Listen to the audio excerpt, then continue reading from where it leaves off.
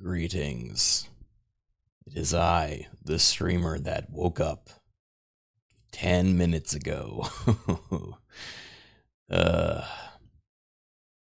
Hi.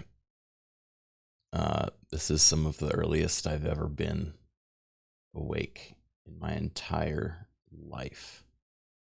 But it's worth it. Even for the fraction of a chance that today's announcement for the Oblivion remake might also be the launch day for the Oblivion remake. Because what if it isn't? Then what do I do?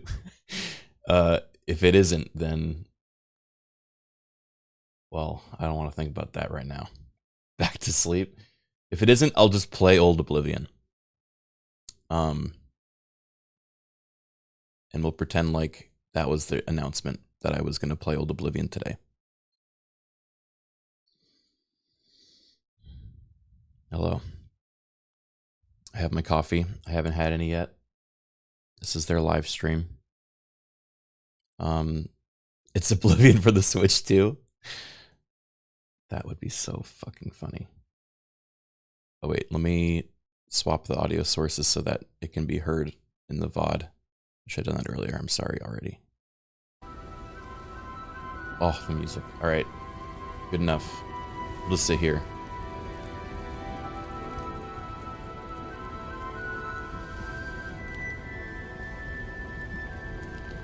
There's a game category for the remaster? Okay.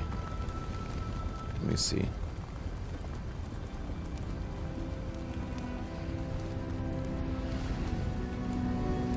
What is it called?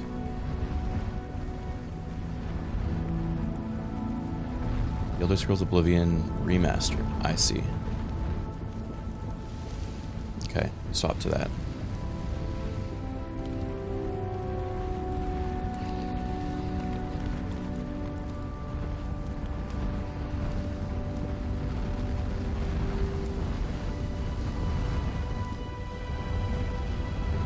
I'm wearing my lucky freaking fawn charm. As if it's ever brought me luck, but maybe it will today. Guy with no vowels, thank you for the 80 months. Wait, what was your message say? All this pomp and circumstance for them to announce they're killing Sky Oblivion. No, they're not. They wouldn't do that. Right? They wouldn't do that. Can you imagine though? Like, come on. Hi everyone. Became aware that there's a modded project about our game, and we're pulling the plug. Thank you so much.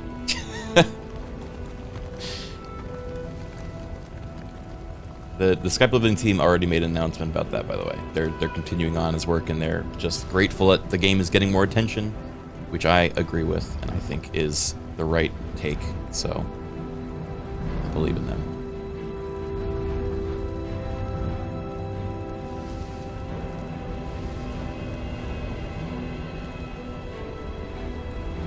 European Criken fans don't have to stand in neutral T-pose until later today. What a day. Yeah, hi everyone from Europe. Long time no see. I wish I could say that I woke up just to hang out with you guys, but I had to because of Oblivion. But I also am happy to be hanging out with you. I'm actually going to be in Europe pretty soon. And I'm planning to do IRL streams from there, so there will be several EU streams in the next month. About a month from now, I'd say. Which Europe? The one to the east of me.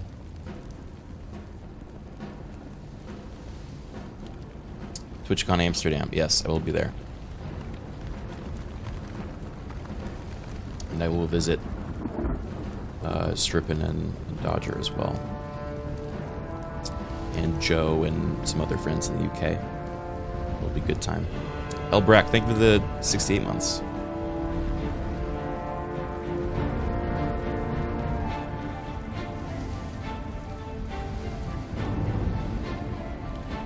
Yeah, I'm sure I'll see Dave too.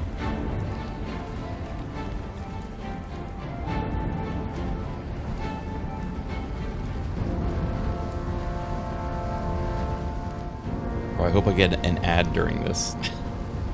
Wait, can we force an ad in the next 2 minutes before it starts? I don't know if Twitch lets you force ads anymore. I've been trying to see where to do that. Oh, I do. I can do that. Alright, we're gonna do an ad in a minute. Wait, maybe we can do a longer one. To buy us more time.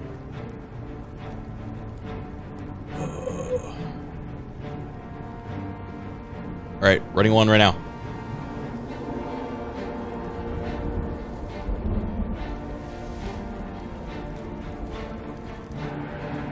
I don't think I've ever ran an ad on, like, a forced ad like that.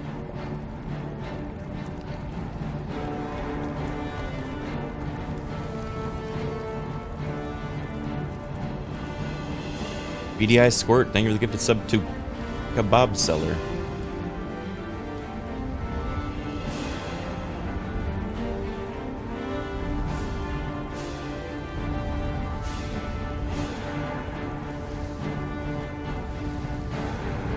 Don't worry, I timed it. I timed it so all the ads would run before the announcement's ready.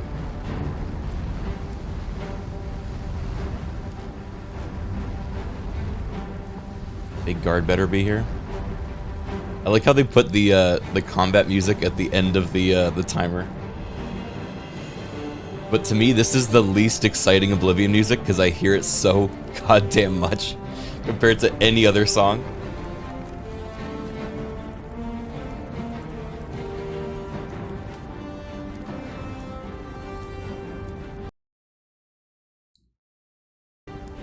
Oh.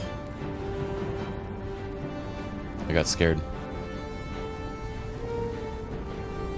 Should I knock? Do you think they'll pick up? No, I don't want to piss them off.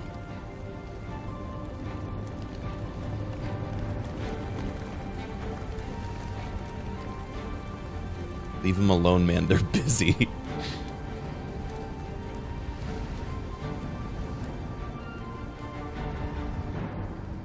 My goodness.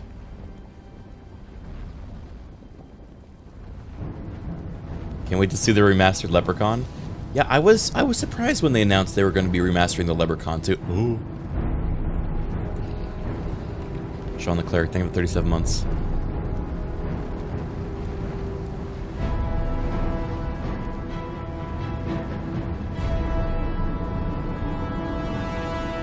Okay, here we go. Xbox. Only on the Xbox.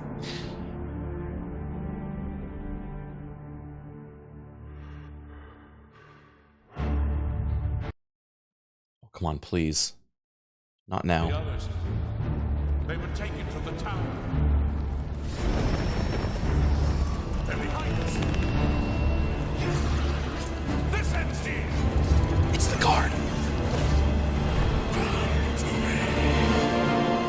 You hold our future in your hands. Big guard. Take with you my blessings.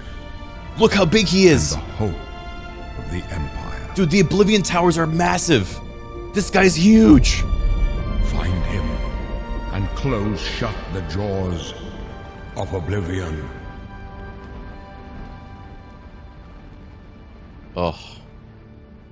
This feels like validation to not being crazy. Here we are 20 years later.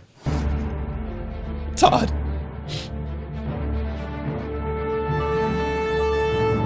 When you think about the Elder Scrolls, to us it goes beyond game franchise. Yeah, it's the DNA of Bethesda Game Studios. Obviously, we're working on the 6th chapter here, but what's great about the Elder Scrolls is being able to look back at all of the chapters, Skyrim, Oblivion, Morrowind, Daggerfall, Arena, and each of them try to define role-playing games and I know, he said that, like, open-world games obviously. for their generation. fans got so connected with the worlds we've made and these stories we're telling, and it's really amazing. Oblivion was a real defining moment in the series and for how we make games as a studio. I think when it comes to Come on! a remaster, we want people to feel the way they did then, but it's still a game of its time. You want to keep those bones in place. You want some of that Bones. old charm. Coming back to Oblivion now with this tremendous visual Why do you say it like update that? is Old absolutely charm? amazing. It's the world I remember, but better. There's so much there. Why are they ragging both on their own for the game? Elder Scrolls world, and also this evolution of our games, I think is really, really important for people to take a look back at. Looking back and seeing everything we've accomplished in the past 20 years and working with these people, like, it's really special.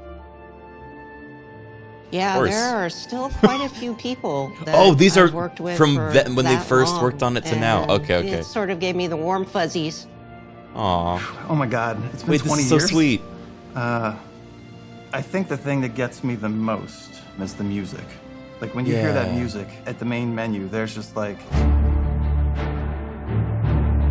there's this like flood of nostalgia. The visor is pretty funny. Oblivion is the beginning of who I am as an individual, as a game developer. It all starts. I don't even think it took me till release. What is going on? Okay, hold on. Do I need to watch somewhere else? Buzz. People loved it. Like, they loved it. YouTube. Build these worlds and having players be able to come back and experience that is really amazing. We had that really special moment of coming out into the world for the first time, what that meant to this game. Every time we think about Oblivion, it's, what if we could give that moment to everybody again? I was born 87 years ago. He said it! For History of 65 making games. years, I've ruled as Tamriel's emperor. But for all, ruler of my own dreams. I have seen the gates of Oblivion, Every time we think about beyond which Oblivion, no it's, waking what eye if we may could see. give that moment to everybody again? I was born 87 years ago. For 65 years, I've ruled as Tamriel's emperor. Okay. But for all these years, I've never been the ruler of my own dreams. I have seen the gates of Oblivion, beyond which no waking eye may see. Whoa, what the hell? They made him a fucking prune.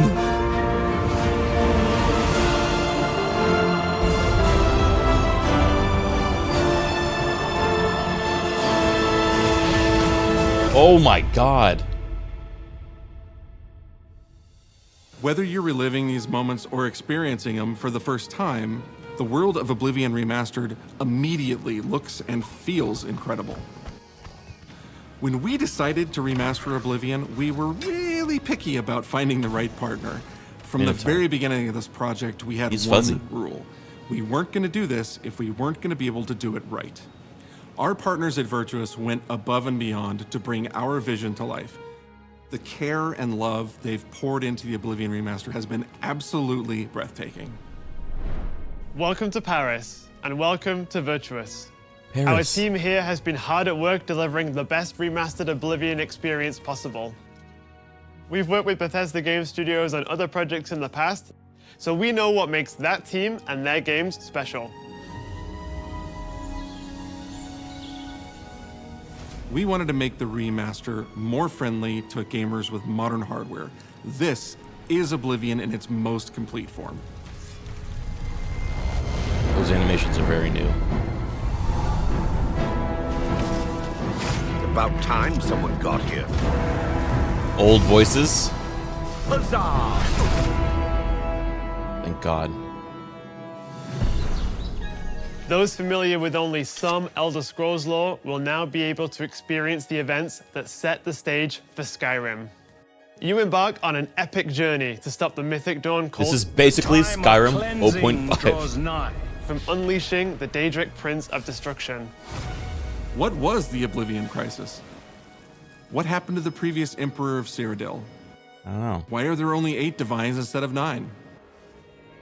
In addition to the core game, the remaster contains all add-ons, including story expansions, Shivering Isles, and I thought it's by the 9 Nine, divines. so you get the full experience.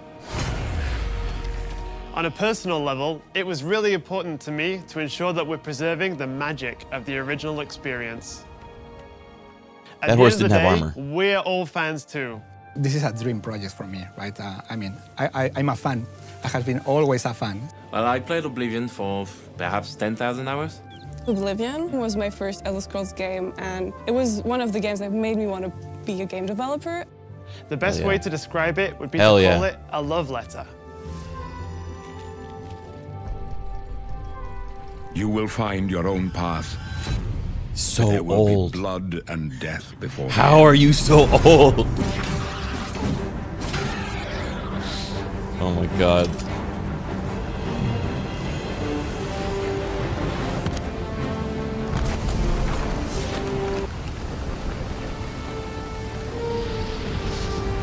Oh my god, I'm so excited. The technology we used to create the original was cutting edge at the time, but tools have come a long way since then.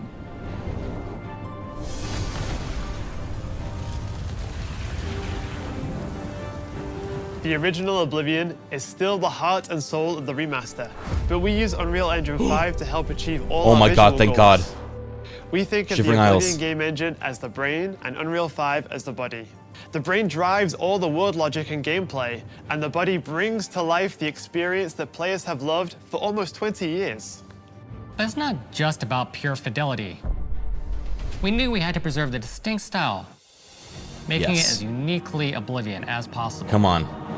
Show us the crust. The brush opens a portal into the Oh my god, Painted World. You're stuck here like I am. Oh! The Isles, a wonderful place. Oh. Good for a visit. Or eternity. Whoa. We've leveraged nearly every major feature from the latest version of Unreal 5. Our goal was to push the visuals to the next level using the latest technologies. We created brand new, highly detailed character models Gargonian. and stunning landscapes that use millions of polygons in each asset. You look like a allowing us a dinosaur, that's truly great. impressive level of detail in the world. Every single asset in this game was completely redesigned and handcrafted from scratch. We implemented an advanced real-time lighting system that accurately simulates how light interacts with the Get environment. the zombie. This results in more I'm picking the wrong realistic time to lighting drink. and atmospheric effects. While the original game had limited dynamic shadows, now the entire world reacts naturally to light. Yeah! Lighting. Oh. We used an incredible new lip sync technology that really enhanced performance in our characters. He left us a warning. Heed it. And real tools Aw, helped us I'm gonna create miss the the base old mesh of our animations characters. for the faces. From there, our artists sculpt each race individually to adapt it to the mesh, Ugh. allowing Oh, us the to share orc's the model, crazy! tweak, and textures. As a result, all races, including Argonians, Orcs, and Khajiits, are Wow. built on the same base mesh, making the lip sync system more effective even when the characters Dude, have the very different Brett, facial the features. Brett, that John Cena? We have This access is fucking to crazy. so many modern rendering features. You'll see them in something as simple as running through a forest. Insects flying around, fish swimming in the water, light filtering through the leaves. Thanks to these technological advances, you feel even more immersed in this living, breathing Oh my world. god. I'm You'll so really excited. believe you're in Cyrodiil. I believe you can handle a more complicated assignment. I would like you to retrieve a carved panel from the central chamber of the High Fane. Skeleton's scary now. Uh-oh. Oof. It's not just visuals that we've modernized in the remaster. It's gameplay. Wait. It's UI and UX. It's Okay. audio. I'm down for new UI. We've updated features and systems across the board. We've changed the approach to leveling, which I think will make a lot of people happy. It's inspired Okay. by the leveling systems of both Oblivion and Skyrim, so it's the best of both worlds. I'm gonna give him the benefit of the doubt on that. The leveling was ass in the We were original able Oblivion. to fully recreate the character models, creating a physicality that feels more human. You see that in places like combat animations, where there's a lot more separation between the upper and lower body, and all the animations have more flourish. Ooh. Combat in the original Oblivion didn't have sound effects, visual effects, or hit reactions. There was no sound Now effects? you'll get blood splatters, sparks, and controller feedback. We know it's a little thing, but little things add up to make the combat more modern and engaging. There's a proper third-person perspective now. The original had third-person, but there was no crosshair, and we felt Stealth Archer! Stealth Archer! Yeah! One of our goals was to have a third-person view that compared to Starfield in terms of playability. Now, the third-person perspective has all the same control you get from the first-person view. You have my ear, citizen. When Oblivion first... You're modded. Greetings. Confirmed? How goes it? How are you? Disk storage limits meant we couldn't have unique voiceovers for all the races. Oh boy. So we've gone back and careful. recorded new lines of dialogue. Oh. Each race represented in the game now sounds unique. Can't stand the sight of those creatures. We also made sure to keep in all of the quirkier dialogue. I really like the way they say hello. Sometimes it's so random, and then they just, hi there. Hi there. But it's like so nice and Okay. creepy at the same time. Stop! You violated the law. Stop!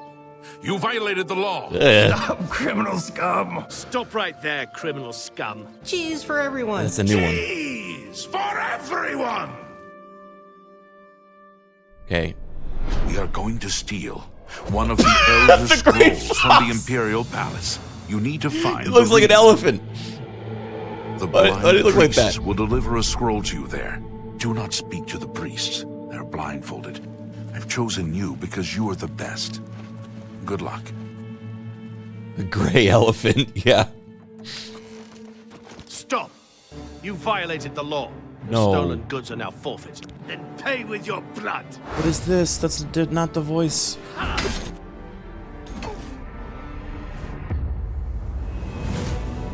As games have developed over the past 20 years, players have come to expect a certain suite of tools and controls. Like sprinting. Sprinting is an interesting one because it was such a big debate internally among our teams. Some of us were absolute purists, but ultimately, we decided it's 2025 and people are going to want to sprint. In fact, all of the character locomotion has been completely redone from scratch, and that has a huge impact from the very beginning of the game. Every single updated or new feature was implemented with the player in mind. It all I comes should down hope to so. what makes Oblivion, Oblivion. What are those features that just immediately come to mind for That's like players the whole point when of they think feature. of the game? The mini games are the mini games. Those are so iconic to Oblivion. How's it go again? Like lockpicking. Freaky. You can put a Lockpicking. fresh coat of paint on it, but you can't change it too much because it's part of the core experience. Whether you're returning to Cyrodiil or you're a newcomer, I'm going to follow you and watch you and worship the ground you Oh. walk on. you will instantly feel at home. It just feels better.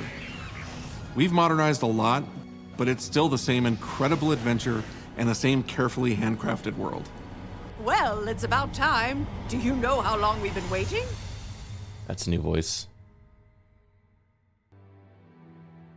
They did. Oblivion They is redid a the core voices for the part of the mansion story of quest. Bethesda Game Studios. None of what we're surrounded by right now would be here if we hadn't made that game and if it hadn't been the success that it was. The effort that we put into it, the sort of the love that went into it, I think that comes across on the screen. To have worked Not on all the something voices. Yeah, but that they're not people going to care change the enough voice of a where character once you're they in a start position talking where in one you can remaster voice it. with one voice actor. It's a privilege.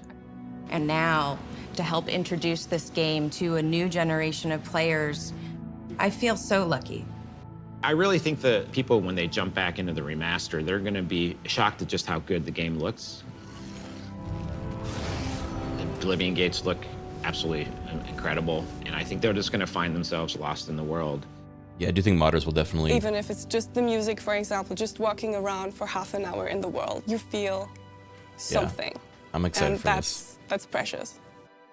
You're going back to a world that you've been to before, but it's better somehow. Like, it's an intangible thing, but it's like, it's new, it's fun, like it's exciting. Horse lick again. self? Horse lick But it's hoof? ultimately the same game.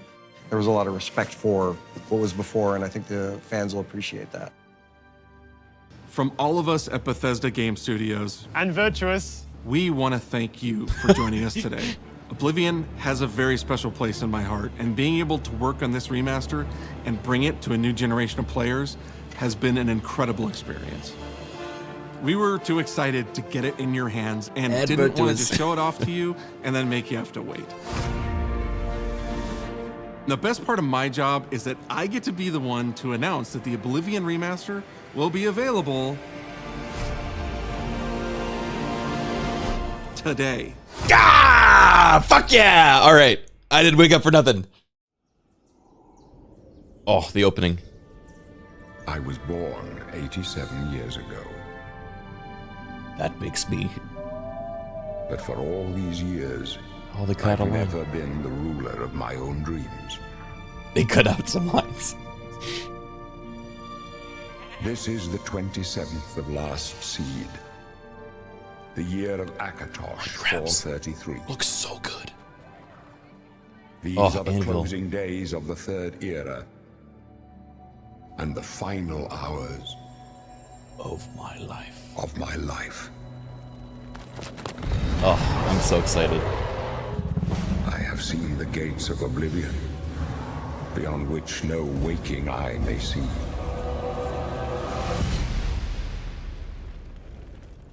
This is only the beginning. Oh, ah! Worse is yet to come. Looks clear. A trap! No. The time of cleansing draws nigh. Who now will save us from the coming darkness? Me, the hero of Kvatch.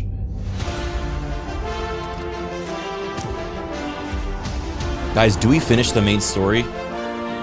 Is this the first time I'm gonna beat Oblivion? Here you must find your own path. Oh my god, Dark Brotherhood. Or do we just play Dark Brotherhood again?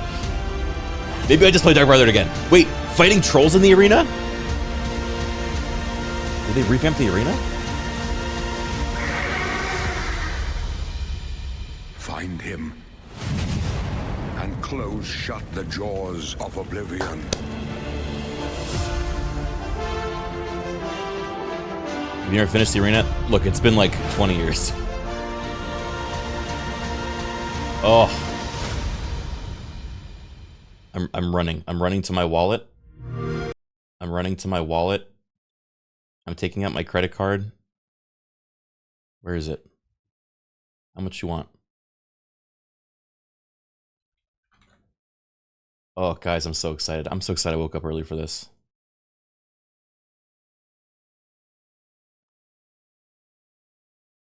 Deluxe edition. I knew it. I said between 50 and 60 bucks.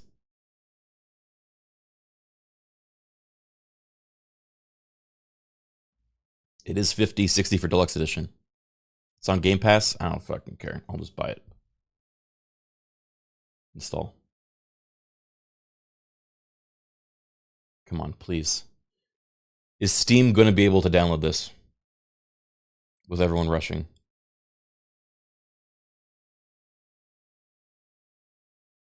I don't know. No, it's Tuesday. That's crazy.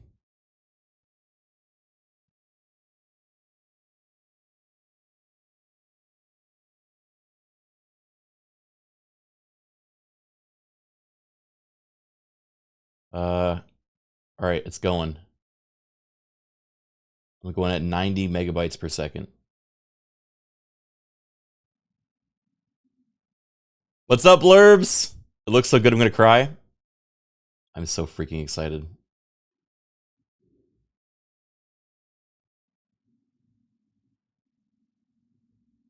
It's telling me 3 hours. I hope that's not true.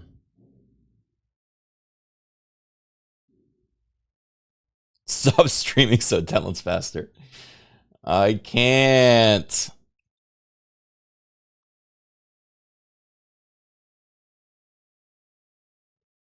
Servers are based on your location, separate from shop.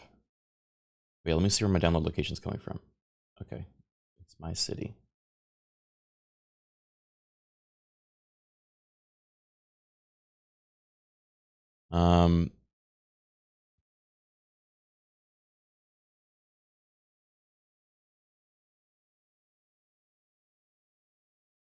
Yeah, we'll just chill for a bit. Let me see. What is the best way we can hang out and wait?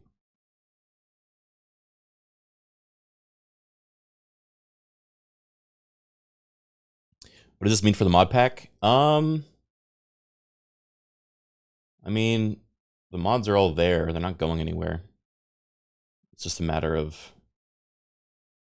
I don't think anyone's going to be playing that mod pack for a little while. With this just releasing, you know? What will the first mod be? I'm pretty sure people are going to mod in, or mod out the new lines. No shade at the new voice actors. Obviously, we haven't heard them. We haven't gone through them yet. But just from my own expectations and what I know people love about the old game is I think they're going to want to hear exclusively the old ones. Nude mods hour 1. Okay, that's true. That's true.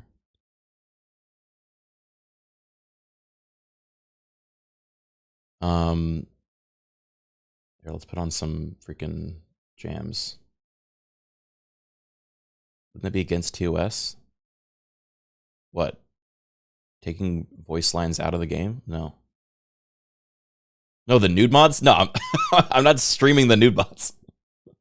What do you mean is that against TOS? It's never stopped at a Elder Scrolls modder before. And it never will. They could do whatever they want.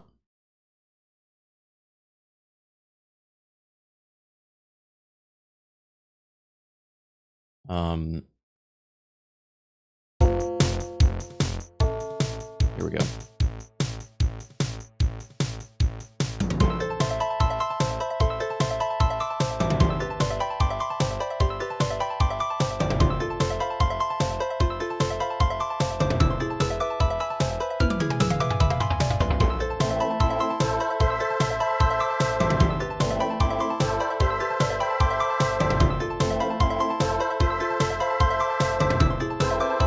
It says Steam Deck verified on the Steam page. Oh, that's huge.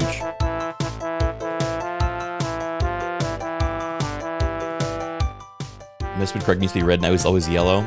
Well, I showed why. My camera's hiding in a little peephole, and I think it's messed with the lighting, and I keep forgetting. Wait, keep watching the stream Wes is on? Ugh. Okay, I'm coming back. You do. So. Yeah. I mean, in your shirt, it's totally on Oh my God. today as well. Yeah, wearing my Sheo shirt. I've got, and of course, there's where is it? My Dark Brotherhood pin here. Lucien LeChance of the Dark Brotherhood, dear child. Yeah! I don't spread rumors, dear child. I create them. Yeah! Oh, he's so cool. Yeah, I loved. Sorry. I love Morrowind. Oh, yes, we've been expecting you. Come right in. I love Skyrim, which is fantastic, but Oblivion to me was where I came out to play. And He did come out to play. It was the original, all the races had the same voices. Oh man, there's so much crossbreeding amongst the Imperial Guard, you know, mom, dad, the family reunions were very confusing. But it's a lot of love. I know, but I just absolutely loved that game, and as other games came along, and then you got to see Skyrim with its 10th anniversary edition, and when I first put that on the Xbox Series X, oh my God, the visuals to me were just, I was blown away. And to make Oblivion now have that kind of feel, that kind of look, the gameplay, the graphics. I mean, if I walk up to a lady in the middle of one of the towns and tap her on the shoulder and she turns around and does not look like Terry Jones in drag from Monty Python, I don't know what I'm going to do. But I mean, I love the game. So now people are going to get a chance to see it with brand new eyes. And for people who have only ever played Skyrim, this is going to be kind of a revelation. Yeah. Yeah. This is the predecessor, so it's taking people back. Oh my goodness, look at that. And this is the mouth to the Shivering Isles. Look at the difference, the graphics, how sumptuous it is, the detail on this.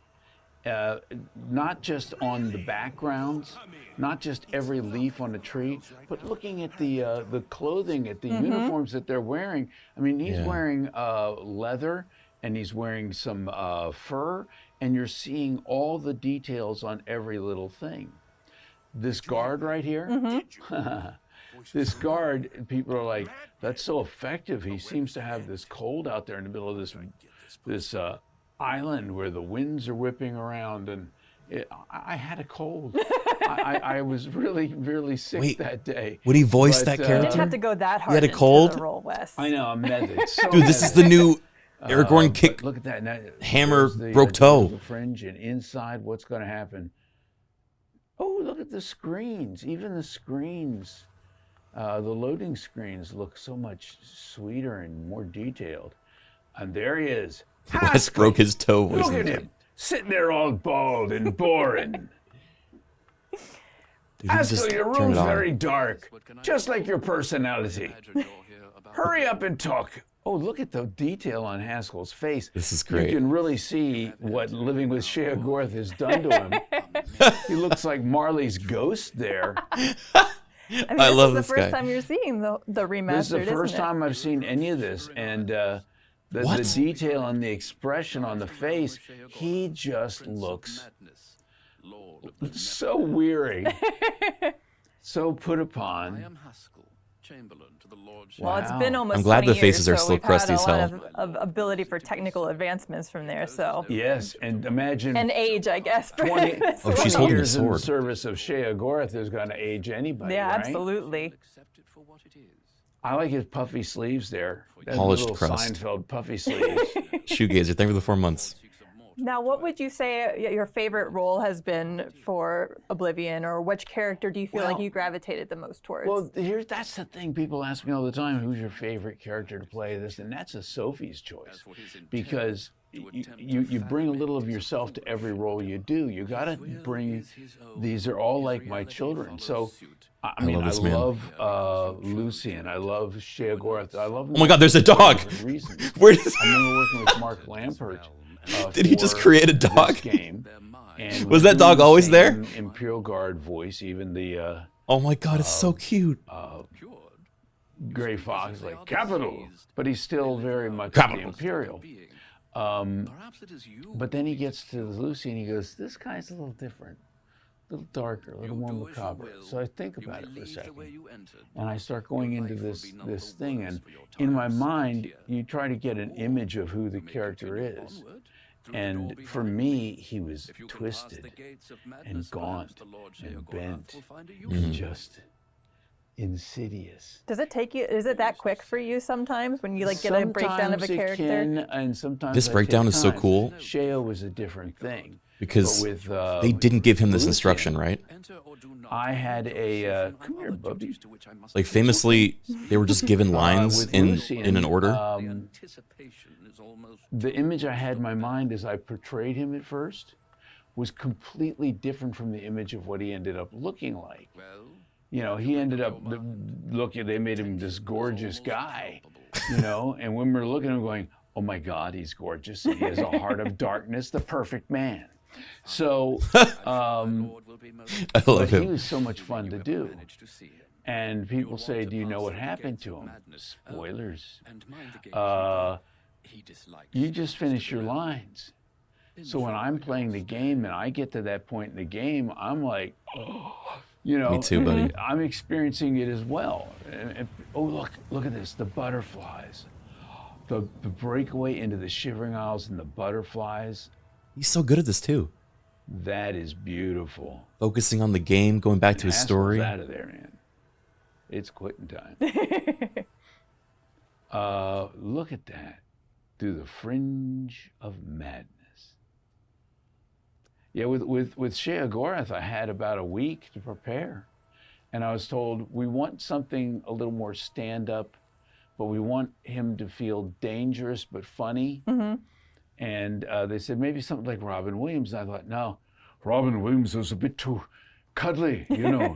As Sheogorath, I'll skip rope with your entrails. I don't believe you.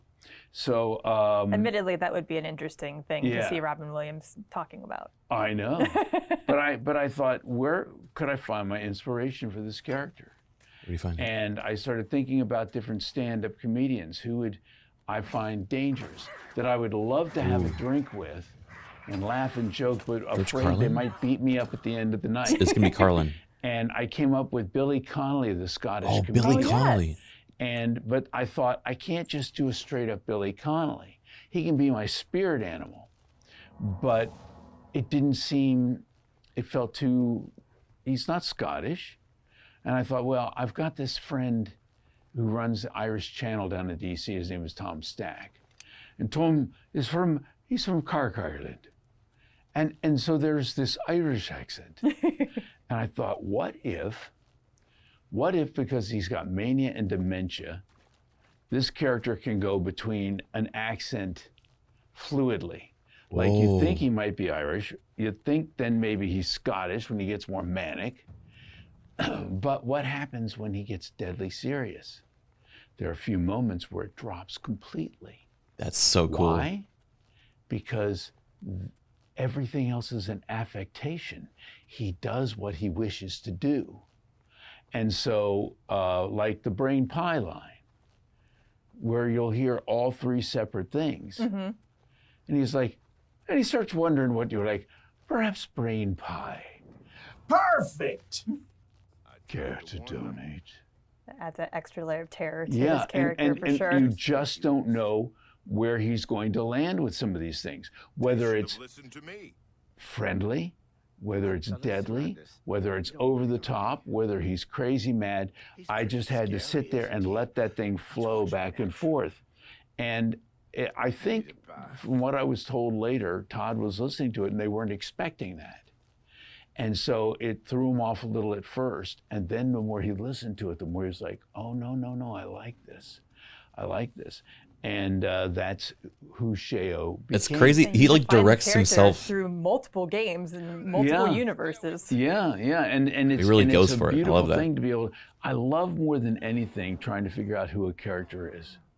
And the Rubik's Cube of their personality and the whole thing. And I imagine though the character is designed by somebody else, that you get to input a lot of your influence and sort of direction on it, even still. Well, you have to bring a sense of life to it. Mm-hmm. Whereas when someone is writing it, they're bringing their sense of life to it, their experience. But you don't know their experience, but you know the circumstances of the character, and you can build something upon the character, and then, you know, live in that space, become somewhat that character, which is why every one of them become like children of I mine. hope you don't become too much. Oh, no. Yeah. There are some days.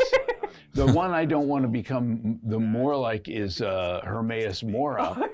And that would also be terrifying, yes. Yeah, Mel Blanc used to look at the photographs of the characters that he was doing and would base them on that, like Sosia Srigala from Morrowind. I saw him. So every one of the Bretons seemed like an old bald guy with a goatee. But you look at Hermaeus Mora and you're like, 1,000,000 eyeballs and 1,000,000 tentacles. What does that sound like? And True. You know, I worked with D.B. Cooper as the director for the ESO. Mm-hmm. And we had to do some adaptation because he was very slow and ponderous in some of the earlier games, and with clips and lisps and clicks and all this. But I adapted it but kept it the same as well. And the playing explanation guy. that I come up with, I don't know who he's talking why about. does he sound a little bit different? Where on Hermaeus Mora do you see a mouth? I don't even want to know where the mouth is, honestly. I know. I think you're hearing him telepathically. And just like with every telepathic thing,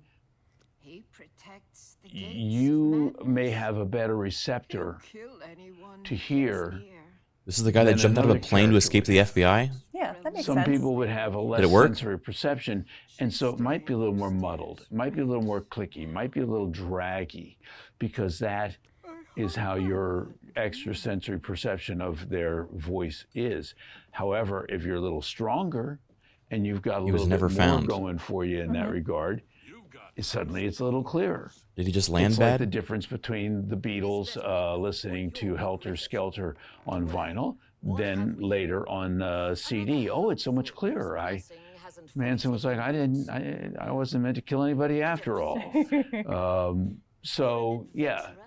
Okay. That's there. Long answer, but it's a perfect I answer. love doing it. I love doing it. And I know you don't have necessarily a favorite character because they are your children, but do you have a favorite line that you've done, or at good least question. like maybe a handful of lines? I that you've do love the line where, Lucy and LeChance does say, I don't spread rumors, dear child.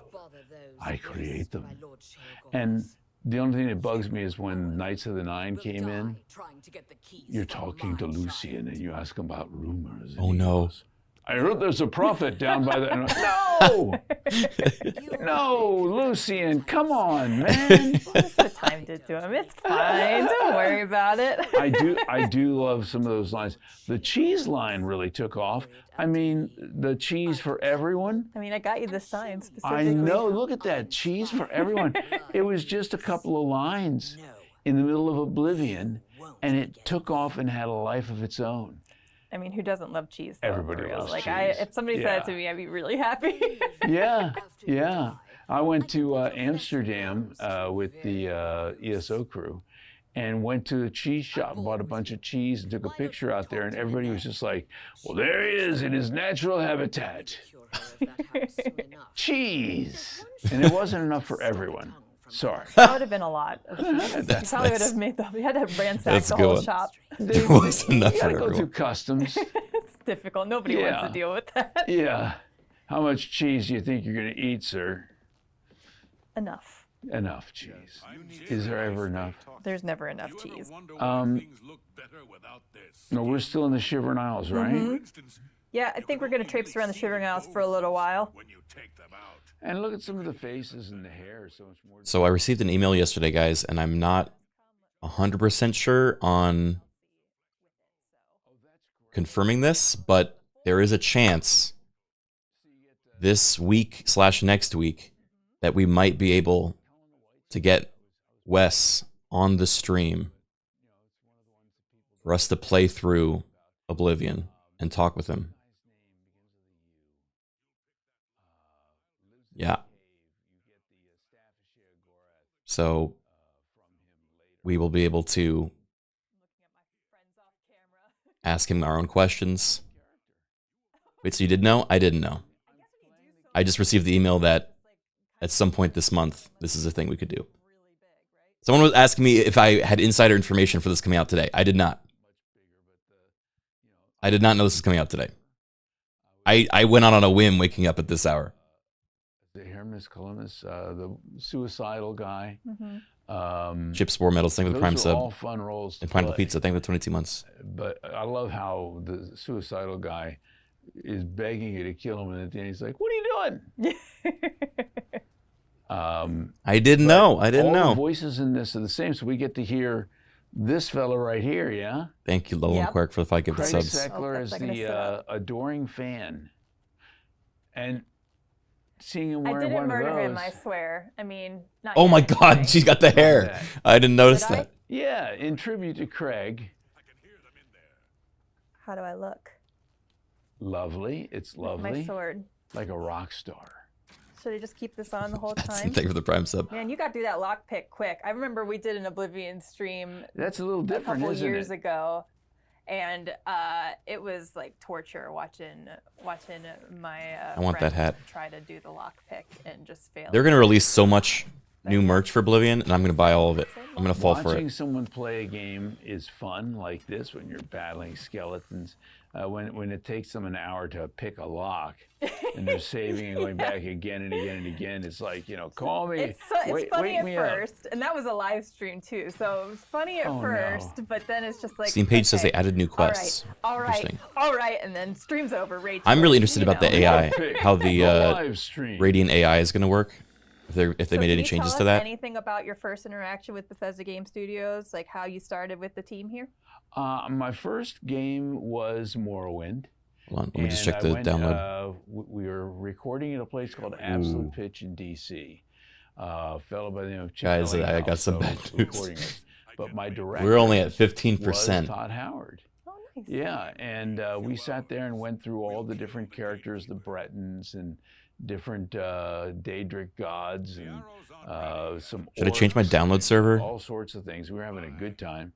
I do remember going down to Au Bon Pain and getting, taking a break and getting a chocolate croissant and just chatting, walking. And, Yes, change the it. thing is, Todd's always been very passionate about these games. That's the thing. Well, I don't know where I would change I it don't to. think people realize just how deeply enmeshed into the game world he is. I mean, the old top-down turn-based type games, the board games, things of that sort, and to bring the spirit of those into these worlds. And, Morrowind was kind of a real departure for the Elder Scrolls, which had been much less graphically robust. I should be downloading much faster than this. Don't worry about it. Yeah, and the voice was I don't know where the throttle's happening. Sparse then. It wasn't even that much more in Morrowind, but what was there was Try really this. fun and really good to do.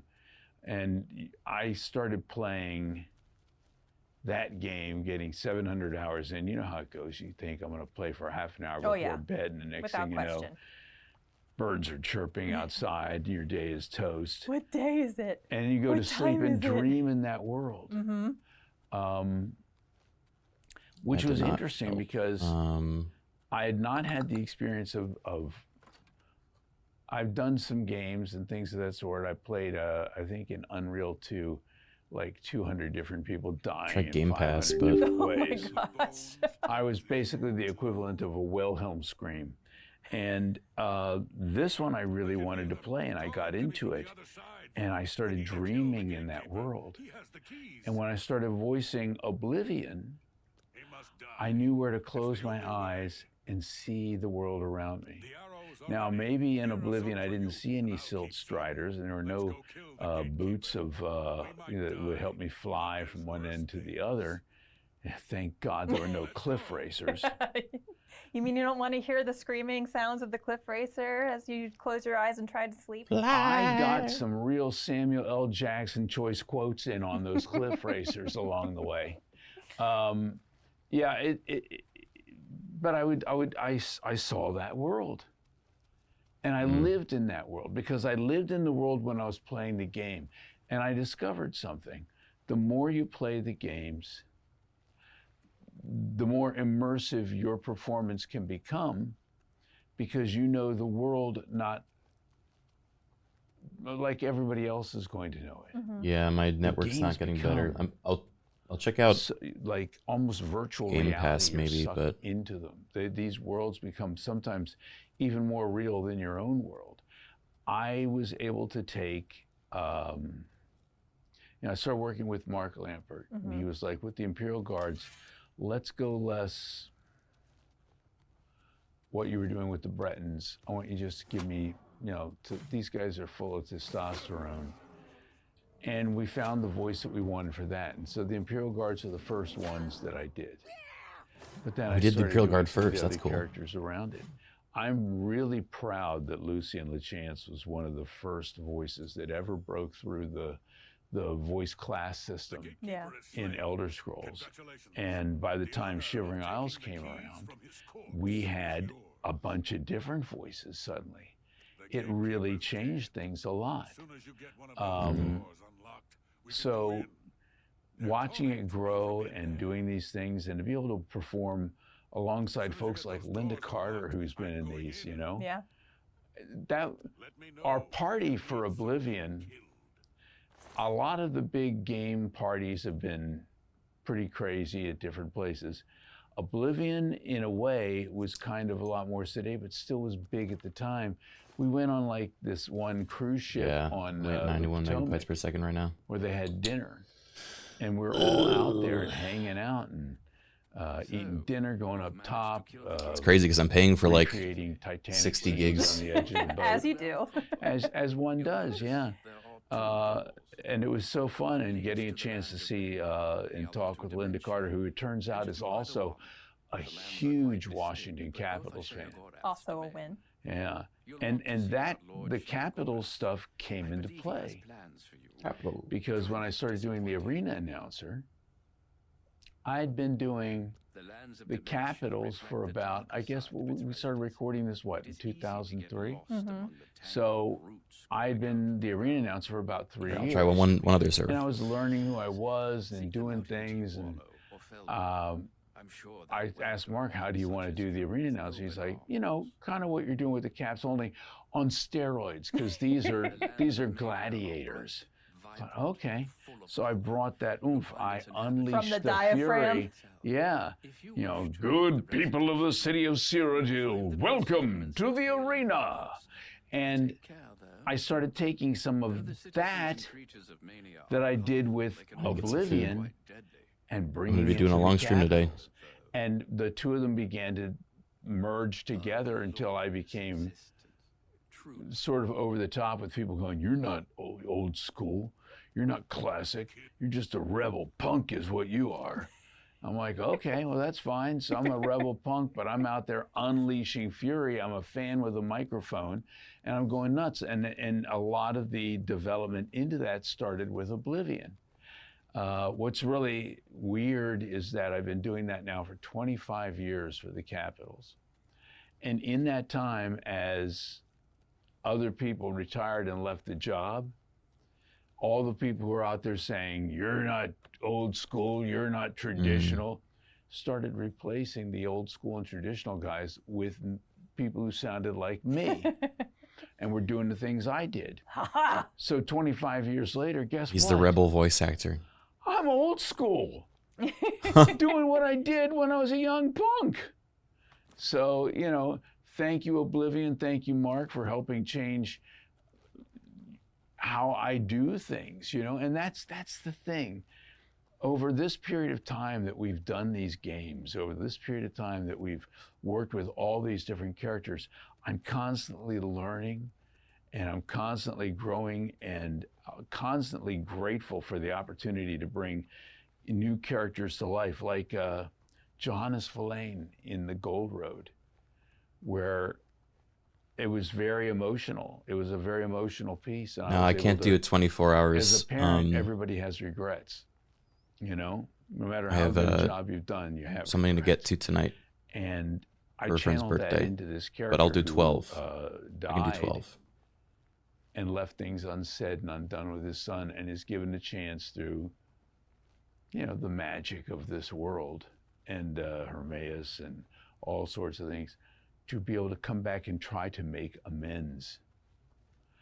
And it was hugely emotional for me. Especially because you say you put so much of yourself into the characters you're doing. Yeah. And after we were done and I was working with DB on, I said, wow, that one was a little intense. And she said, yeah. Can you still make a silly character? I love working with her. I imagine we can definitely make a silly and character. Dance, you know. But I see something after the game comes out. Somebody has a photograph of some dog looking really sad in the back seat going, who is the actor for Johannes Verlaine? They just killed me. And I'm like, yes. Nailed it. Because if you don't feel Right, it, we're they about don't feel it. 20% install. I'm a fan of the games. I'm a fan of the worlds. I'm a fan of every one of my characters. Even the bad ones have their reasons. And if you can get into that, and if you can What's feel Lucian's that, and reasons I for can being make it bad? real for me, then maybe I'm making it real for somebody else, and Absolutely. it becomes immersive for them. So, Would say without question. yeah. Well, speaking to that point, what do you hope that players experience or feel from the characters that you portray? He in likes it. Oblivion? Who may be experiencing it for the first time, Yeah. or I'm maybe getting another they're coffee, returning too. to it, having played the previous version of Oblivion. I think that it makes me very happy that these characters are going to get a second chance. The Imperial Guards, you know, even in the strength of I once took an arrow to the knee, you know, even with that coming around, people still remember the Imperial Guards of Oblivion. Oh yeah. You know. I would say I see them probably second or third most from all Elder Scrolls titles, right? I'm looking at Jess over here. Another I'd say Jess. number one. Hi, I've got core memories that I just reacted because they would spot me stealing something, and yeah. Well, I scared myself once playing the game. Oblivion, I'm up in one of the towers, in one of the Oblivion gates, and I do the Dremora, the Daedric warriors that suddenly pop up and fight and battle in the middle of Oblivion. And it's the middle of the night, I'm walking up a winding staircase, and suddenly I come out, sorry, Finn. And I Like, I didn't jumped. sign up for this. Finn. I jumped, and I'm like, That was a holy good... hell, I just scared myself. Well, I was going to ask, do you find that you can disconnect from the characters that you've done and your voice Yeah. in the game when you're playing as a player? Yeah, you know, the thing is, when I'm playing the games, I am the character that I'm, you know, I'm with the controller, that's me, right? Yeah. And then I'll listen to hear if the voice is immersive or if it stands out, if it didn't work. If it worked and it's fine, I'll let it go and I'll just enjoy the environment. That being said, there's something about people who are like, well, what do you play as? I'm like, I play as an Imperial. And they're like, every time? I said, yes, yes. That was going to be a question. Well, yeah. I mean, if I'm going to be out there and I've got a big broadsword and I'm battling, going, yeah, yeah, He wants to hear himself it's fighting. my voice. Yeah. I'm the one who's actually doing the battle. I'm in the game. As the Imperial, there's something It's kinda immersive. meta about that. Yeah, totally. Don't look at the screen, Finn. Oh, man. No, Killing a don't. skinned hound. Yeah, you're not a skin hound. You're a furry hound. Sorry, Finn. Yes, you are. So if you, as yourself, as Wes Johnson, Yeah. were to be in Cyrodiil,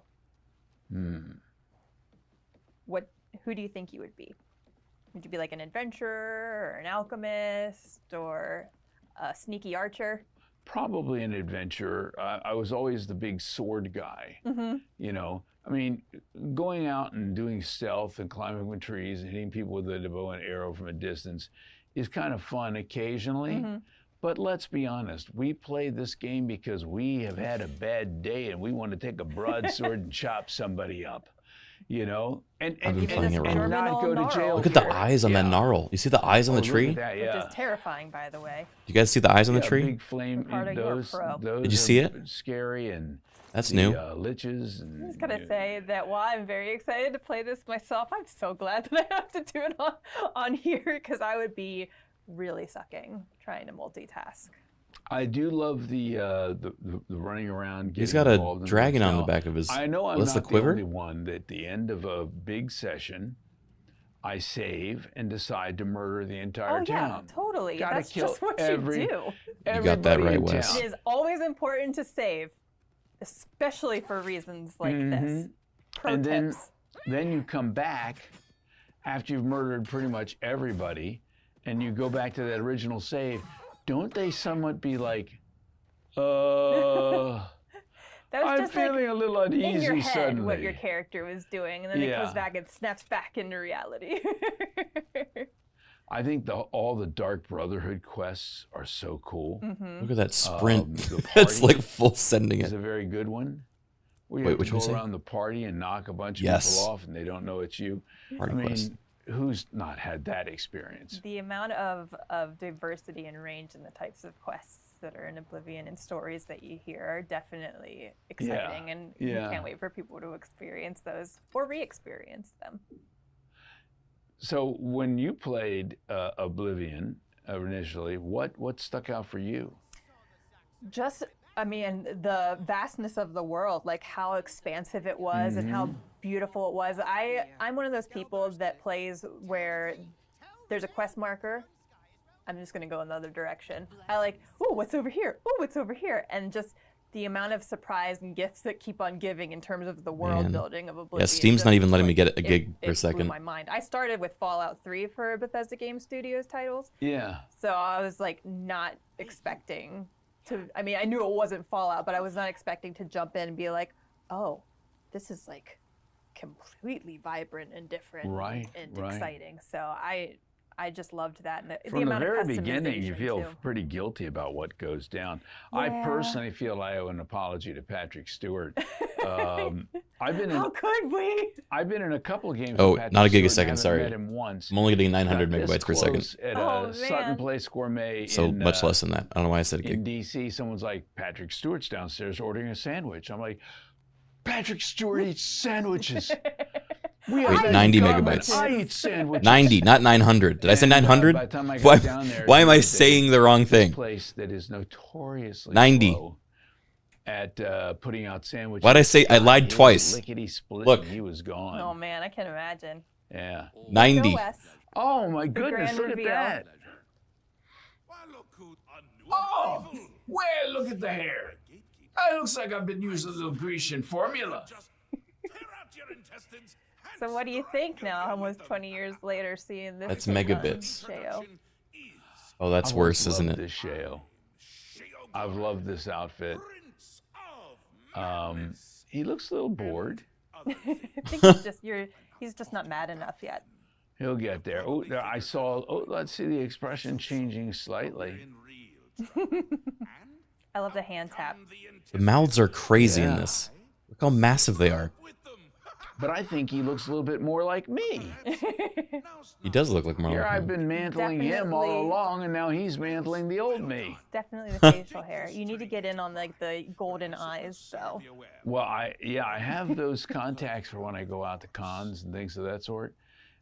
After about an hour, they feel like little clay pigeons on my eyeballs. I can imagine it was probably not very comfortable. But they're great for staring contests. People don't want to continue to look you in the eye. Oh yeah, I can imagine it's just like darting away, and it's like I can see you Yeah. now looking at me right in the eye. Yeah.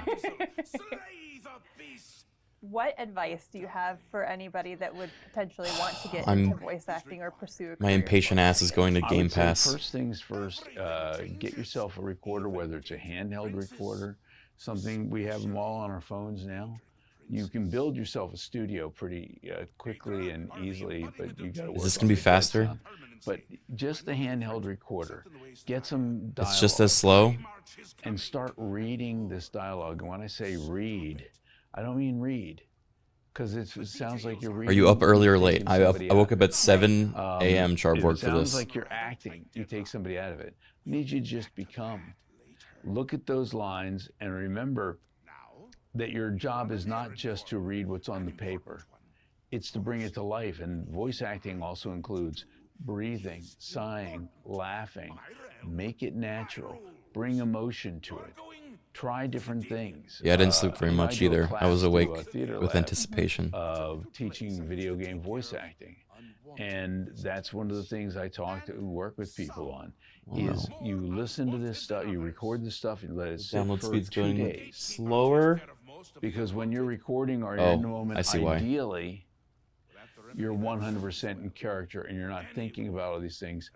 If you give yourself 2 days distance, you can listen to it a little more objectively. Yeah. And then you say to yourself, that's when your director comes in, or your Okay. technical director. Let's see how much faster it is on. Never while you're performing. But when you're listening back to it 2 days later and you go, okay, I No, could have done this this, isn't could have faster. done that. because you're not just training your voice, you're training your ear. And that's hugely important. In anything, to succeed at something, you got to do it. And so I tell people in my class, this is their homework assignment every week, and they get. He teaches a class? They get Does he teach a voice acting class? lines and things of that sort to work on, and we discuss it. And what did they hear? What are they doing? And I don't ever listen to it. I want them to listen to it, and then we discuss what they've done. Because when that 6-week course is over, whose counselor are they going to be leaning on? Their own. Right. I'm going to close And everything that you isn't wanna- Steam. The people who Goodbye, were not Discord. really serious No one about it, contact stop. me. Yeah. The people who were serious about it continue to do those recordings. Continue And to do OBS. I'll keep something OBS too. showing that Wait, I'm not going to close you guys. I'm not going to close you guys. You look at places like on Reddit, they have Casting Call Club, where you can go in and maybe get yourself a job doing mods. And, you know, it's important. First of all, if you do a mod and you do it well, you're going to have stuff that you can use in your demo. Right. Also, these people are up-and-comers in the industry. And word of mouth is very important. So if you can start on a ground level with somebody who's starting out and they begin to know you and trust you, and you grow and learn together, that's the best. So I would say, if you want to do it, and make that part of your job is going out there and looking for auditions. You can look on Backstage. You can look at This guy's great. Actors Access. I love Wes. If you're in the DC area, there's a thing called DragonUpConnects.com that shows free auditions.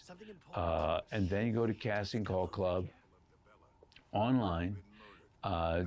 If you do take my course, we have a Discord group, and it's just full of my alumni, and they all share. I'm sure everybody is really helpful. And They help each other. with their experiences. And that's the thing. Work with people who are working, not with people who are like, oh, I could do it if I wanted to.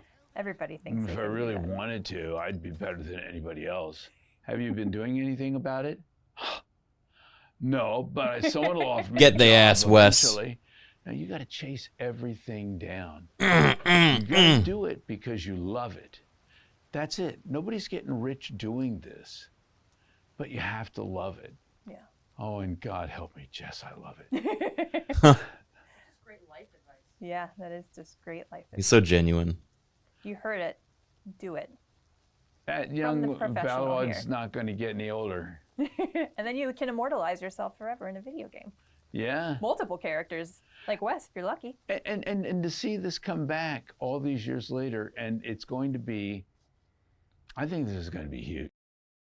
Going to love it all over again. Well, they don't have to wait much longer because it is available today.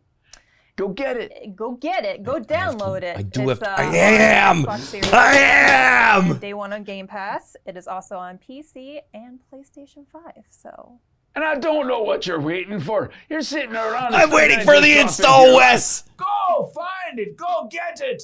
I got Or nothing I'll to add to come that. Get you. You did like 3 characters at Thank once. you so much, Wes. And Finn. Finn? You're an excellent co-host, Finn. Finn, say bye-bye to all the peoples. Bye-bye, Finn.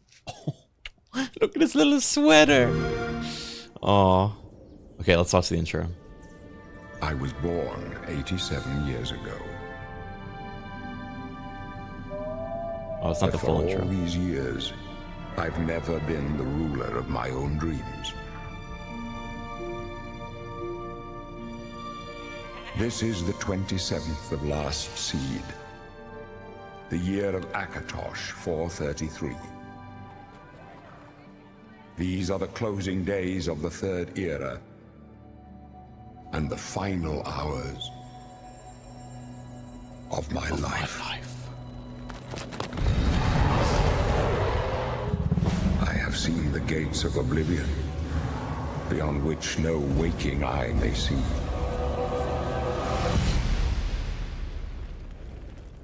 This is only the beginning. Worse That's a is scary yet to come. cut. looks clear. A trap! The time of cleansing draws nigh. Who now will save us from the coming darkness? B.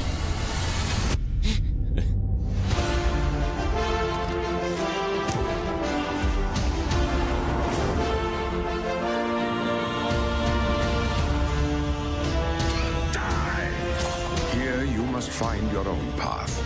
Remember the Emperor!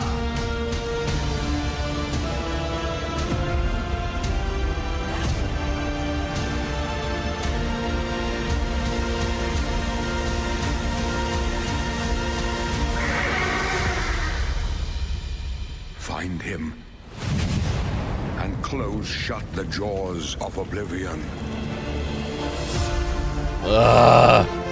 Come on!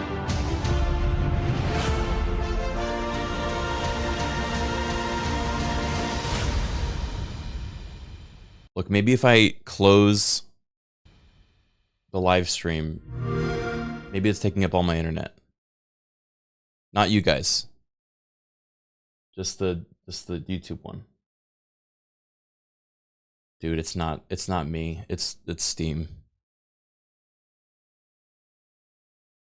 No, I'm not closing you guys.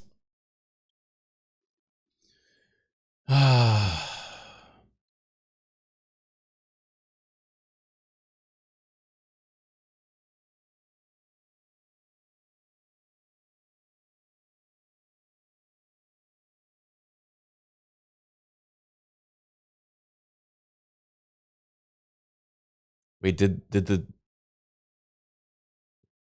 dude, my upload is tanking now. What the hell is going on?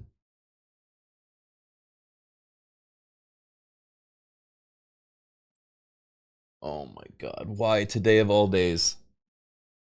I'm gonna actually crash out. Okay, looks like it's maybe better.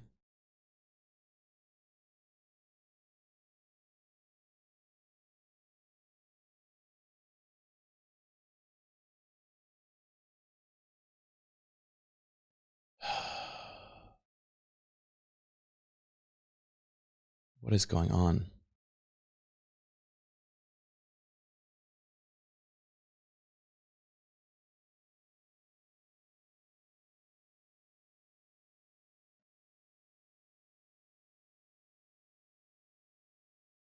Okay. Speed test is saying that I have 530 megabytes per second and only 10 megabytes per second upload.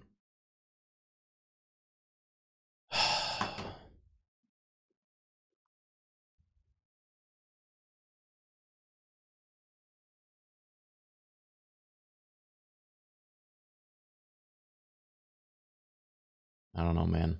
I don't know what to do.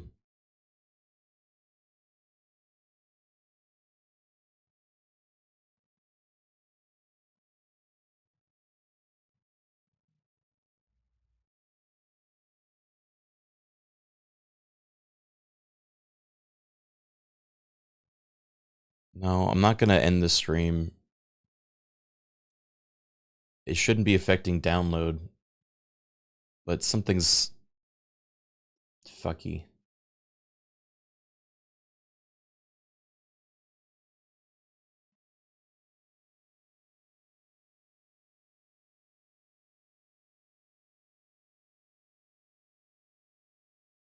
Okay, people are saying switch to an out of US server.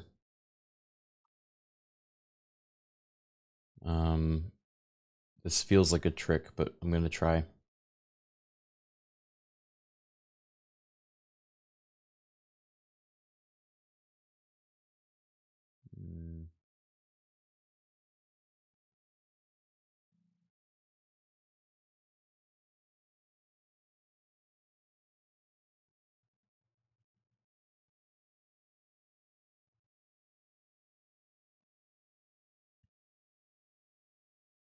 Okay.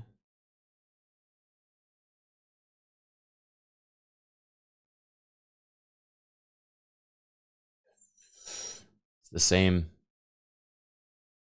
It's like stuck at 90. It's you. Thank you for the Prime sub.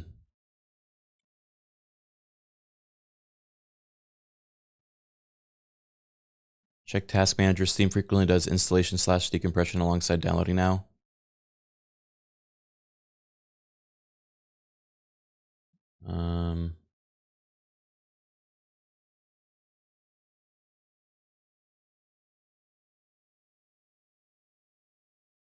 How many gigabytes is the install? It's like 115.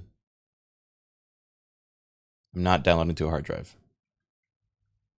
That is not the problem. Okay, network is maxed out.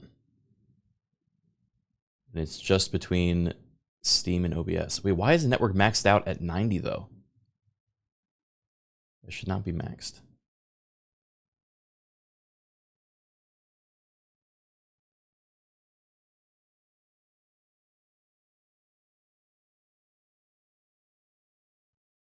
He has a limit on it.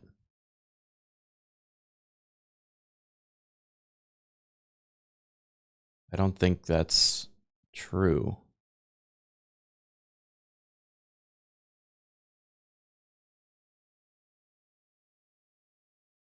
I think the limit's being enforced by Steam.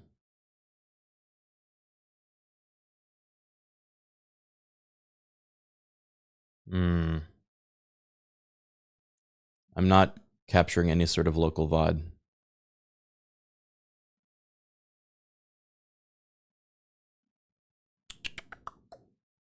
Here, I'm just gonna put on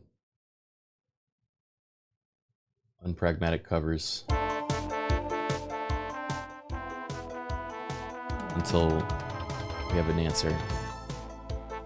I'm at 93 megabytes per second now. That's the new peak. So maybe it'll keep climbing.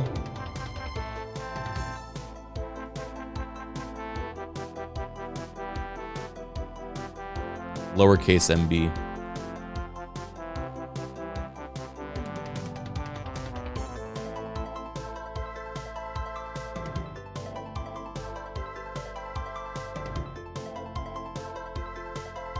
So your connection to the router is at 100 MB instead of 1 gigabyte plus. Well, the thing is, I have downloaded more than this before, which is why I think it's just a Steam limiting thing.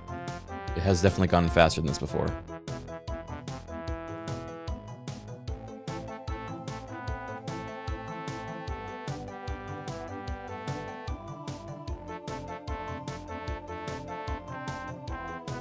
Want me to pause my Steam download so yours goes quicker? No, Troublework, I want you to get in. I want you to play. Thanks though, that's sweet of you.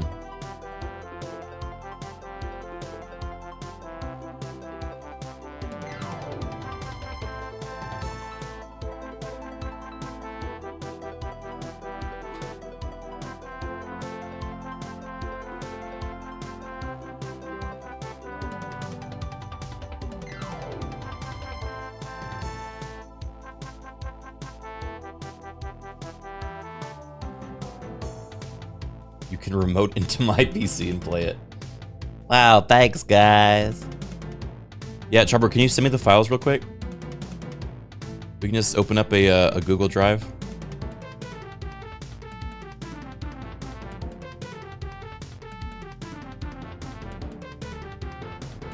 Let me see. I'm looking through. Yeah, the download speed is not limited on my settings. It's just a server-wide thing.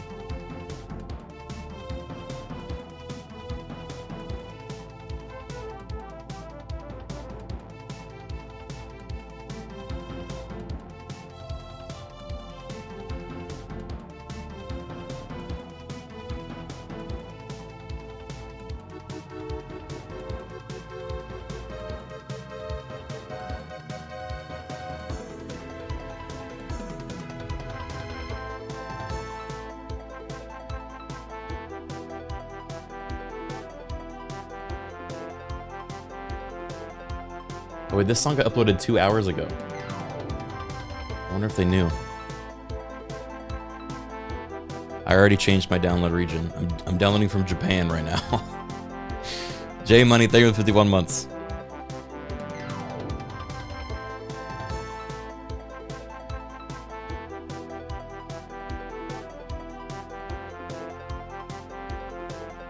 He still misses Japan. Yeah. It's the closest I can get.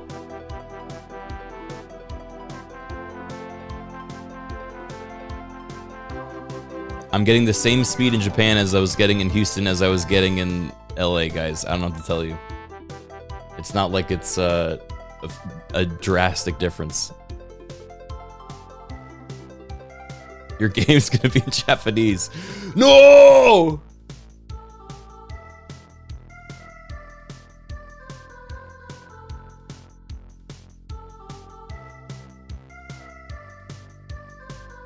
Try Europe, but isn't everyone from Europe awake right now?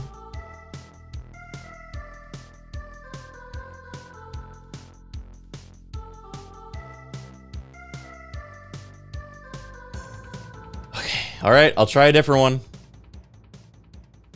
I'm getting so many mixed messages here.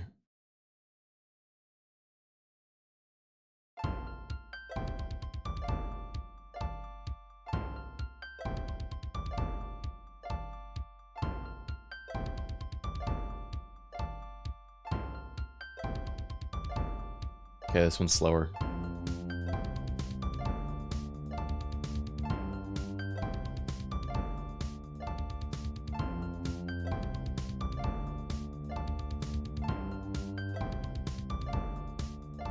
Oh well.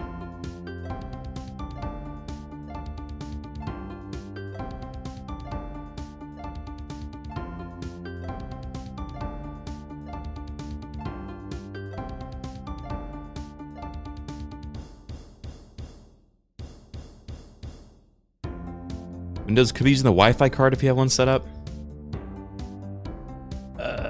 Why though? I got a wired connection.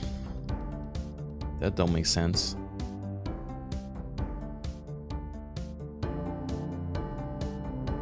What should we talk about? We have time.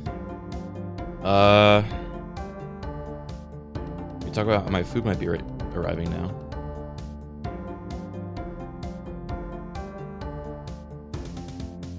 Oh, not yet. It's about to. I have a deal for you. $1 for 1 megabyte per second. I'd like to perform a trade.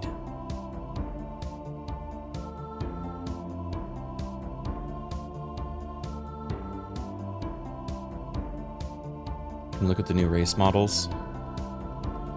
I kind of want to go in without seeing much, so I can have like a first impression, you know, as much as possible.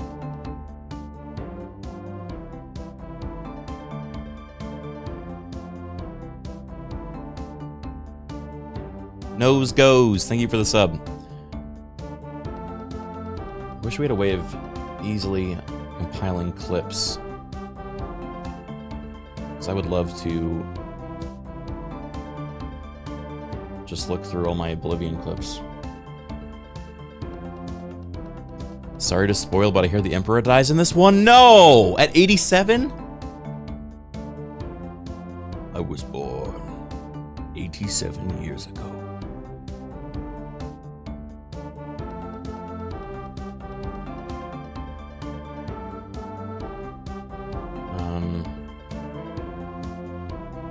Which clips? Clips of my channel. Oblivion.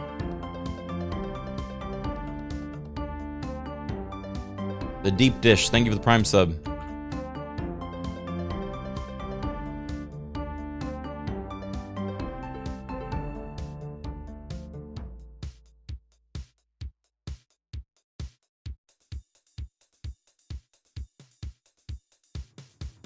Okay.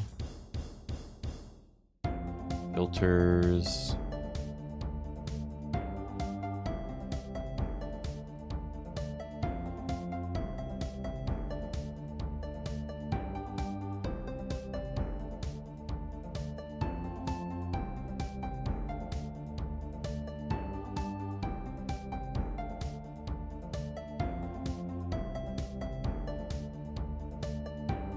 Dude, why is the clip search thing so ass?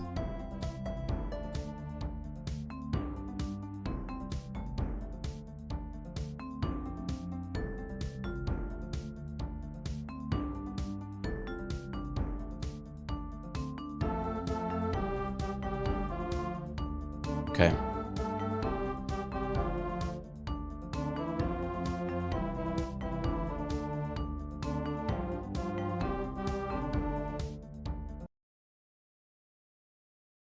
All right, we're going to look at clips for a little bit, and then I will eat food.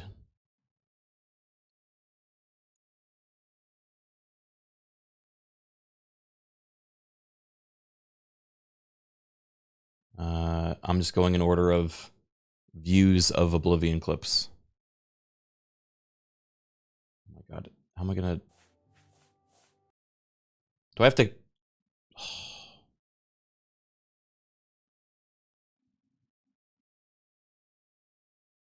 Dude, why did they make it like this?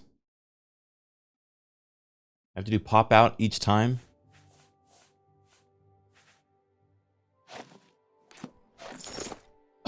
I forgot. This was the poop mod.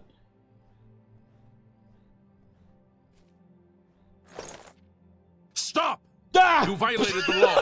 Pay the court a fine or serve your sentence. Or stolen goods. I just shit in the entrance hall of the Mages Guild. So there's a mod. If you have to use toilet paper and soap to keep your hygiene up. And it just unequipped my pants. It makes you crouch.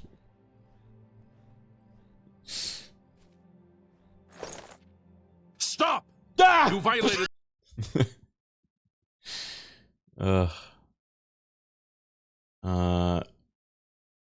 What's this one?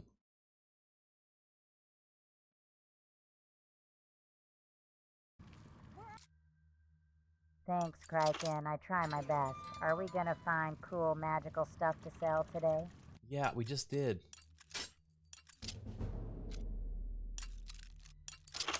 Other lunchbox. Wizards need subscribers too. I forgot about that one. Skyrim. Loaded the wrong save? Uh-oh, what is this one? To travel in the world.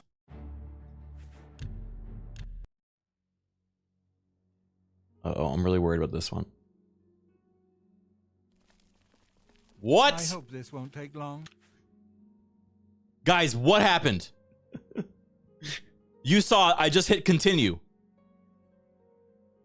What's going on? Dude, I just open it and I'm a zombie surrounded by naked men. Oh, the combustion one.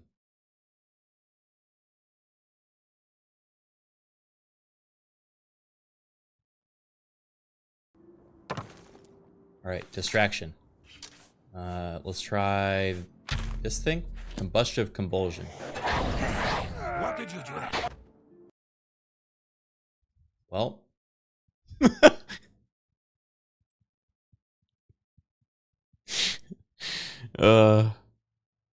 The tab out? No, that was a game crash. That was the game crashing instantly. Turned him into a shirt.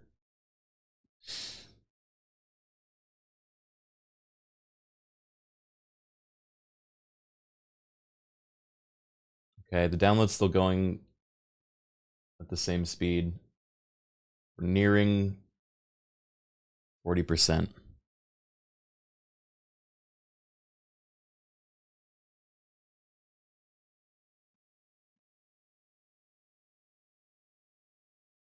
Why is your voice so much higher in that clip? Because I guess I was younger. When you age, it changes how you sound and look even. It's crazy. You should try it sometime. Let's see this one. Oh, this one was crazy. This one, remember, I was telling you guys that this guy was a werewolf, and none of you believed me.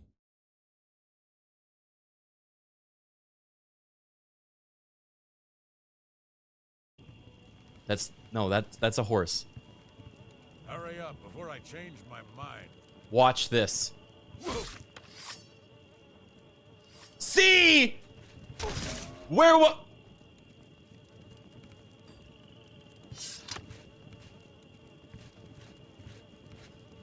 That was a werewolf. He was a werewolf. He was a werewolf. Chat pretending like they didn't see that afterwards, too.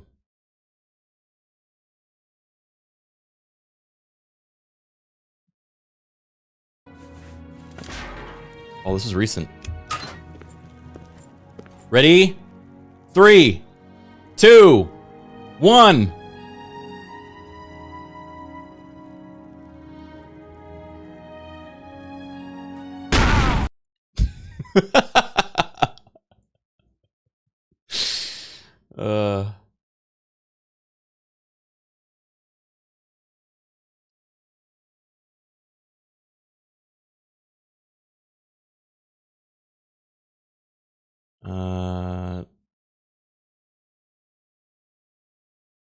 This was also recent.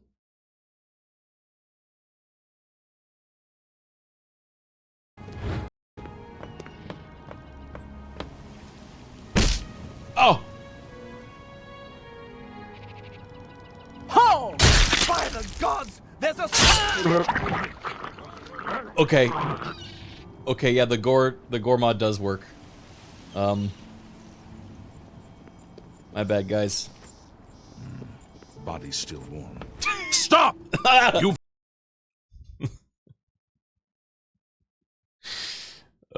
Dude, modding is crazy.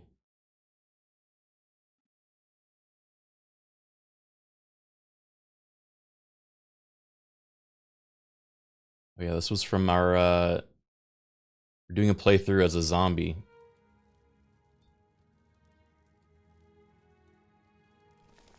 Nothing's keeping you here, so move on.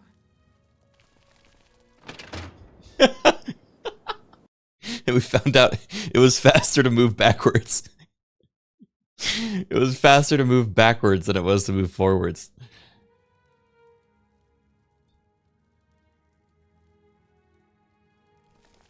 Nothing's keeping you here, so move on. Dude, that's how you deal with a ghost. Next time you guys see a ghost IRL and it's like messing with you, nothing's keeping you here. Move on. The Hank Hill ass on your guys killing me? Yeah.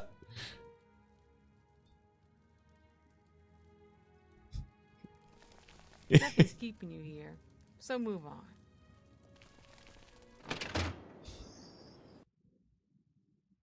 Did I feature that one? Yeah, that one's featured.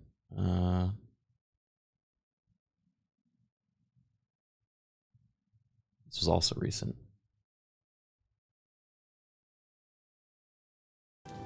All according to my plan.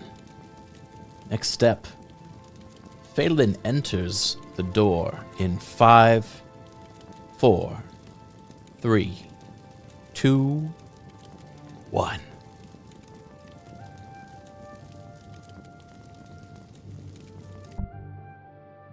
What was it? 5 a.m. No, Hillard! Greetings, What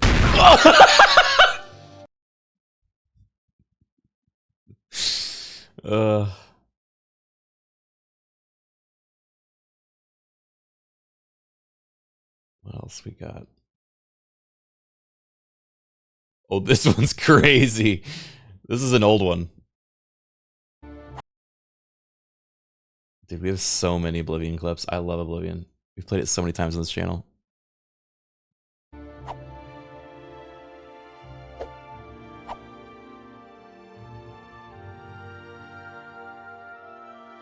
Help! Help!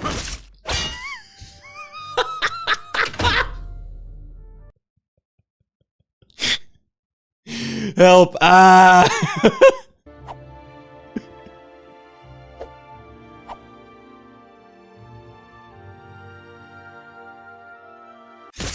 Help!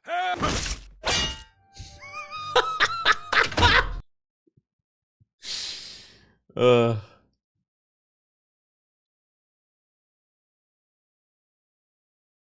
What was this one?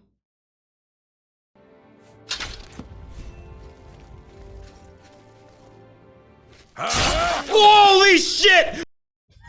Oh yeah. This is another one of the gore mod. This was like an assassination attempt. We were trying to kill like a council member. Oh yeah, they were named after chat. This guy was Dinshu. Holy shit! Oh my god! Oh! That was crazy. Oh yeah, this was also recent. Hail, friend. Good to see you again. I hope the arena has been as good to you as it's been to me. Yeah, looks like it's been great to you, man.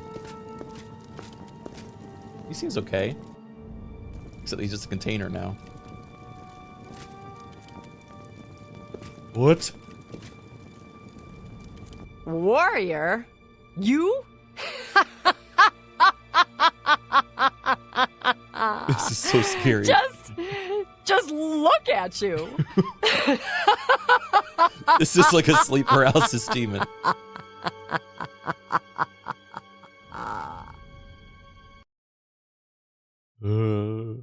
Just Blair Witching in the corner.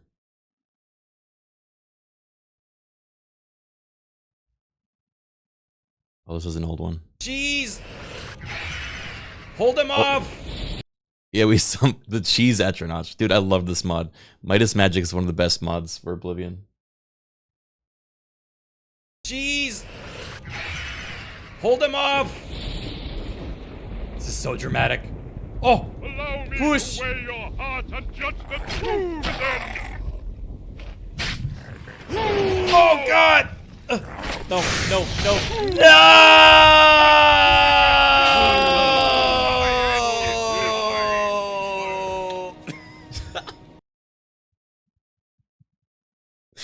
I had to draw out the no so much longer than I was planning when I started it. I ran out of breath.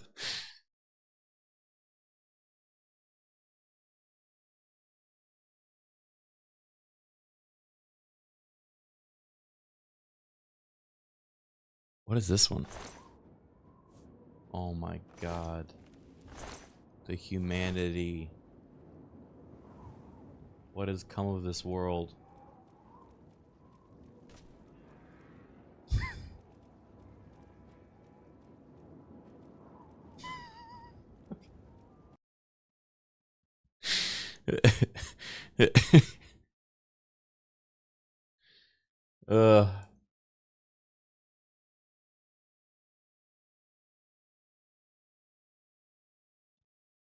Oh, my favorite clip.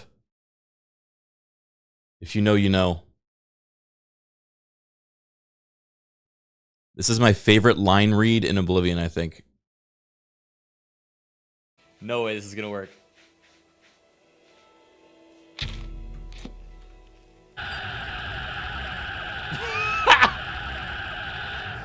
Whoa, no! Oh, okay, go. Now. Hey! Go!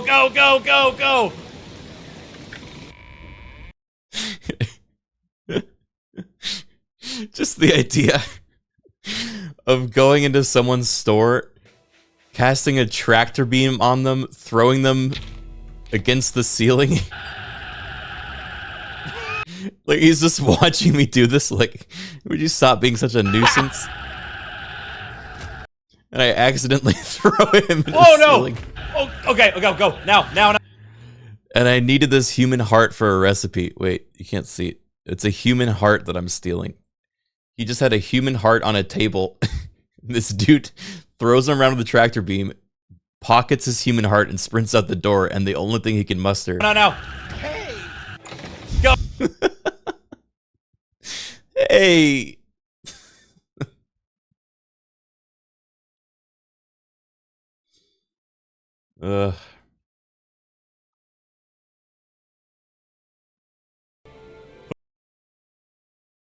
What was this one? Oh. You can't follow me out here. Haha.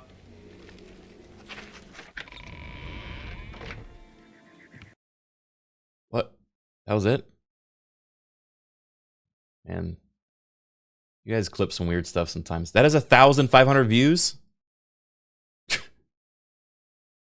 Nice.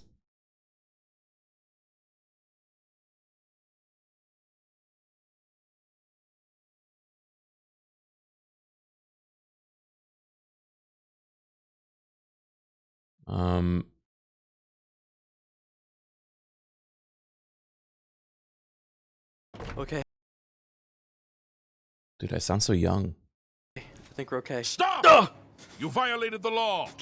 Since you lack the funds to pay the court, you must now serve out your No, sentence. you don't understand. I didn't do anything wrong. I was just running. Hope you rot. That's it? That's the whole clip? Fuck.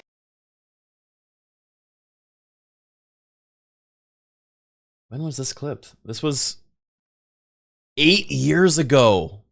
Woo!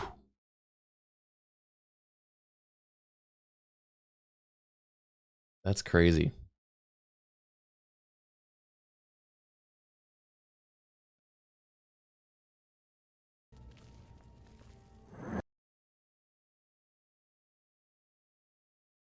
I don't even know what this one is either.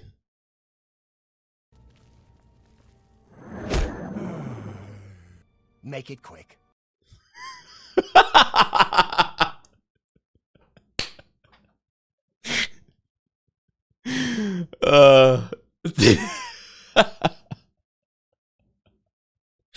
That's pretty good.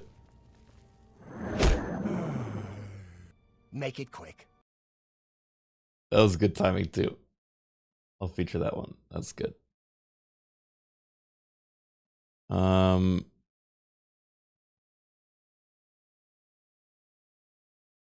yeah, this is when we were first trying to set up the trip mine experience. Oh, is this the slipperiest mine known to man?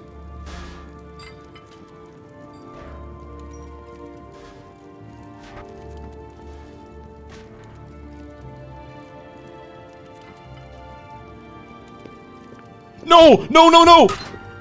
Go!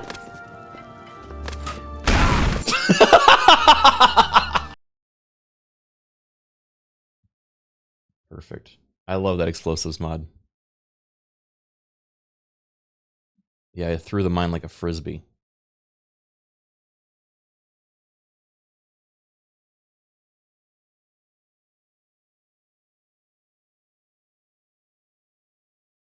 This was also very old. But they're an odd couple.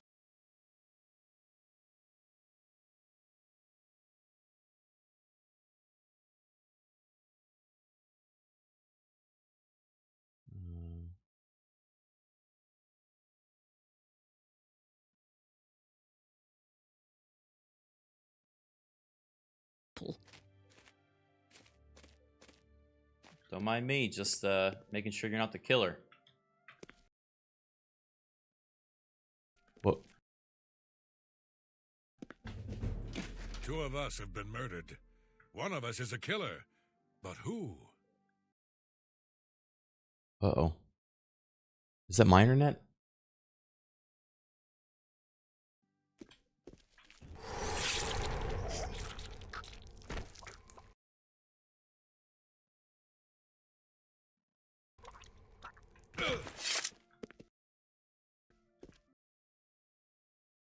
Only 3 of us left. I'm certainly Jesus. no murderer, and I know it's not you.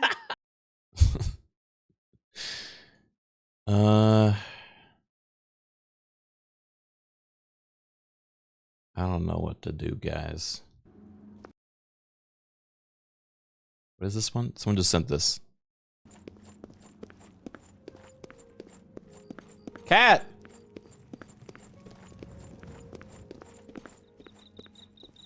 Yep.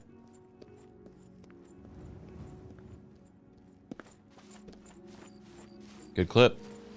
Good clip.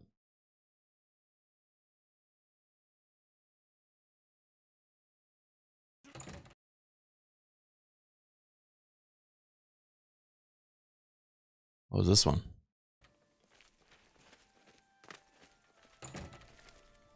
Oh! Not good, not good, not good, not good.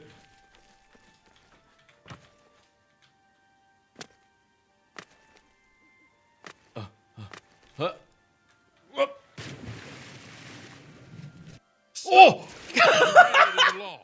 Pay the court a fine or serve your sentence. Your stolen goods are now forfeit. This is the Oblivion I fucking missed, dude. Ugh. Cinema.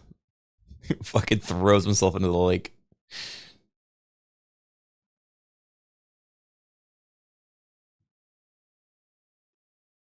All right, well we're about halfway installed. It's been, I mean, like an hour plus. We're about halfway installed. Oh, this one was crazy. I still don't know why this happened. This was the craziest mod, like, bug interaction I've ever seen. We had this character named Nigel, and for whatever reason, after something happened, and you'll see. This was not intentional. Oh, the offhand, yeah. You actually can dual wield them. I guess this counts as a shield? Yes. What the fuck? No. What the fuck? What? So, every second that we were in game, it just started spawning more of me. And there was no reason for it. That's the immersive first-person mod glitching out. I'm impressed you know that just by looking at it. It was duplicating the first person of yourself. What the fuck? What is this? What is this? Yes. How'd I do that? Good afternoon. Guys. How are you today? I don't know how I did this. Can't you settle this peacefully? Oh my god. I am terrified. Good afternoon. They keep coming. Greetings, Imperial brother. Greetings, Imperial brother.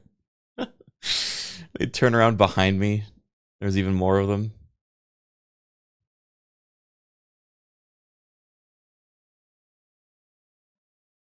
How long ago? This was 5 years ago.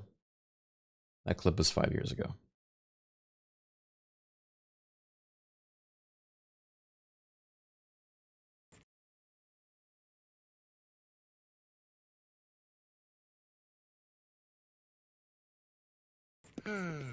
I fought my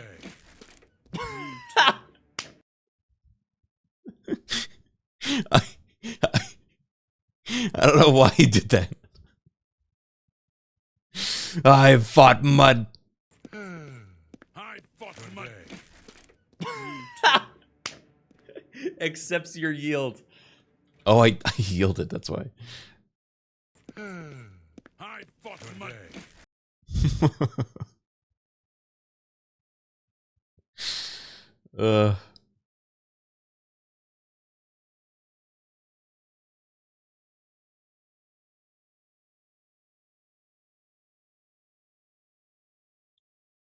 I really hope that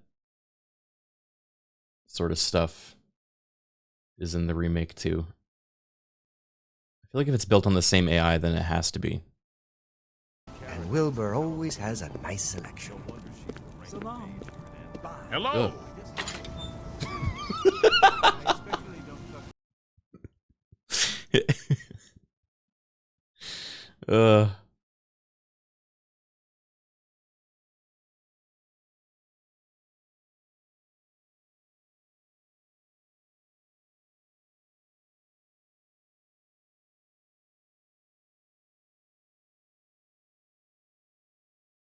How many more people are going to pay the price?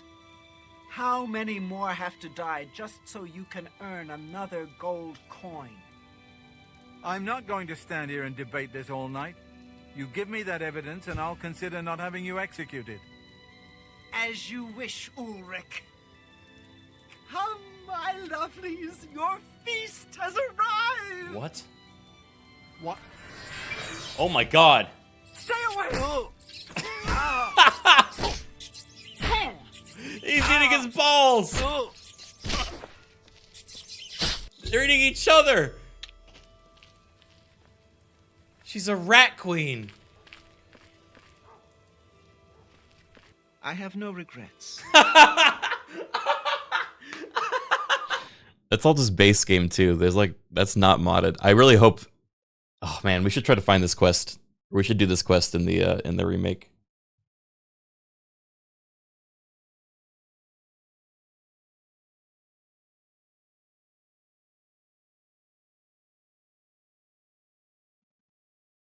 I miss, oh man, I miss Marvin the Melon Mancer.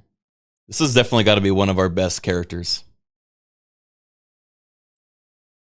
Let's do it!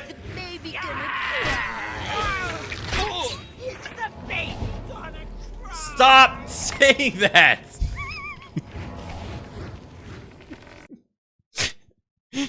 Is the baby gonna cry? Let's do it!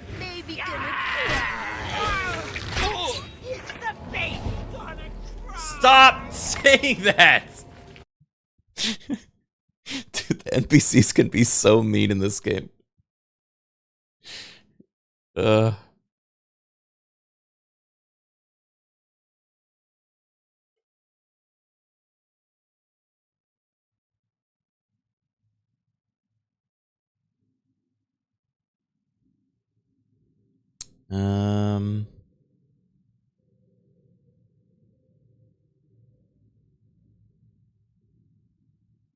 think we're about caught up. How much longer? You're not gonna like it. You're not gonna like it.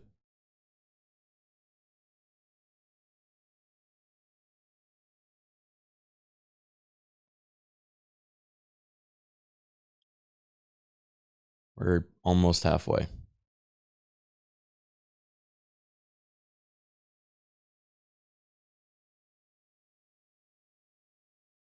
I'm trying to keep it cool.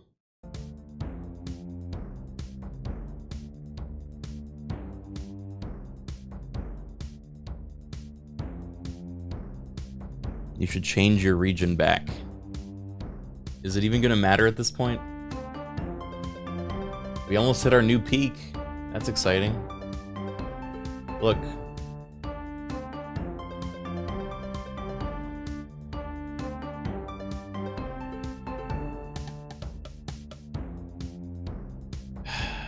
Okay, I'll change my region back. This will be like the 12th time I've changed my region. I'm gonna have so many different files in this game from all around the world. You know, this is probably why that one mod made some of the lines in Oblivion French.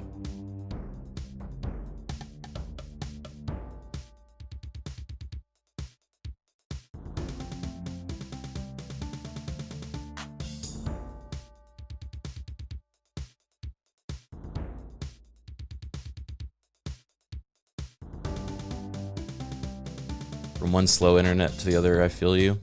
Yeah. Saddest thing is I pay for the literally the most expensive package I can.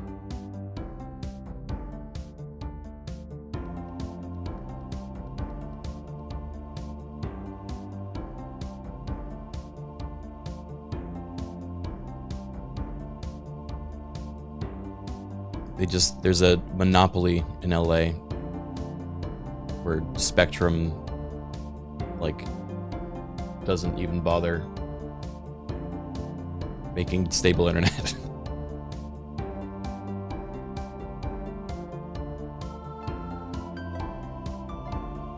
I don't have fiber.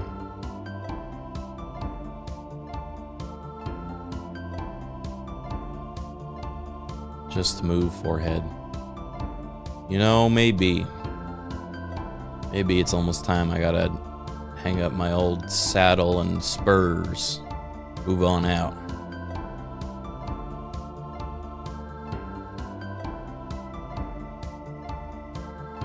What is your normal Steam download peak? Much higher than this. Like hundreds, like 300 megabytes.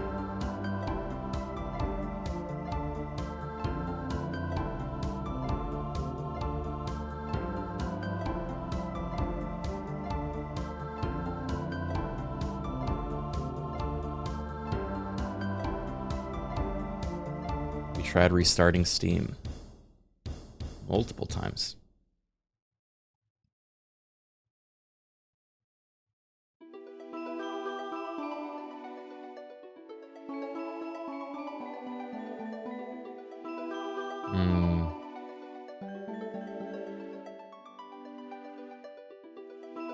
I'm gonna go get my food and eat that. Try not to think about missing out.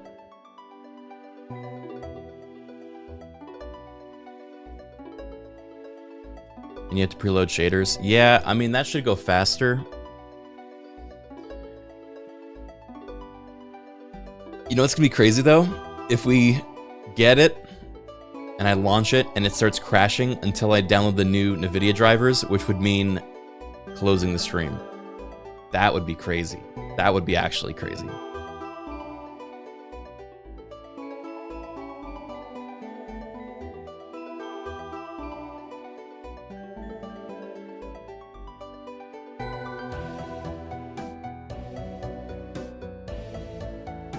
The main menu FPS is uncapped? Of course it is. Why? Why does everyone want to uncap their FPS now? Can someone please explain to me what the, like, any reason that any company would want to do that? Like, what is the practical purpose for uncapped FPS? Our eyes literally can't see any difference.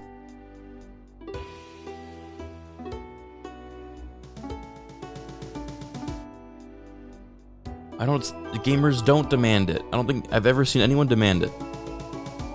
Yeah, I know there's going to be a cap option in the settings. I'm saying, why is there an uncapped option to begin with?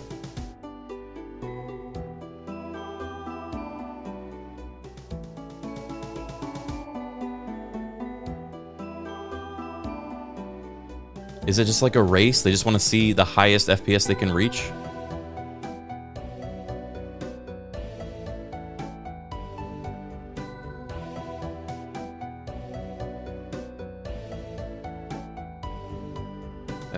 That's dumb.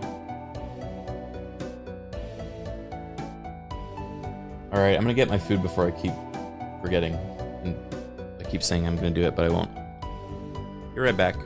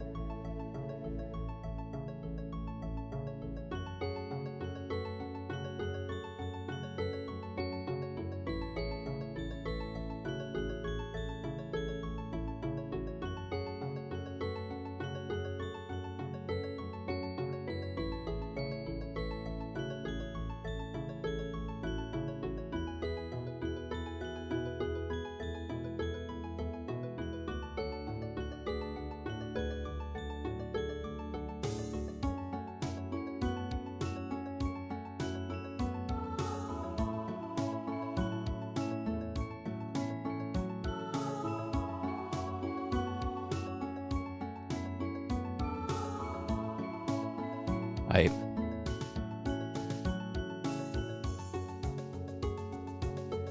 From afar, I thought the mic was a full silhouette, small Criken striking a pose. That's crazy.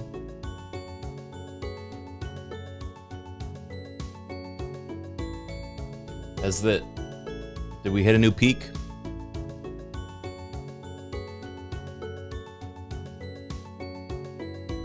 You can see it? What do you mean? Cosplay as the mic. You're at 48% with 11 megabytes per second? How? How are you outpacing me? With slower internet. Okay, but did you ever try Dallas? Yes, Zenflux! I've tried Dallas. I've tried fucking Japan. I've tried Houston. I've tried Europe. I've tried San Diego. I've tried San Jose. I've tried every download server. It's the same. 92 megabytes per second. Sorry, I don't mean to yell. You can tell it's been a very stressful morning for me.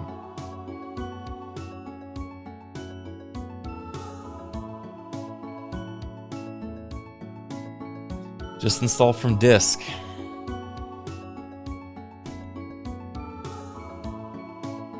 Those are megabits. 8 bits is a megabyte.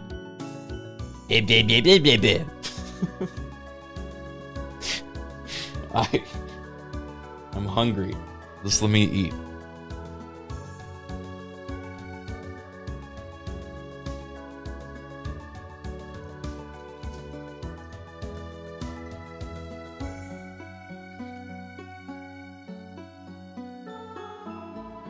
I'm cranky in the morning. Why do you think I don't stream in the mornings?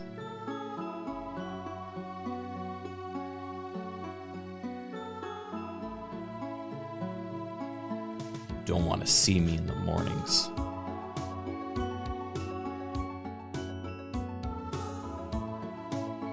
Can confirm the data folder is there with a bunch of BSA and ESP files. Good sign for modding. Good shout. I was very curious about the modding.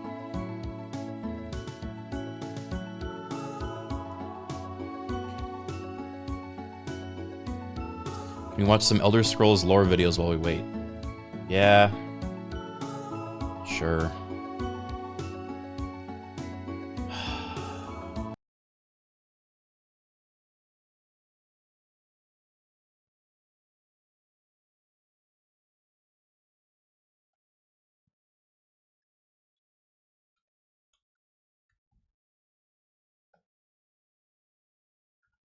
Anyone have a recommended channel that does good lore for Elder Scrolls?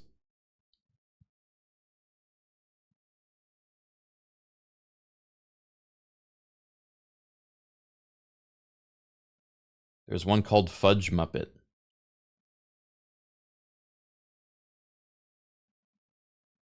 Okay.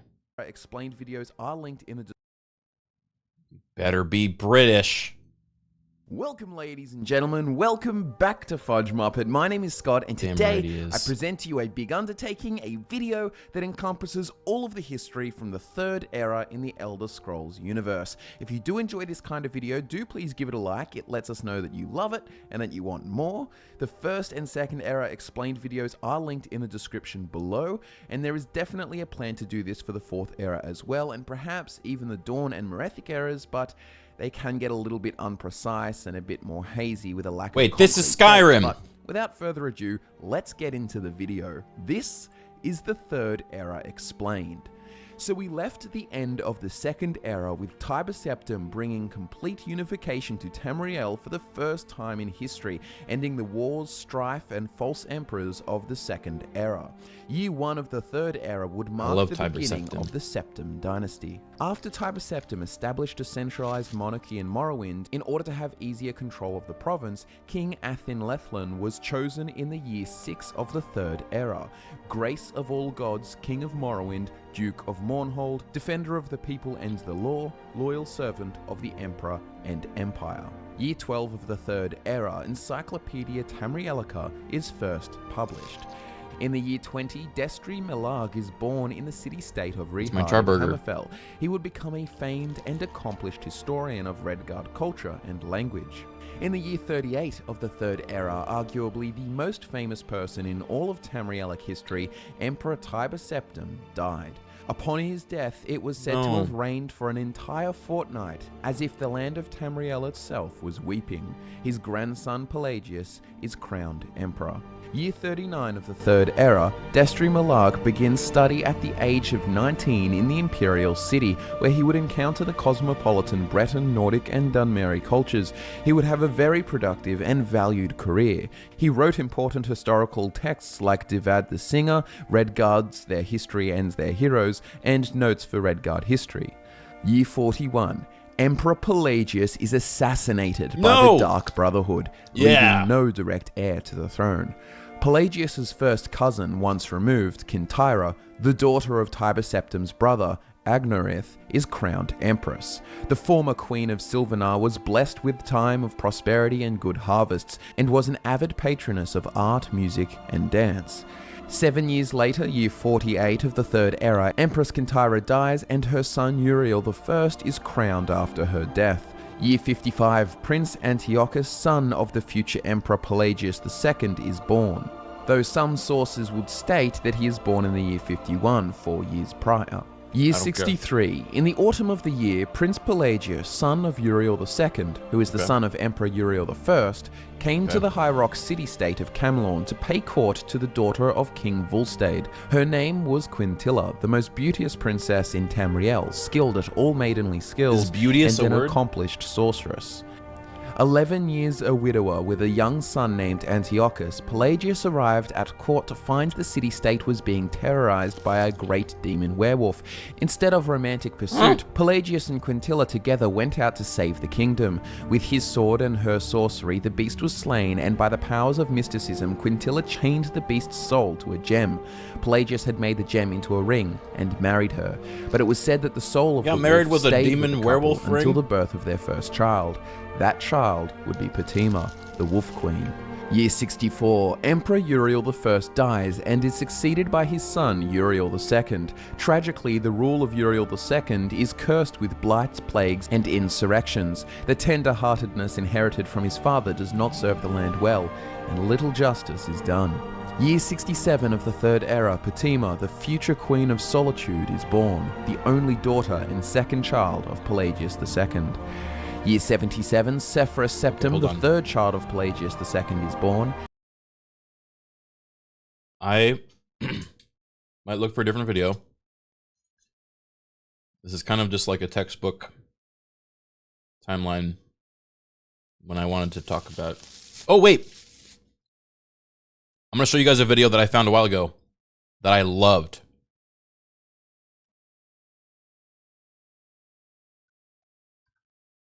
This is actually the video that inspired me to start modding Oblivion again.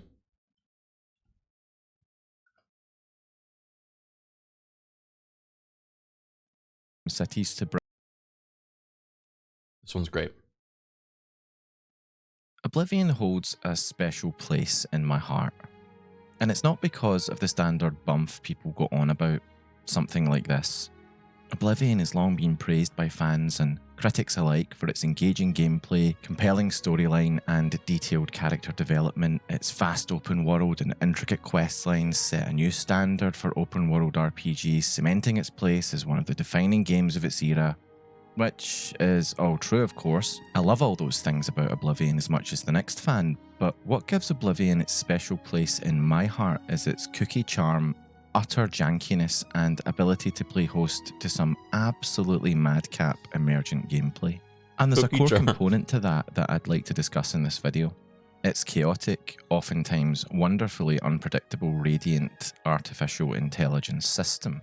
So we're going to take a look at it, the history behind it, how it was originally meant to be something far more complicated than what we got in the end, and how the original builds caused complete mayhem when playtested, and how what remains is still so completely, utterly charming beyond belief.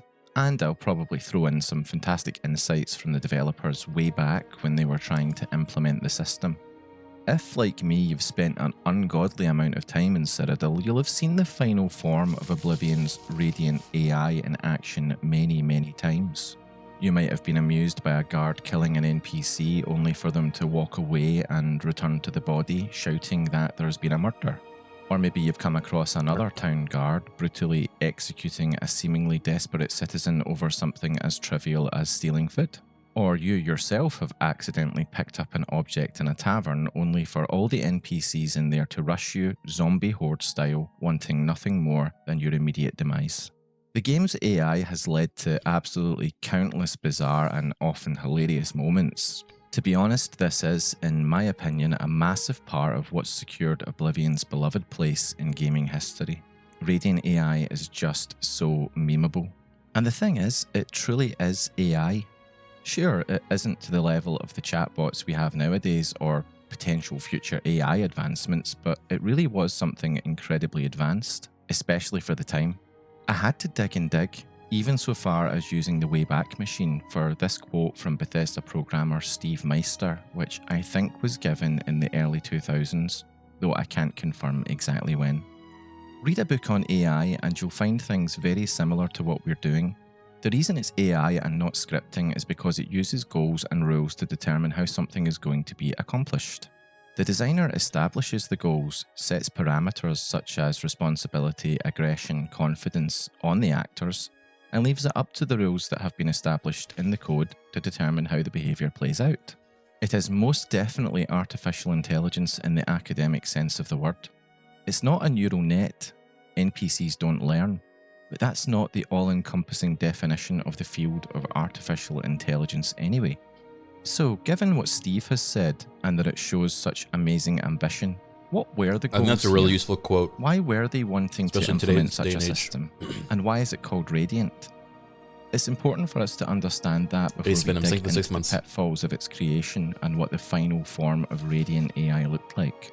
According to the developers, their goal was to create a world where NPCs weren't static background characters standing around waiting for the player to engage Alright, I'm with gonna wash them. my hands. Instead, they And I'll wanted check to the build download. a dynamic, living world where every NPC had their own personality, objectives, and daily routine. Whether they were merchants, guards, citizens, or even bandits, each NPC would have a role to fulfill, complete with a schedule and the ability to interact with others around them. According to an interview Todd Howard gave way back sometime around 2004 or 2005, using the Radiant AI system, we have the ability to do things on a larger scale.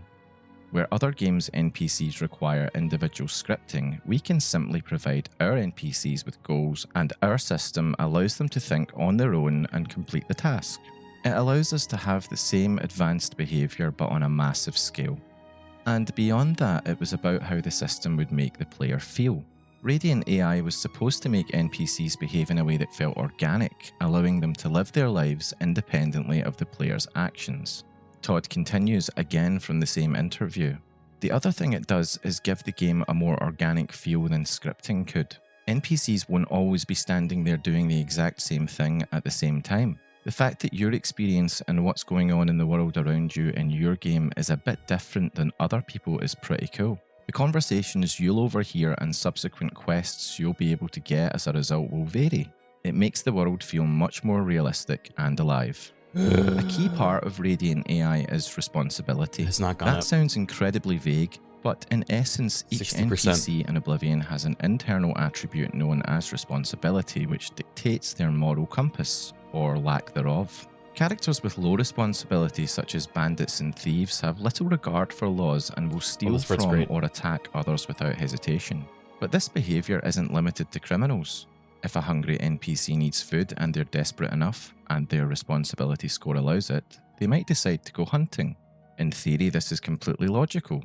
In execution, it means wandering into the wilderness and attempting to fight a wolf, a bear, or even a mountain lion. Inevitably, you'll stumble across a bandit's corpse, the unfortunate result of a poor life choice dictated by AI logic. This is a definite example of emergent gameplay going on without the player needing to be part of it at all, and is still something that can be seen in the final release version of the game.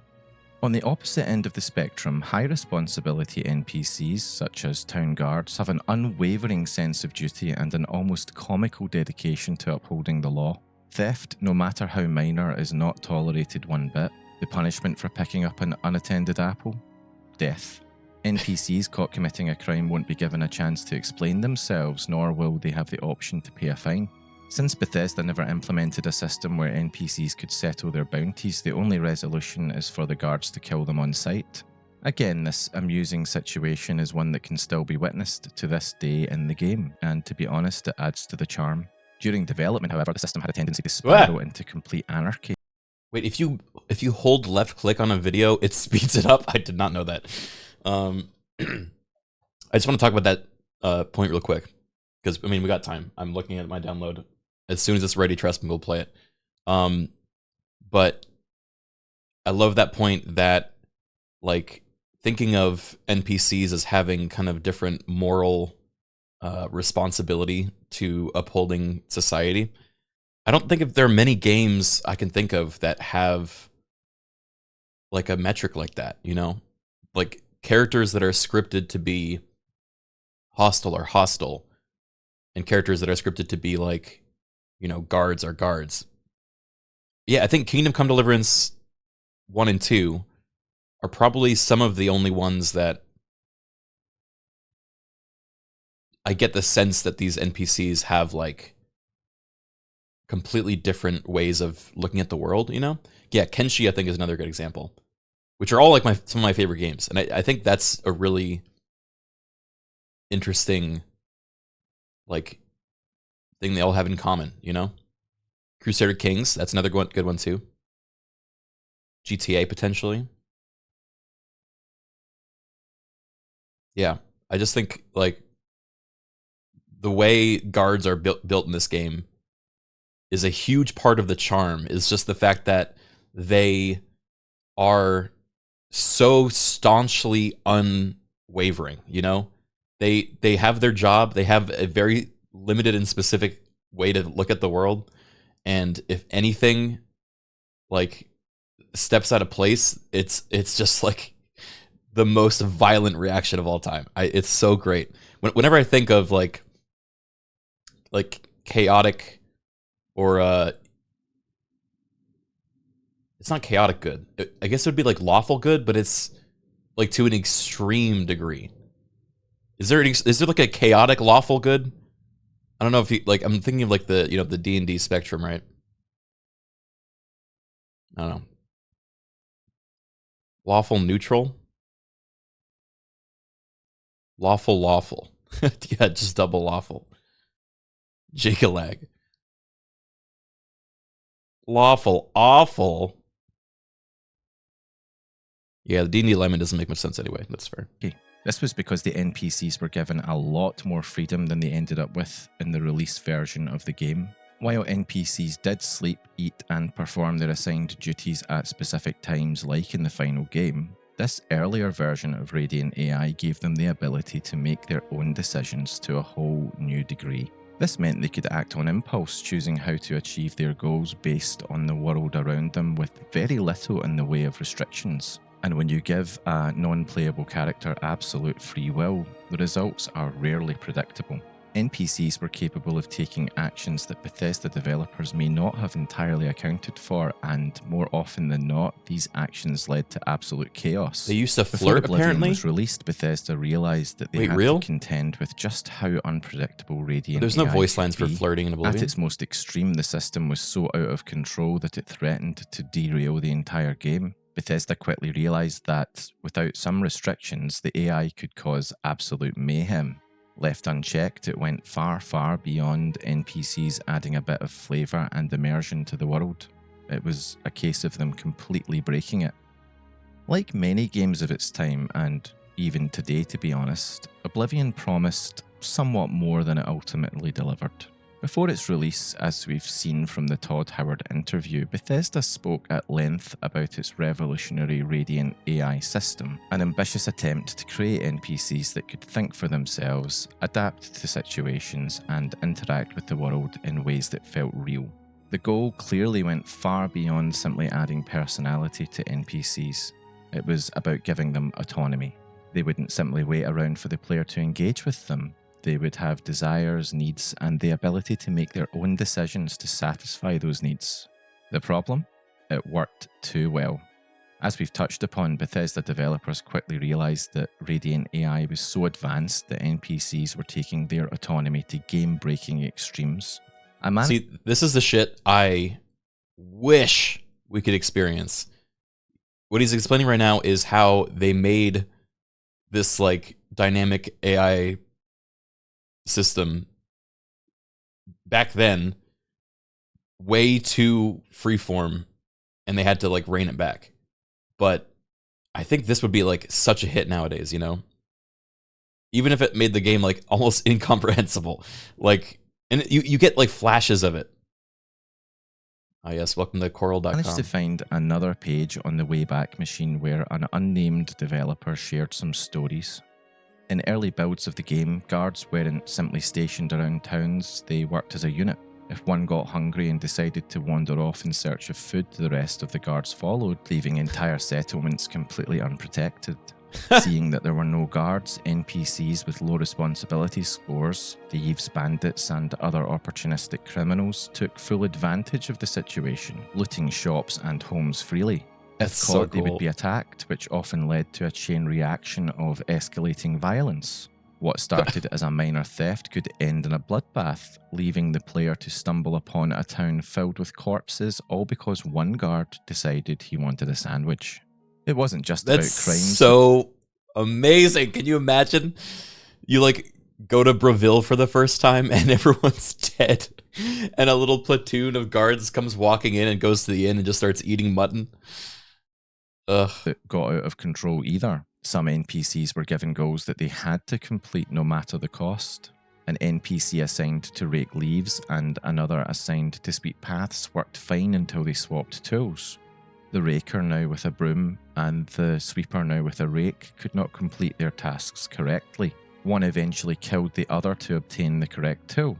Other situations included one where a minotaur was assigned to guard a unicorn. However, because it was an aggressive creature, it repeatedly tried to kill the unicorn instead of protecting it. And in another, a test... Wait, we experienced that literally 2 days ago when I had that elf companion. He was assigned to protect me, but he would fight me on sight. And so he would chase me around and try to kill me. Or dropped the Skull of Corruption, a magical item that creates evil copies of NPCs on the ground. An NPC picked it up and used it on the player character and created a duplicate of said player character. This duplicate then went on a killing spree, attacking every NPC in sight. Another example of Radiant AI's pre-release insanity that still seems to be talked about more memorably today comes from Oblivion's Dark Brotherhood questline. In a story shared by Emil Pagliarulo about one particular mission, the player was meant to meet a shady merchant who sold skooma. But during playtesting, developers kept running into the same problem. The merchant was already dead before the player could reach him, because the game's skooma addicts, programmed to need their fix, had gotten to him first. If he had skooma, they would buy it. If he ran out, they would kill him. As a result, the entire quest was impossible to complete because the dealer never lived long enough to sell anything. Emil spoke further about this. That's fucking crazy. Dude, all of the skooma addicts in the entire game converging on the position of Shady Sam and ripping him limb from limb because he didn't have enough for all of them. Issue on a broader scale, describing the AI as so advanced that it actively broke the game. In some cases, we the developers have had to consciously tone down the types of behaviour they carry out. Again, why? Because sometimes the AI is so damn smart and determined it screws up our quests. Seriously, sometimes it's gotten so weird it's like dealing with a holodeck that's gone sentient. Imagine playing The Sims and your Sims have a penchant for murder and theft. So a lot of the time this stuff is funny and amazing and emergent and it's awesome when it happens. Other times it's so unexpected it breaks stuff. Designers need a certain amount of control over the scenarios they create, and things can go haywire when NPCs have a mind of their own. Bethesda clearly had no choice but to tone things down. Left as it was, Oblivion's world would have been an unpredictable mess of self-inflicted disasters, and even if it was absolutely hilarious, it probably would have been completely unplayable. And yet, there's something amazingly compelling about what might have been. Take a moment to imagine a version of Oblivion where NPCs weren't restricted at all, where cities would collapse into anarchy and chaos because one skooma addict started a riot, where quest givers had to be tracked down because they were too busy stealing junk from someone's house, where nobles and bodyguards could end up killing each other over something as minuscule as a stolen loaf of bread. Over the years, there's been chat on forums about the possibility of restoring Radiant AI to its original form, but I myself haven't been able to find anything that truly does it. Yeah, I'm going me to either. ask here at this junction, if anyone knows of a really good mod that does it, let me know. Does I'd be anyone know of a really interested good to mod try that does out. it? With that being said, it's tantalising to think that a version of Oblivion with fully unleashed Radiant AI exists somewhere in Bethesda's archives. And if there's truly any justice in this crazy universe we all inhabit, one day they'll let us see it, or maybe it'll appear sort of like that PSP build. However it appears, if it ever does, whether through archived release or an as good as the real thing mod, I'd be itching to see what the chaotic world of Proto-Radiant AI looked like. In any case, Proto-Radiant as AI. we've discussed, Bethesda had to rein it in. A bit like trying to recapture Frankenstein's monster after he's been let loose. Bethesda had Got to back make to a choice Steam. between I'm at- maintaining that structure or embracing the chaos. They chose structure. Even then, the final version of Oblivion's Radiant AI that we ended up with has a charm. It still allows us as a player to track NPC movements with some very long routines, see them interact with their environment, and witness the 67%. consequences of their actions to a certain degree. It makes the world feel interconnected, and it still allows, on occasion, some of the AI's quirks to pop up. And that quirkiness, reined in as it is a huge part of what makes Oblivion special for me. Sure, the version of Radiant AI that did make it into the final release of Oblivion wasn't quite the wild, unsupervised experiment Bethesda originally envisioned. The system was stripped back and reined in, leaving behind a structured yet somewhat unpredictable AI system that dictated how NPCs behaved. Instead of the dreamed of fully dynamic world where characters would act freely, NPCs were given schedules rather than absolute autonomy. While the NPCs thankfully didn't just exist in some static, boring form simply to serve the player, their actions were now carefully constrained within a set of rules designed to stop them from burning Cyrodiil to the ground. But, as mentioned earlier, it still allows for some quirkiness. Here's an example. NPCs have goals, such as eating at a certain time each day, sleeping at night, or going to work. How they achieve those goals depends on their responsibility score, something we looked at earlier, a hidden value between 0 and 100 that determines how law-abiding they are. NPCs with the low score, 30 or below, would steal if they needed something and had no other way to obtain it, and if they got caught, in the final build, there's still no negotiation, no second chances. The guards will still kill them on the spot, just as... I wish there were... I don't know if there's a way to modify the responsibility score of NPCs with console commands or with a mod. Because how cool would it be if you like brought back some of that lawlessness? Because there's so few NPCs that actually steal, you know?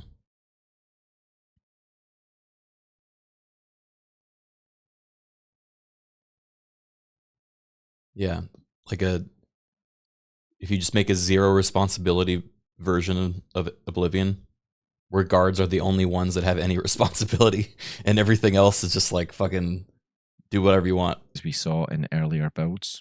And even with the reined-in Radiant AI, a big part of what makes Oblivion so fascinating is that it invites you to watch the NPCs. In video games, where the player is usually meant to be the main force driving the world forward, Oblivion instead encourages a bit of passive observation. In fact, it even builds a quest around the concept, a very famous quest which you'll all know about, but I'll tell you about it anyway. A paranoid elf named Glarthir enlists the player to stalk his supposed enemies and report back.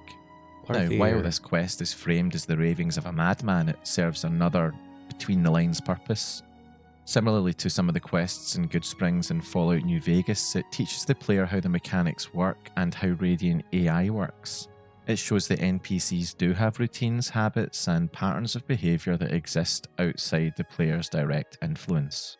And once you've learned about those mechanics and you start to watch other NPCs in the game, you begin to soak up the total quirkiness that still remains in Oblivion, and I absolutely love it.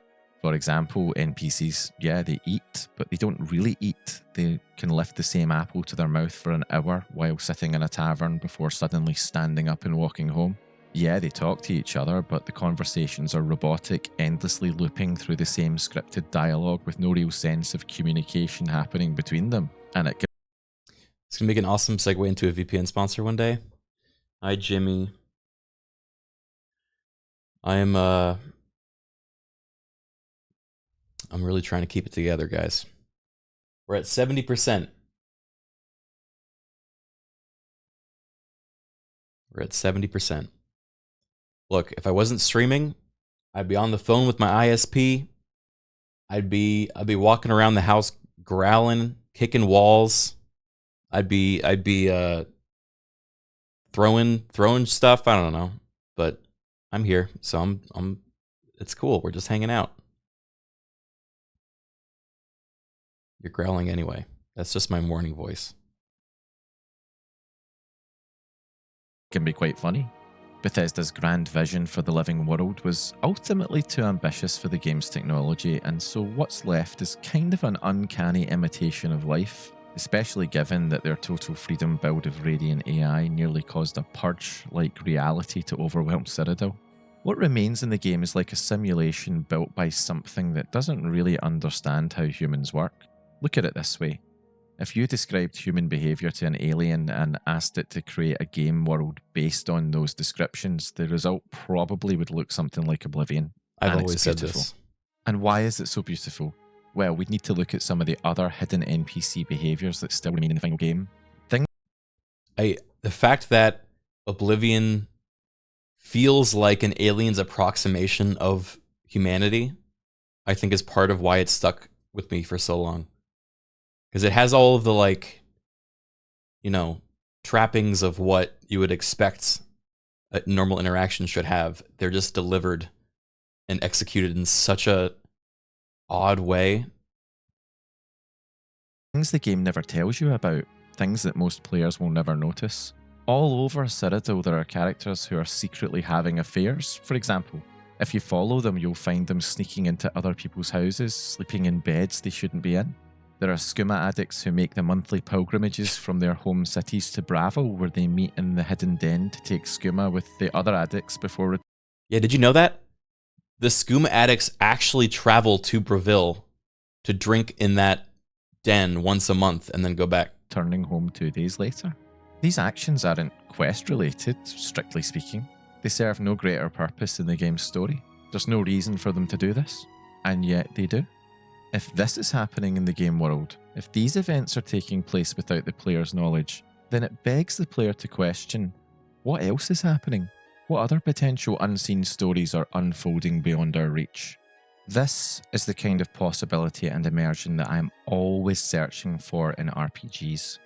I'm sad to say that I'm not sure I'll ever find something quite as quirky as Oblivion ever again.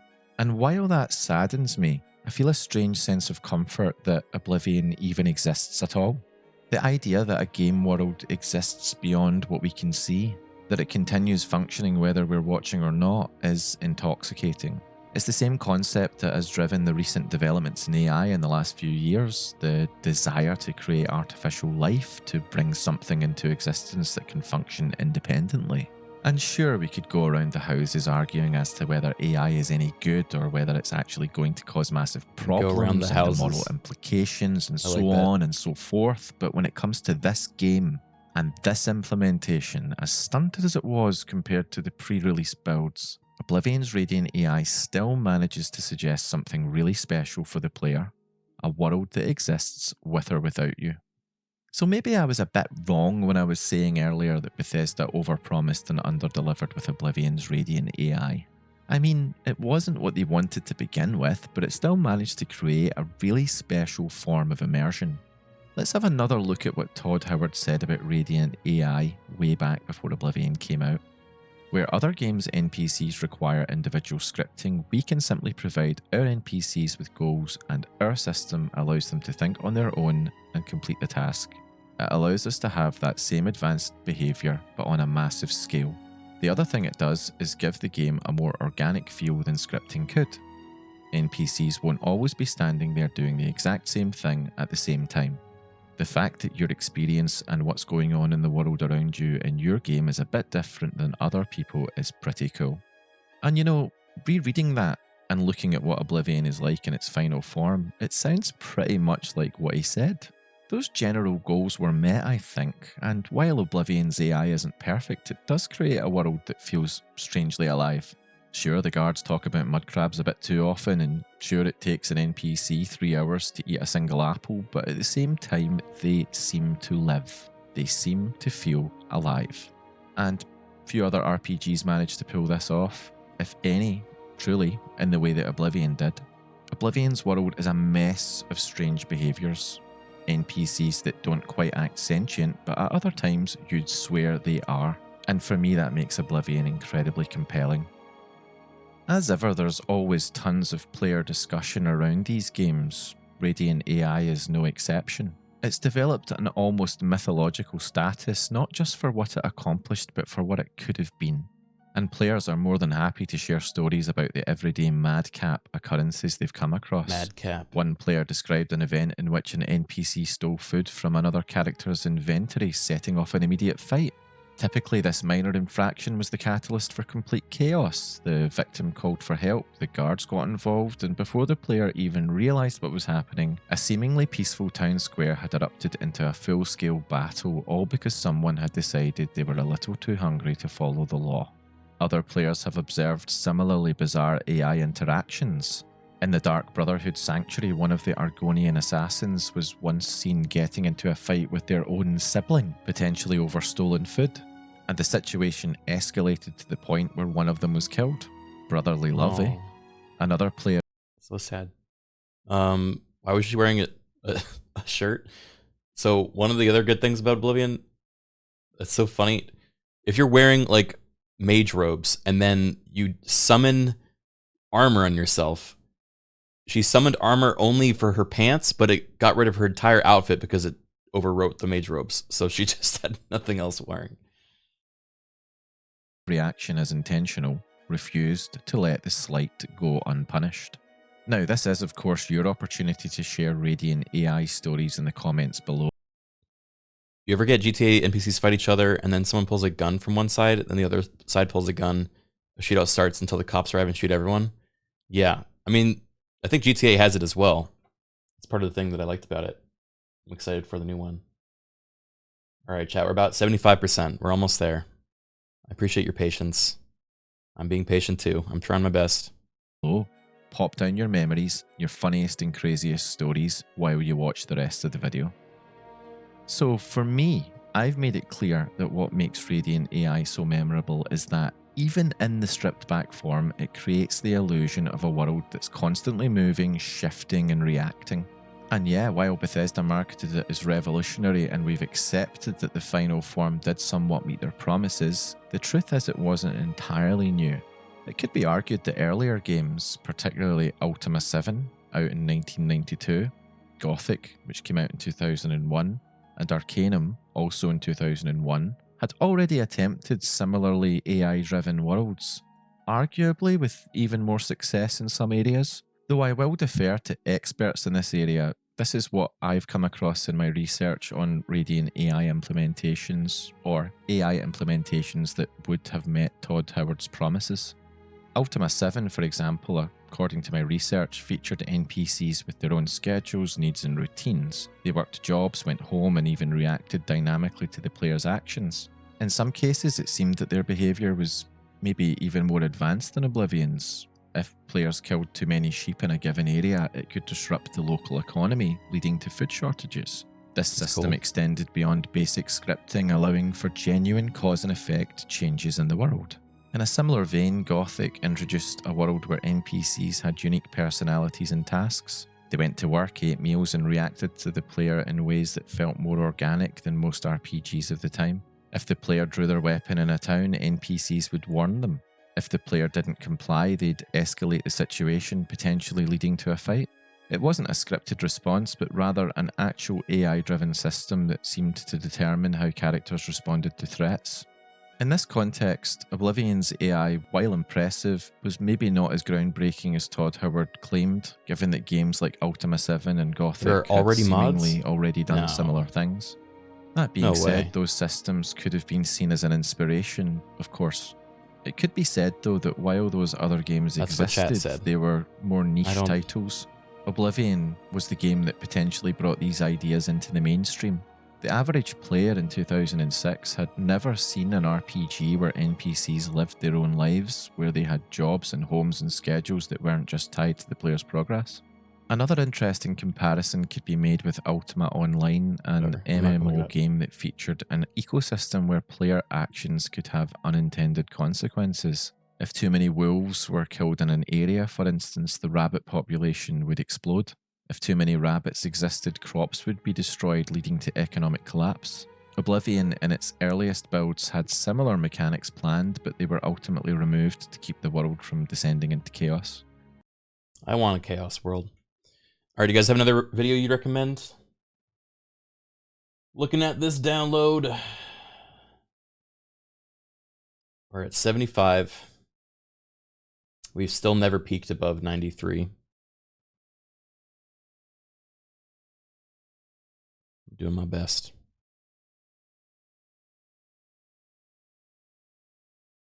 The Missing God of the Elder Scrolls? Okay. Goblin Wars? Yeah, Goblin Wars is good too. I think I've seen that. Yeah, I've seen this one. And then they have to actually walk the rest of the way to go a scene. Enemies might follow you into an inn, and you can watch as the local populace gives them a very physical demonstration of why their drinks are so cheap. Oblivion had a few flashy things to show off its new NPC schedules and cell-switching ability, including a dude in Anvil who's been riding the local bicycle. Sorry, Chads, but in Oblivion, the Short King gets the weird elf. Seriously, like, all of the quotes about her are just racism against wood elves. Greetings, Bosma. Yes? What's the news from the other parts of Tamriel? Nothing I'd like to talk about. See you. Bye.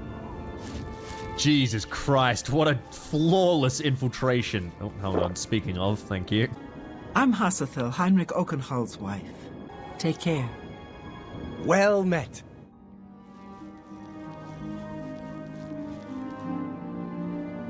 One of my favorite mods was 28 Days and a Bit Later, a mod that simulated a spreading zombie apocalypse where people actually got infected. This was and the spread zombie the mod we virus. played, remember? It really made the world feel alive when a horde in one town might travel to another and threaten its survivors.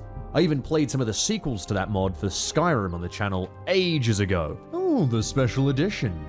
With the deaths increasing, the reports of hideous creatures in the snow coming from Bruma. Now what's going on up in Bruma, I wonder? Oh, this is going on in Bruma. Hey, protect and serve. It's what we do. What's the matter? What the fuck? Where has the light gone? Why hath the gods forsaken us? I've actually never seen this happen before and I'm fucking terrified. But there's a mechanic that makes the best use of this new ability of the engine, and it's one that I don't think many people know of. The mechanic that I adored as a kid and that inspired this video. The Goblin Wars. This shit's really cool. I don't know if has anyone... I'm sure a lot of you guys have seen this video. Yes, that's right. Oblivion has a one. hidden mechanic mentioned only in a single quest as far as I can tell. Goblin Trouble is a minor side quest that has you aiding a group of farmers who had their land swarmed with goblins due to ongoing ethnic tensions between the tribes. Tensions which involve warbands of goblins marauding through the hills. And collateral damage is not considered a sin in goblin culture, but a score to be beaten. Your job in this quest is to put an end to the war through all the usual different means. As a side note to further showcase the living world, once you complete the quest, the town actually slowly rebuilds and rewards you with gold every week, and I think that's cool as hell. I don't think I even knew that. AI. Please. Real world. Stop. So how do these mysterious goblin wars actually work? Well, there are 7 tribes of goblins in Citadel. There's actually more, but shut up. Each tribe has a lair, a shaman, a war chief, and their totem staff. Now let's see why most people don't even know this exists. First, to begin a goblin war, the shaman must be alive, which, considering the average player, is not a very high chance. Second, the totem staff must be stolen, which in some cases it already is, with two tribes missing their totems and thus being at war at the start of the game. However, even worse is the fact that the totem staffs are often guarded by the shamans, who die defending them, because the average player likely never knew about the diverse interconnected religious system that the goblins strictly adhere to, including laying down all arms and showing the intruder who has slain your god avatar, Nanawate. Nanawate. Nanawate.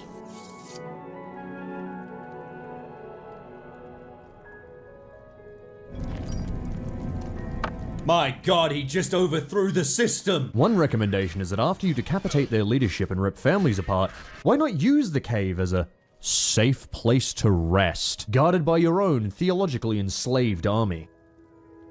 Wait, that's real? Third, the totem staff must be on the ground, not in your inventory, not in a container, and not sold. That last one is important because if there's one thing merchants in the Elder Scrolls love, it's rotting goblin heads on sticks. By God, you've struck gold. So after you blast a couple people with it, you sell the staff and make a shitload of money and the goblins go to war with the merchant guilds. Wait, what the fuck? This is just Elder King. If you've done all these things, if you've aligned yourself facing north, on the 11th of Heartfire, if you've smashed the like button, then you might have just started a brand new race war. Oh, but don't make the mistake of trying against the Bitterfish. There's actually more, but shut up. Yeah, shut the fuck up. Okay, which is a tribe you meet in the main quest, which has no war chief, no totem pole. It has a possibility of spawning multiple shamans, but they don't work like shamans. They are truly just a tribe in name. The shaman's death will not affect the stone-cold hearts of those infidels. There's also this kinda unique goblin witch. This goblin witch also has a goblin shaman staff, but this isn't a goblin totem staff. Those are completely different things. And she's also not a shaman. What did Todd mean by this? Throw into the mix that the mechanic itself was buggy as hell and relied on NPCs that moved overland without the player being present, which was somewhat of a wacky system. Some people claim the code never existed, though those people seem to be very much wrong, and that Oblivion very rarely featured things like this, and it's not hard to see why most people would just never come across it. But I found out about it, became fascinated with it, as a kid. I remember the joyous days of goblins attacking the coolest house in the game. I have a castle gate. It keeps the bad things out. So, what's my aim in this video? What was I trying to do? Well, this wasn't how it started, but by the end, I was trying to prove that the mechanic existed. I was going insane. I was trying to prove that I wasn't crazy. See, despite all of the posts you can find about the Goblin Wars, people asking about them or talking about them or how they do work, so many people say they have never worked. But others say that they did work even on console where it couldn't have been modded. Others say it's cut content that was never added in. Some say you just have to wait forever, way longer than you'd think, or that you must place the staff in a rival tribe's lair, not just in the open, or that there's a distance limit to it. And even the unofficial Elder Scrolls page, God bless, the wiki disagrees with itself as to whether or not they even exist or work. I'm breaking out the archives because even the game's own guide mentions it, and by God, it's a treasure trove. It tells you how to return the staff, that they respawn, it flirts with Marissa, what the fuck? It tells you how to restart the war, and that being near the settlers will cause the traveling Wait, Marissa's a fun sort of girl. What the hell? Goblins and the settlers to load in, and therefore the goblins to slaughter the settlers, and finally tells you about a free form quest. We'll get back to that one. It mentions that the raiding party will leave at nightfall. Notice the timing of this mod, which says it just uses the Goblin Wars code. Also, I like that the guide after this quest doesn't just like stay there and live with them. She actually goes back and becomes a deer hunter. This is sort of shit that makes me love Oblivion. So what's a freeform quest? It's basically just a list of shit. First of all, anyone in chat Did anyone have this, what, you know, this guy's experienced as well, having seen some elements of the Goblin Wars before the mods came out that kind of made it more prevalent? Anyone? Has anyone ever seen it? Once. Yeah.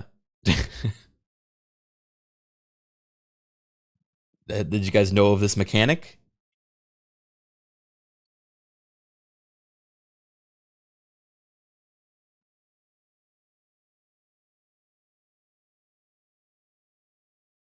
Not until today. Okay, we'll keep watching that.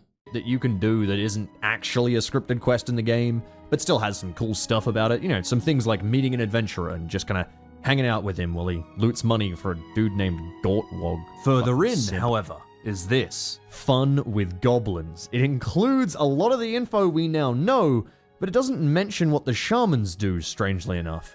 It includes a lot of ideas to spark the imagination, and I feel this is where some may have fabricated their own memories from. It's a very hard mechanic to figure out whether it's actually working or not because of the time delay. That's if you knew the mechanic existed in the first place. And that left me with one choice. It was time to start fucking with their little idols. There are rats and goblins down there. But from what I've seen of you, I'm guessing you're an experienced barbarian. Jesus Christ, what the fuck is... You can't say that just because I'm green! Okay, stage 1 of the testing is complete, and I think I can resoundly say that it doesn't work with these guys, which means I have 2 more things I want to try before I install patches and I start changing the game. I'm here to steal your floating staff. Thank you, I'll take these gems as well. I just want them because they're shiny. There's meant to be another goblin totem staff right here. I figured out what happened to the totem pole. It was actually rescued by those goblins. See? This is a goblin war! Hold on, let me pop some invisibility potions. And let me show you what a goblin war actually looks like. Here, the white skins fight the sharp tooth.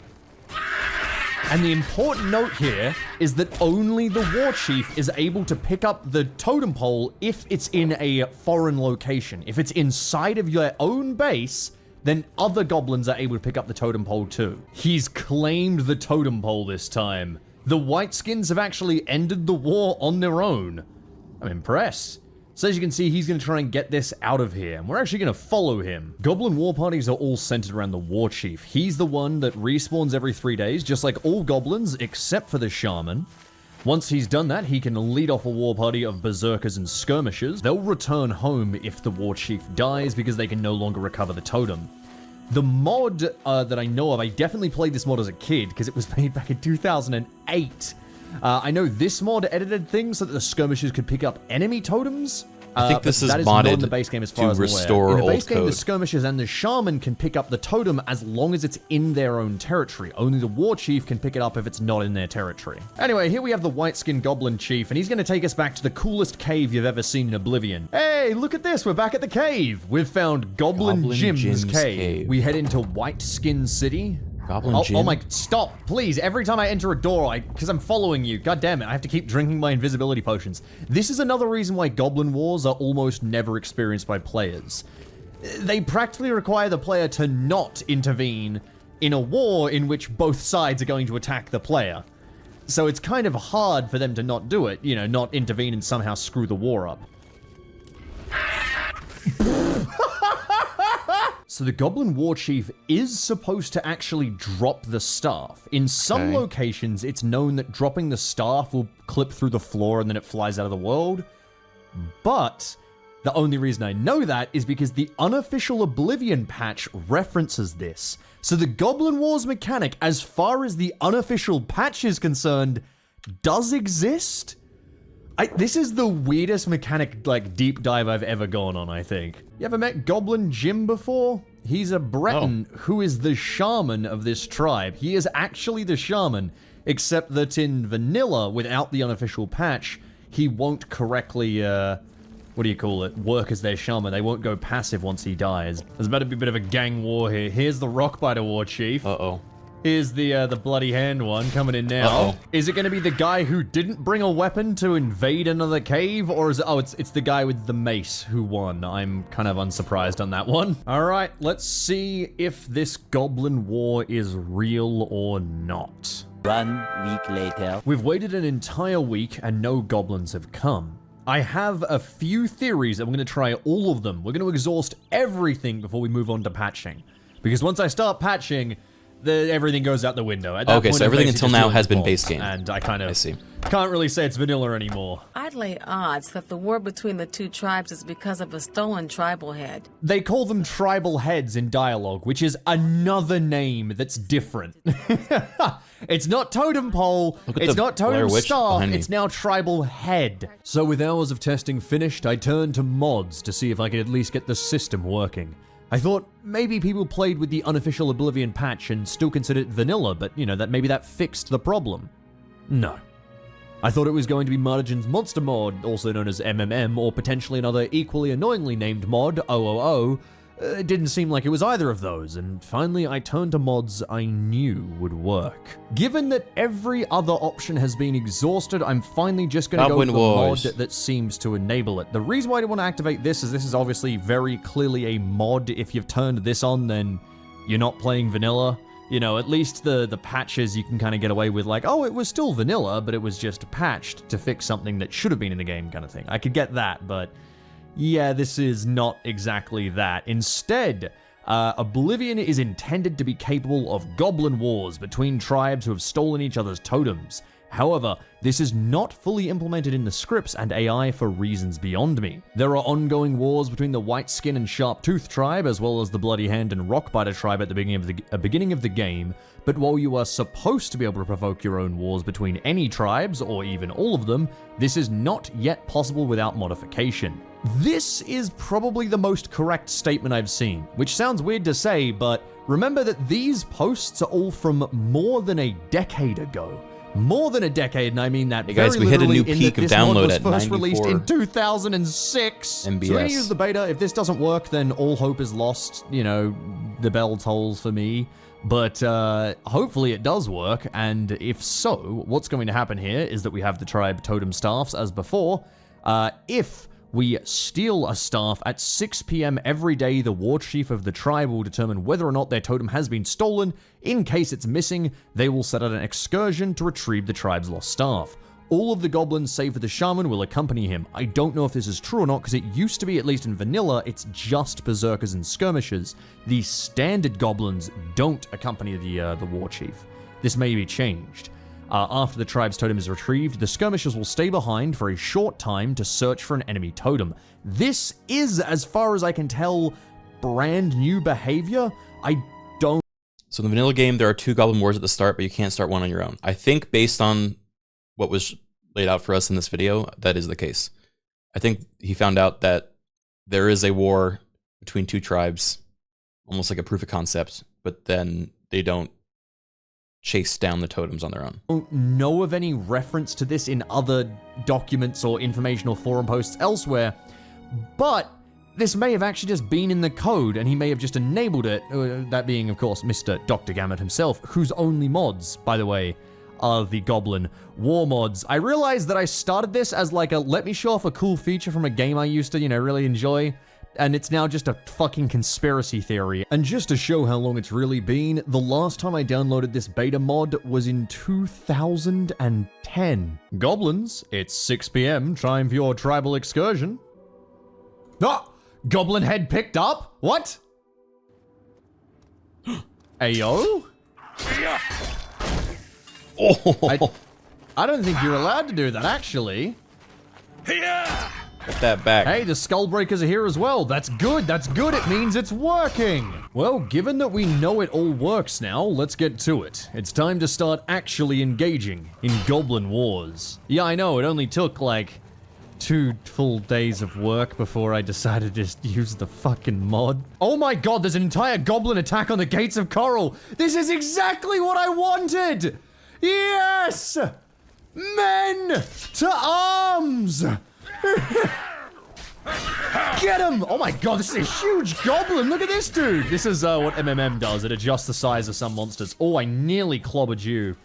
Jesus, dude's name is Hairy Legs. It's the Rock Biters versus the Dust Eaters, but the Dust Eaters seem to have only brought their war chief. That was a pretty one-sided fight. Oh look, the skirmisher just picked up the tribal. Yeah, and there goes another one. Oh, you taking all of them? Oh my god, this will be the richest skirmisher you've ever seen. He has all of the totems. That's the crazy. Rock Biters have secured every single totem. We've got the 3 feather on the left and the sharp tooth on the right. I think this is pretty obviously... Oh, hang on. Has the 3 feather got some reinforcements here? What are these guys? Are they all 3 feather? Yeah, looks like they are. Okay, they're having a big fight in the doorway. Meanwhile, I heard there was some goblin head picking up going on. Let's have a look what's going on over here. Oh my god! In the room, it's the 3 feather and sharp tooth war chiefs fighting each other. Alone. Who shall win? Oh, it was the sharp tooth. Kind of unsurprising on that one. Alright, but he is going to steal his totem pole. And his tribe will be, I think, the first to successfully steal one and get it out of here. A bit of an upset, though. The 3 feathers won the initial engagement, not the sharp tooth. Which means the Sharptooth War Chief is coming out into a 3 feathers army. Oh no, you poor boy. So close, yet so far. I'm just establishing ethnic conflicts, then watching from the corner of the cave like, I wonder who's going to win. Oh, the little War Chief is getting bullied. Oh no, but it's alright, because the Rockbiter has a skirmisher here to help out. Here we go. This is little, look at the little teeny War Chief. Look at him go. Oh, he's so cute. Oh, and he's here to steal back his totem pole. Oh my god, he killed the war chief. Ooh, we're watching will the Goblin shaman Wars. live? No, the shaman's fucked. Oh, and We're at that's the 86%. defeat of the Skullbreaker tribe, never to be recovered. Ah, well. Guess I'll have to clean up. Hello. Oh my god, is that a small chicken? Alright, well, our home is established. Thanks It's for the prime time sub. to face off against the goblin hordes. A couple of those down on the ground, then we go up on the wall. We keep an eye out for any little cheeky goblins intending on attacking our... Is that a fucking sheep? Hold on a second, what was that? Get away from here! We're trying to siege! Get out of here! What the... Who are you? Oh, that was fucking terrifying. Who are... Okay, you're a raider. Okay, right. There's just a woman on the side of a hill staring at me, and the moment I see her, she turns around and leaves. The goblins are here. Greetings, Orc. The goblins are inside! The goblins have breached the facility! Awesome, Panda. They're the 46 months. I don't even know which tribes these are. Okay, hold on. We have... Is that just... Okay, Sharptooth, Skullbreaker, and 3 Feather have all shown up. Oh my god. Okay, so somehow the 3 Feathers spawned inside anyway. Not sure how this one occurred. Anyway, let's just kill these guys real quick.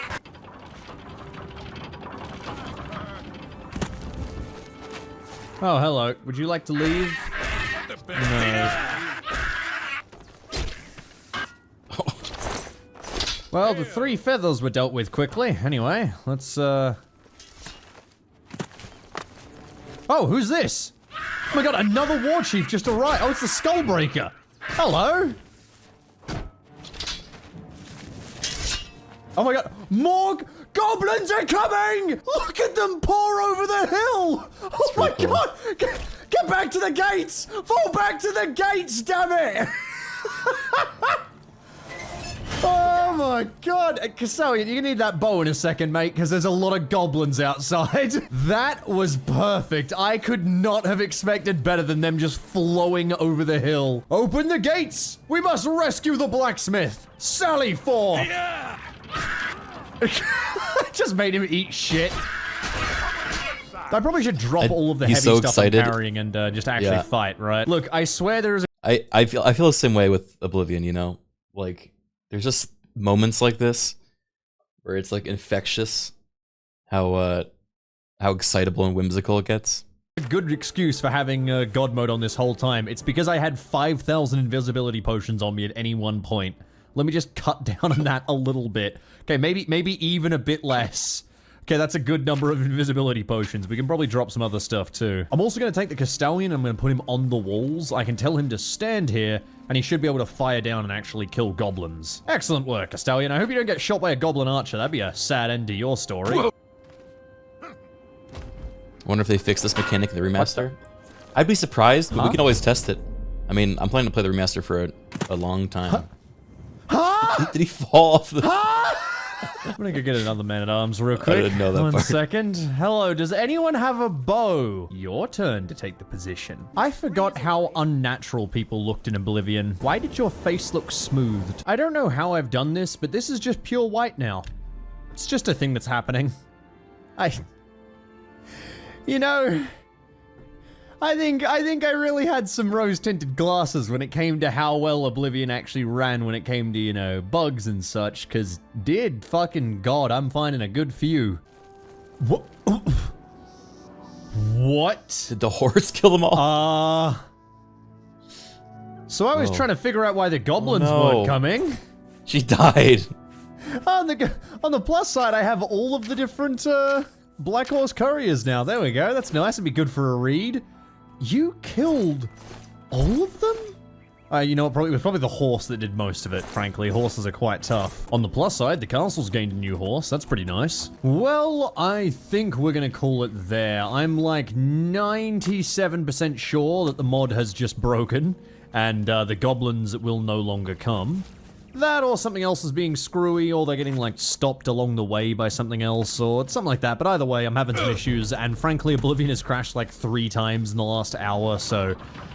I'm starting to get a little tired. Well, that is it for the Goblin Wars. Thank you all for watching. I know I can do a bit more with it, like I could repair it and just carry on, do something else, reload the save or something to when it was still working, and try and have them attack a different location, but...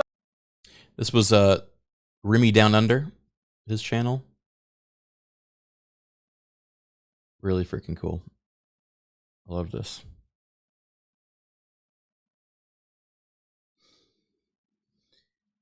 I just got back here. Is it still not downloaded?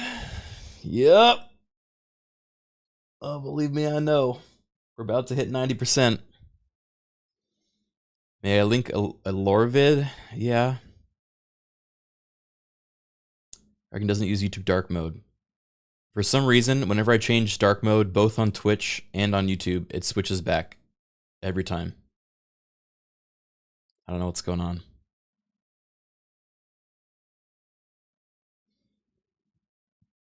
What's the first thing you're going to do when you play? I'm going to make a character. And then I'm going to do the opening segment. That's what I'm going to do.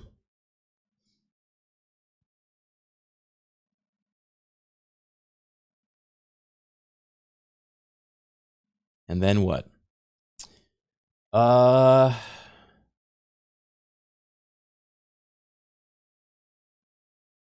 don't know. I'm kind of split between going for some of the weirder quests that are my favorites or trying to do the main story.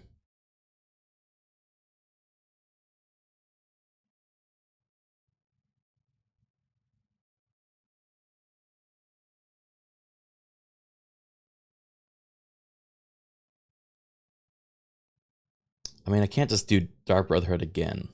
I just did that.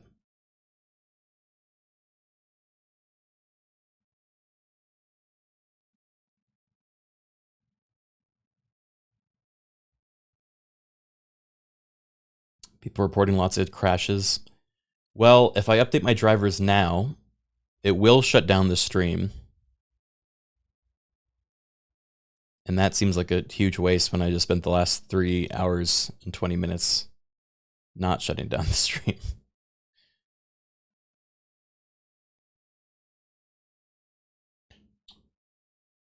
It's all right. 15 minutes left.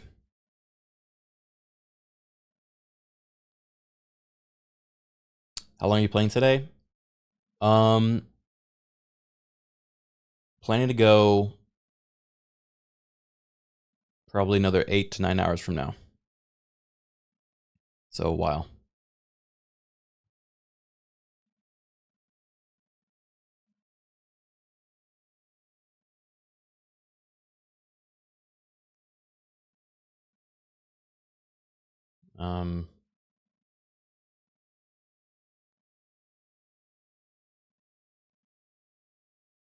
Oblivion, but I save Real Septum.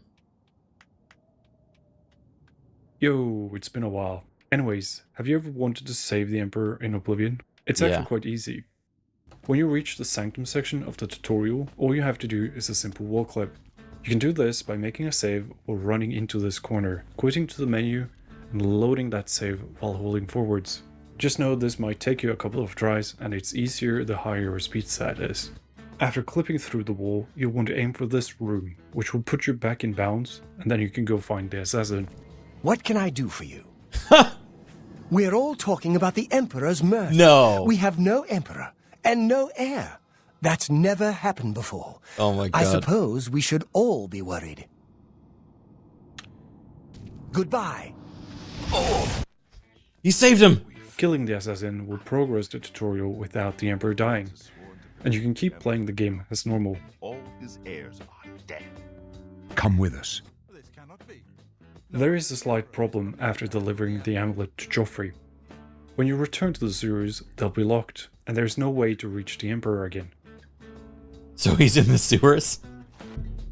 The Emperor lives in the sewers. There is a workaround to save him though. First, reload a save from before delivering the amulet, and make sure your illusion skill is high enough to cast an apprentice level spell, which you can easily do by picking illusion as a major skill. Okay. Then go to the Coral Mages Guild and buy the Command Humanoid spell from Alberic. Oh. Is he gonna command the Emperor to follow him? Yes. I saw a wraith once. It threw a curse on me I'll never forget. This can't be real. Be seen. Return to the sewers and cast the spell on Uriel. He'll now follow you wherever you go as long as the spell is active, and stay wherever you leave him when the spell wears off. You can now deliver the amulet to Joffrey and Uriel will be safe.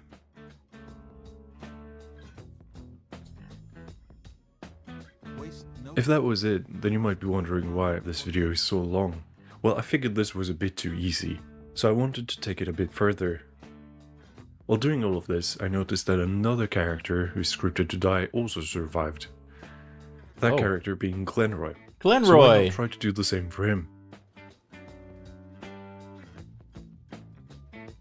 Now we encounter another issue. Glenroy will always return to the sewers, so when you deliver the amulet, he'll just disappear from the game, because he can bypass Glenroy will the always return to the sewers. So if I want to save him, I need to Glenroy find a way to skip the loves quest the to deliver the sewers. amulet to prevent the sewers from getting locked in the first place.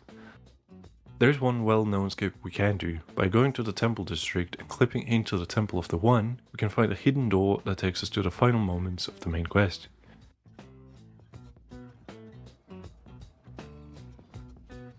If we run outside for a bit, we'll get a quest update, and then we can run back inside, wait for Martin to show up, and finish the game.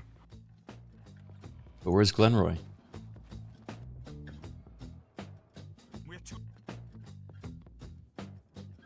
While this technically accomplishes what I wanted, which is to skip the quest Deliver the Amulet, it also skips the entirety of the main quest, which isn't ideal because I wanted to do as much of it as possible.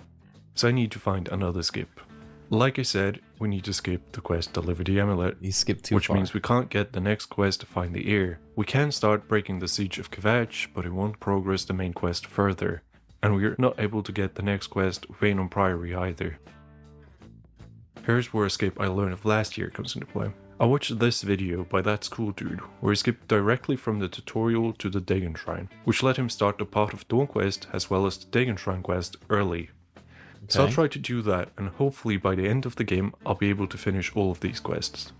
But before I start, I want to say that I'm playing Vanilla Oblivion installed directly from Steam. No mods or unofficial patches, just plain old Real? Oblivion the way Todd intended it. I won't use any console commands, however glitches and exploits are fair game. We So, could try in order to make do a character, this. make a save, then instantly make a new character. While this is probably not necessary, it will make it much easier for me to explain a glitch I'll use a lot later. What you do with the second character doesn't really matter. You can play through the tutorial Key of the as Dead, thank you for normal the 8 or months. just speedrun it. There are two important things you have to do in the tutorial though. Pick up this key from this goblin and make a save in front of this door before opening it. And make another save in front of this door. Huh? Just to save some time, I'll do the same wall clip as earlier, but this time I'll aim for the exit to leave the sewers early. Now that we're out of the sewers, you can head anywhere you want, but you'll need a door, because we're gonna do a glitch called Do you think the wall load clip is still possible? You need to go up to a door, press E and escape at the same time. You'll know you got the glitch if the menu opens and you hear the door opening sound at the same time. Now you'll want to press load and load the other character that is still in the prison cell. Oh. Whoa. Whoa! No, hello. Please just ignore Vincent. If you open the inventory, you will see you loaded in as the other character. This glitch is called load warping. And to give you a simple explanation, we have our two saves, the character in the prison cell and our current character. They have their own inventories, quest logs, and they are of course in different locations. Our current character goes to Luther Broads, opens the menu and door at the same time, then loads the save of the other character in the prison cell, doing the glitch. This will move our character from the prison cell into whatever cell we were loading into, in this case Luther Broads. That character will keep his inventory and his quest log. This does not affect the old saves in any way, so you won't mess anything up by doing this. This just moves one character from one location into the location the other character was supposed to load into. You can simply think of it as fast travel with the help of doors. That's so cool. Past you, future you, or someone else entirely can open a door, and that will cause you to be ripped through space and time, place you somewhere completely different. You might think that I'm cheating by skipping the tutorial, so I'm not skipping it, I'm merely delaying it for later. And to be honest, I think it caused me more issues than it was worth. Anyways, before I start doing the main quest, I'll do some setup. First, I get a couple of scrolls to do the duplication glitch. If you don't know about this glitch, I'll quickly explain it. By equipping a stack of scrolls and then dropping an item, the game duplicates that item. The number of duplicates will match the amount of scrolls in the stack. We'll use this to get money and duplicates of items we need, such as skooma. Now there are two other smaller glitches I'll mention before I start. Oblivion normally only allows you to drink 4 potions at a time. However, there are a few ways around this. One way is to quick slot the potion, drink 4 using the quick slot, then open the inventory and drink 4 more. With this, you'll be able to stack the effect of 8 skooma, which will increase your speed by a lot. Next, there is a glitch that allows us to go through most locked doors, like this gate for example. Load the save in front of the locked door in the tutorial, unlock it, and load a different save while the text box is open. Now you can unlock most doors in the game. This effect will be active until you close the game. And you can always reactivate it the next time you play by doing the same exact thing. I'll link some videos in the description that explain all of these glitches in more detail. Oh, I'm so curious if this is possible in the remake now. Maybe we actually... I feel like that might be fun to test at some point. I just wanted to give you a quick explanation.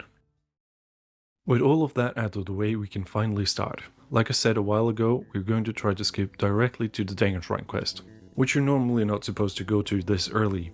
So all that is there I know right it's in a now different is just engine, but they've said before that it's using the same code as the old engine. But I don't know, I don't really believe that anymore. Because they've definitely overhauled some elements of it, like the combat and animation systems. So it's kind of impossible to tell, I feel like, until we start messing around. Keeper and a locked door. The key glitch I mentioned does not work on this door, but with the help of 8 skooma, we can easily wall clip and get behind the door. Here we can see the only thing keeping us from entering the shrine this early was that one locked door.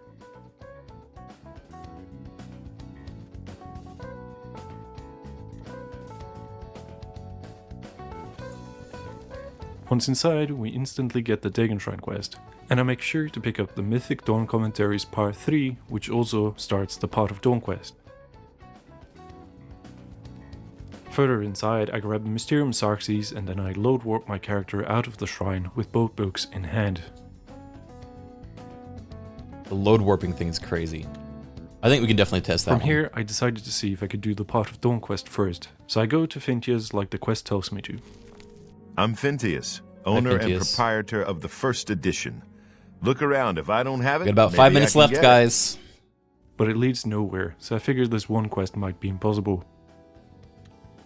So I instead focus on the Dagon Shrine quest. We need to talk to Martin, who's currently on his way to Cloudrule Temple all by himself, so I decide to go there to meet him. However, this gate is locked, and once again the key glitch Mr. from Gigo, earlier thank you does for not sub. work on this gate. But that's not a problem. After a quick trip to the Bruma Chapel to pray away my skooma-induced brain rot and restoring my intelligence, I'm able to cast a fireball on one of the blades, who's kind enough to unlock the gate for me so we can talk to Martin. Oh, that's clever. I'll let you live this time. That's really clever. Getting in through a locked door by attacking a guard on the Joffrey inside. not to worry. I can see you've had bad news. Regal, You thank you didn't for 23 recover the months. amulet, did you? By the Nine! Such a thing is dangerous even to handle! In the meantime, you should speak to Joffrey. He was concerned about reports of spies in Bruma. Ah, yes, I hope you can help. The gate guards have reported seeing strangers on the road for the past several nights. I cannot leave Cloud Ruler undefended while my men search the whole mountainside, but these spies must be eliminated. We head to Bruma and take care of the spies. The spies. You cannot escape the master's vigilance.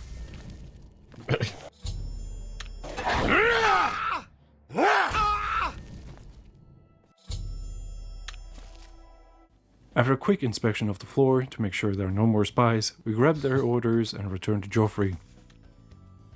Here I run into another issue. The doors to Cloudrule Temple are locked. The glitch, once Blood again, does inspired. not Thank you for the work, 33 and with months. no way inside, we just have to wait for Joffrey to come to us.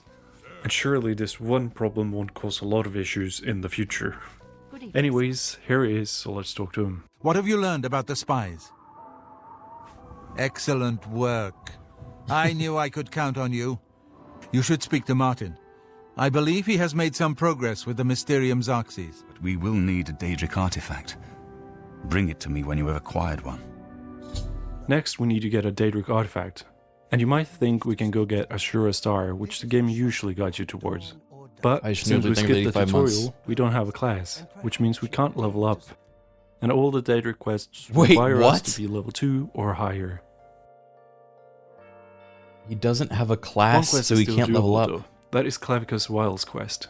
If we kill Umbra and grab her sword, we'll be able to start the quest and get the Daedric artifact early. But we're level 1, and she's known to be one of the harder enemies in the game. Luckily for us, the pen is mightier than the sword. Or in this case, the paintbrush, because they are not affected by gravity. Paintbrush skip. We use that to our advantage by dropping a paintbrush right here. Then I'll go aggro her and run back.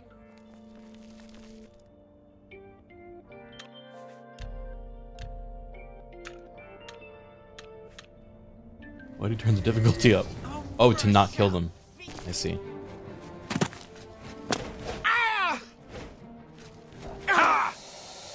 I use my paintbrushes to get some high ground and just wait it out.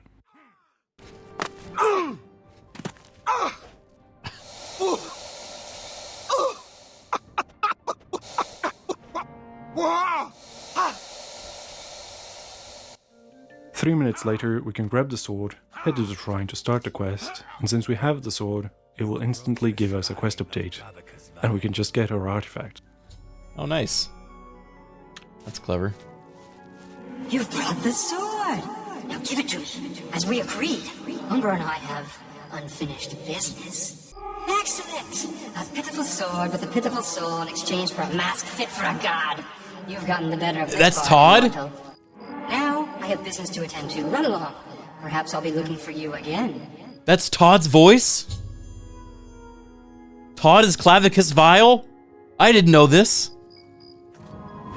Does he play any other of the Mask of Daedric Clavicus gods? Vile. You are wise not to let yourself get further enmeshed. Unedited too. It's too late, Martin. He's already sold me like 5 copies of Skyrim. You should talk to Joffrey. He needs your help. Nice. Trouble down in Bruma, I think. I've just received word from the Countess of Bruma that an Oblivion gate has opened outside the city. So despite us not having any experience with Oblivion gates, Joffrey decides to send us to take care of one. I wanted to quickly run through the gate alone because Captain Bird and the Bruma guards are, well, let's say they're not usually of much help. I love this video. But when I reached the sigil stone, I realized I needed to have them with me. So I tried to do a load warp, but then... Uh-oh. So far, so good. What do you mean so far so good? Look at Bruma! Well, turns out you don't even need to load warp. If you go down a floor and then go back up, Bird will teleport to you, even if you didn't tell him to follow. 99%. So I close the gate and head back to Joffrey. Good work. Captain Bird and his guardsmen should be able to handle any additional gates, at least for now. Martin made some progress on the Mysterium Xarxes while you were gone. You should speak to him about it. While I'm getting oriented here, you should follow Joffrey's orders. It is good to be back here. It raises my spirits too, just to Joffrey. walk these ancient halls again. We will prevail. We must prevail. Hi, Orcish. At this point, I Thank got you for stuck, 88. unable to progress the main quest any further. Martin tells me to Remember talk to early Joffrey, graves? and I Joffrey doesn't remember. have anything to say. We Thanks for can do stopping the by. Allies for Bruma quest, but that is more of an optional side quest that is a part of the main quest, but doesn't actually progress the main quest at all. The next quest we're supposed to get is Blood of the Divines, which require us to go to Sancretor. So I tried to go there by myself, but once again, there's a lock gate and I can't get past it, even with the glitch. Probably because of this text box.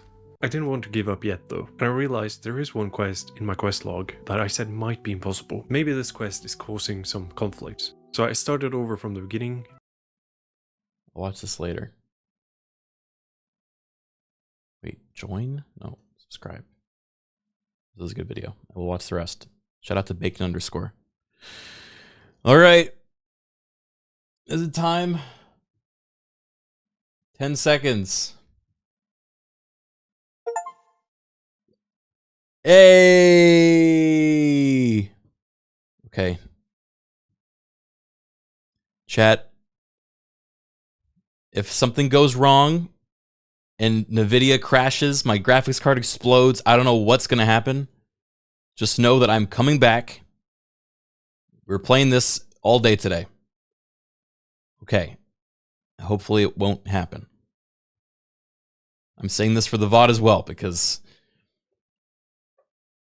God, I've had some bad luck in the past.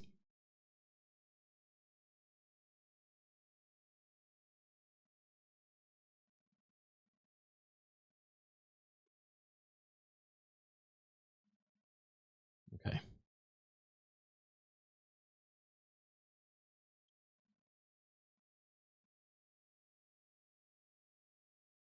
It's launching.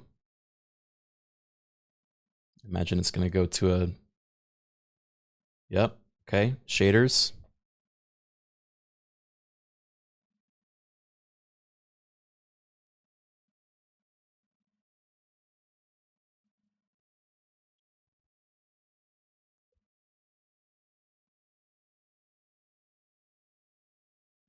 The shaders are going to take a minute. They're going pretty fast, though.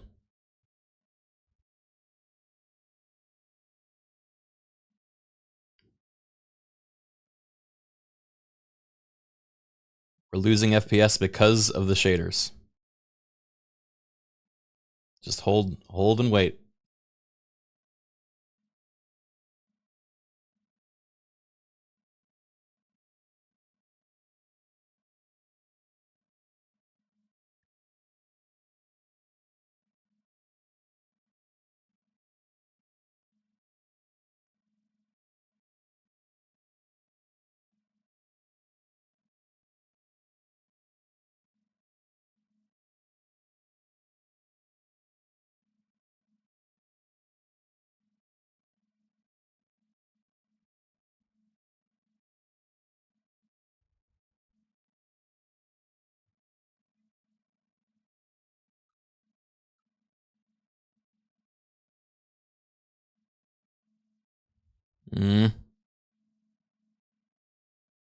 There's no music yet.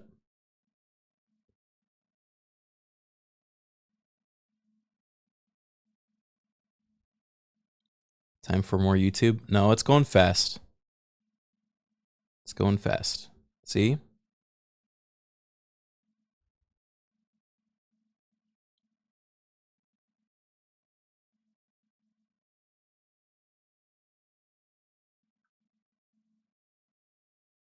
Okay. I'm not touching anything.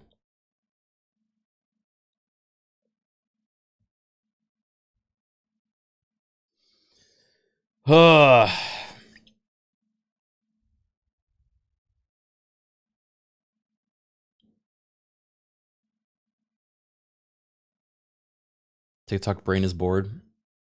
Here. Look at the little loading thing. It's doing like a little rotate.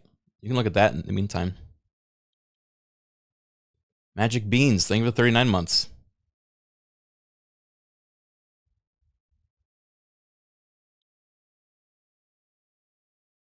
You know, I'm debating, because I don't know if I'm going to do the main quest first. Do I want to do Mage Guild, or do I want to do Thieves Guild? Or do I want to do Fighters Guild? I kind of want to do a lot of it.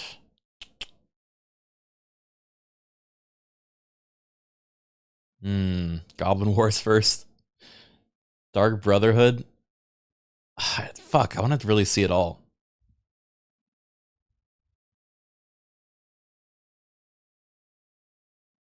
Thieves, you gotta do Grey Elephant.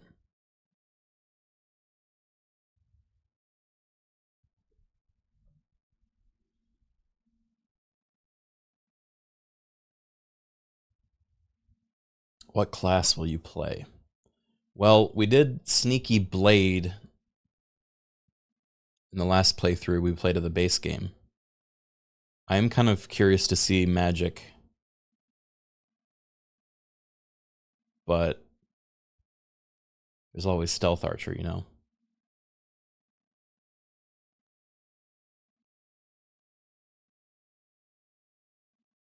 Unarmed build. Depends if unarmed is an actual skill you can level up. Oh shit, here we go. Come on.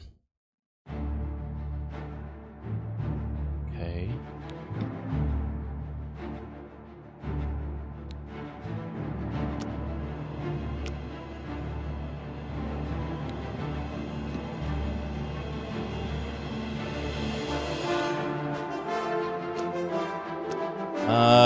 What difficulty do you want?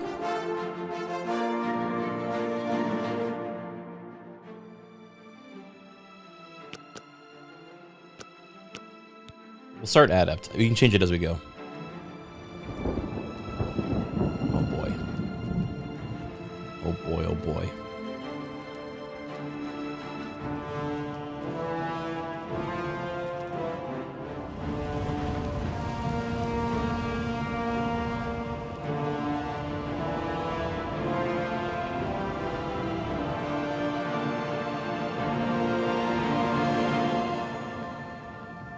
Yeah, okay.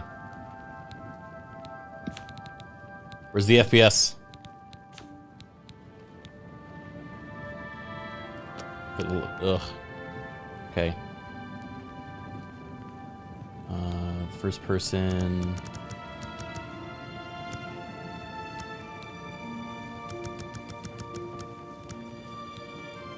Motion blur off.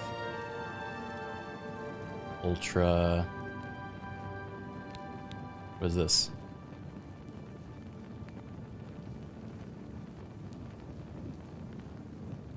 Lumen hardware.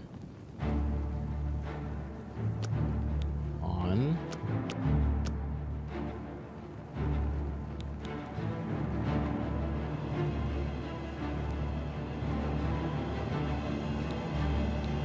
Okay.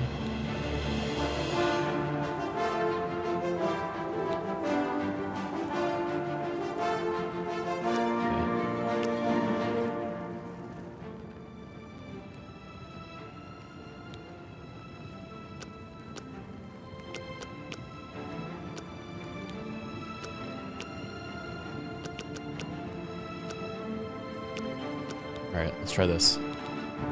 Lumen, your Audi plays Oblivion? Dude, my Audi and my Innie play Oblivion. Okay. Let's begin. Where's AI Timmy? I'll bring him along later. I want to experience this fresh. Okay.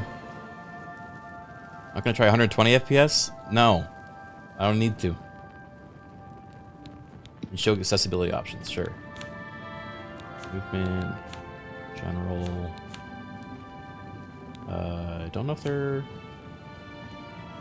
Is it just this?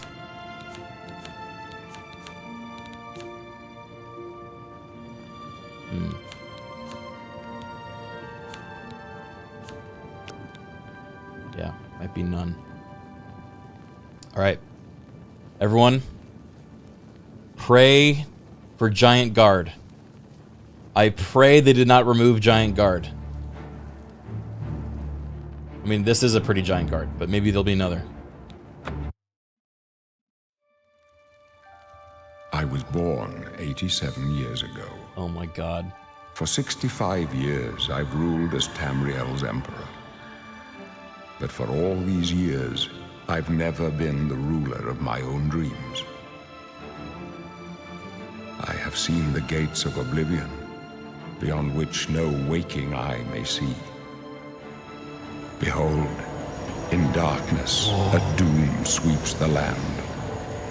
Okay, it's pretty accurate so far.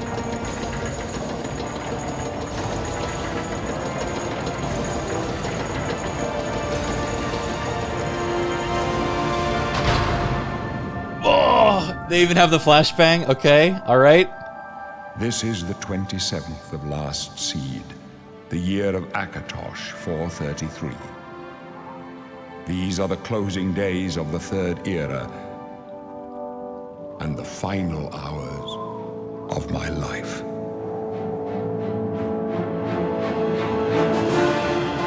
Come on.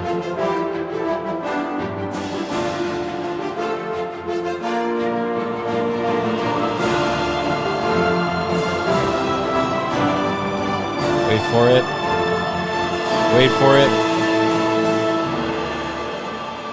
Wait for it. Come on. The trees! They're covering him! Wait! No, that's a statue! No, no, no. Okay. Oh, it's a moderate-sized guard on the wall! No! It was accurately scaled! Tiny guard! It's a tiny guard on a wall!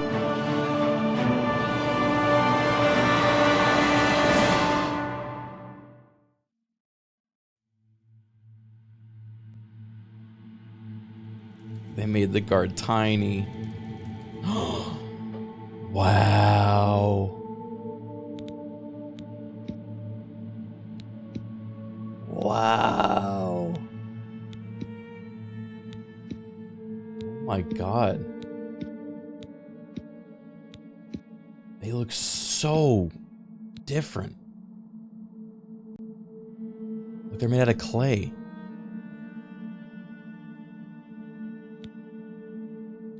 Race subclasses. No way. Armorer. Wait. What's the difference? It's just origin. Okay. Oh, there's stat differences maybe? Fuck, man. I don't even know what to...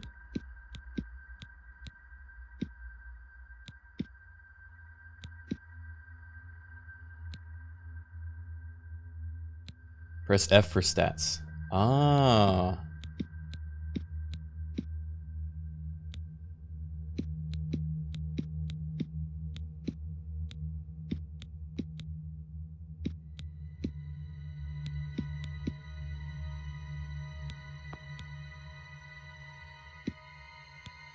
Okay. I don't know who to pick. Okay, when they say randomized appearance, they mean it. Hell yeah, dude.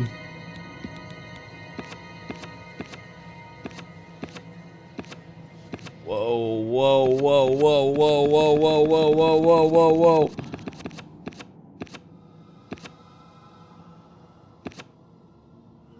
Oh yeah.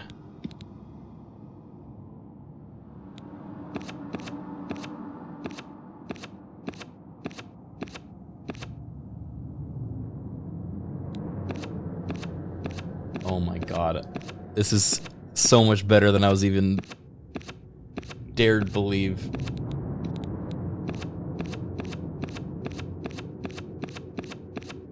The cats look so good. Khajiits are like genuine, like anthro furry design.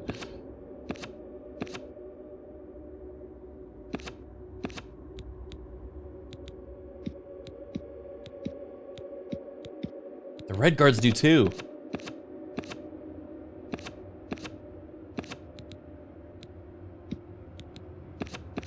Oh, the wood elves. Oh, dude, that wood elf.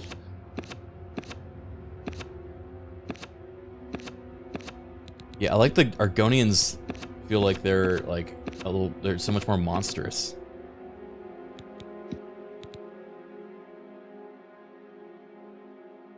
I didn't know how the women look. Yeah, where's the? There we go.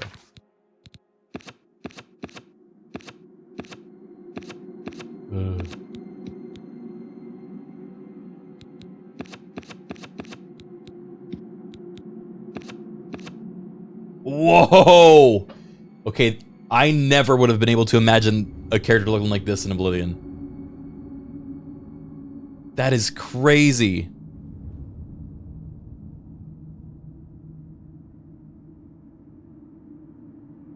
I actually really like this. Hello, nurse. Keep her. I wish there's a way to like save an appearance. But I want to look at the other ones still.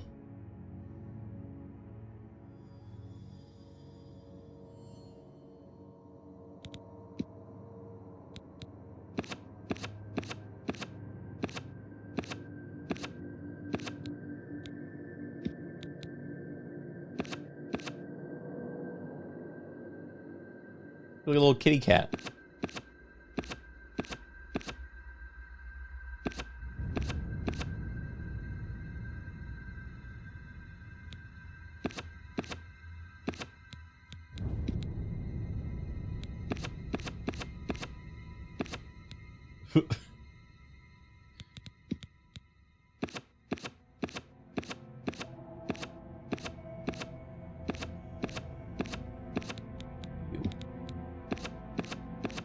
The Dark Elves look so much harsher.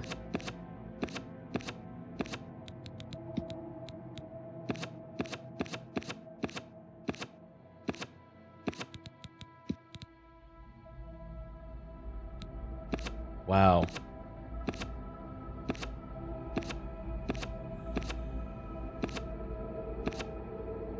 I love what they did with the Argonians.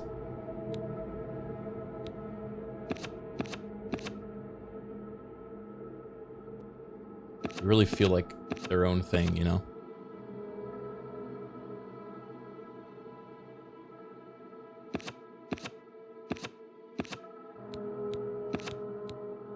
Yeah, let's look at the sliders. Old or young.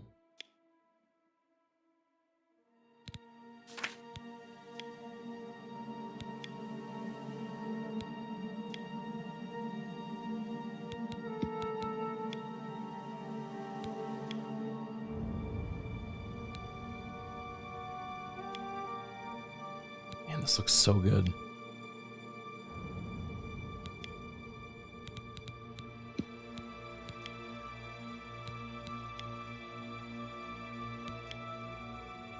I could make like a real frog person. Whoa!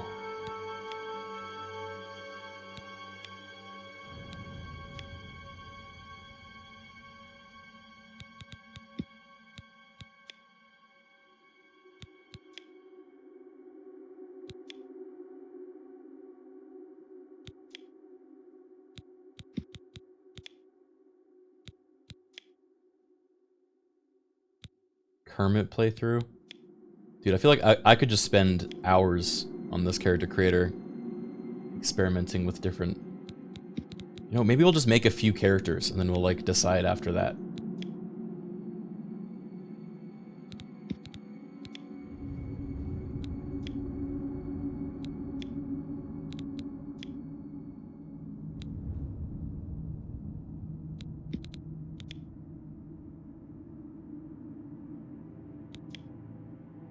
Happy.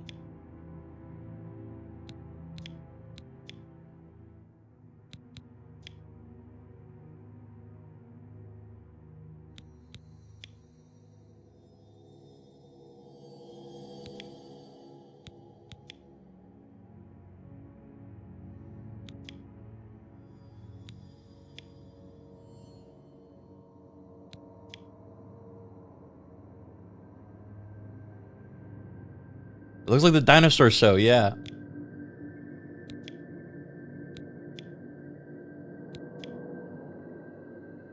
She does look at that face.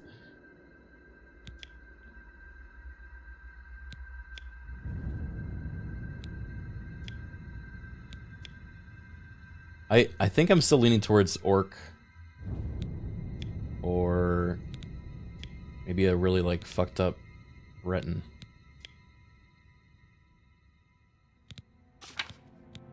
Or even a Khajiit, I don't know. Growths. Whoa. I like that one.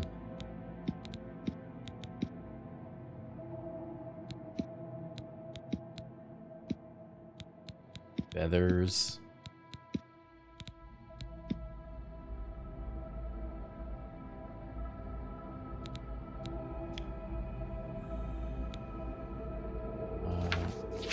Wait, the tone tab. Whoa, okay.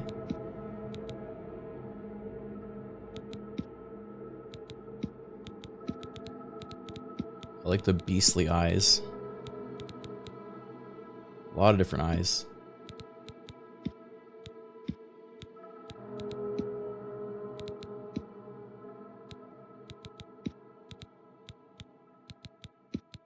Ooh. Like a goat's eyes.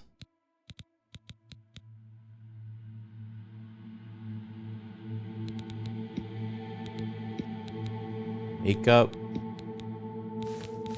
Oh, let's look at these.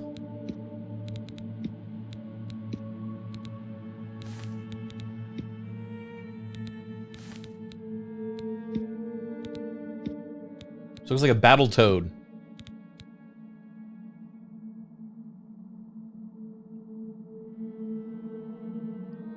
Like a little gremlin.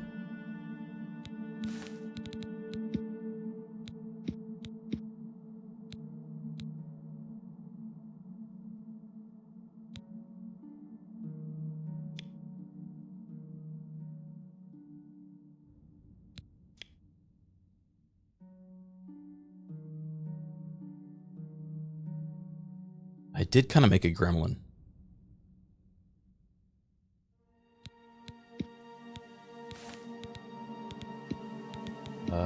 Let's see.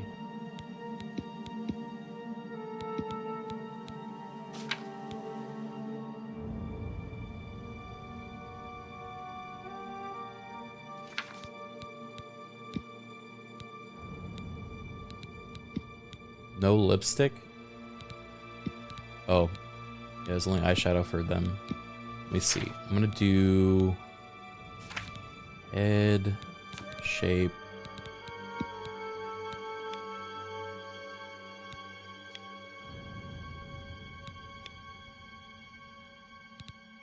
Chin.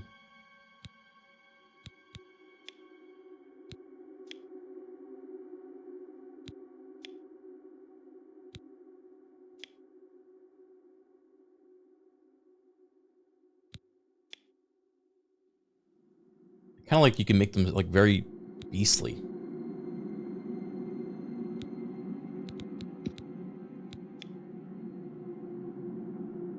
I feel like so many games shy away from like the beast races, you know?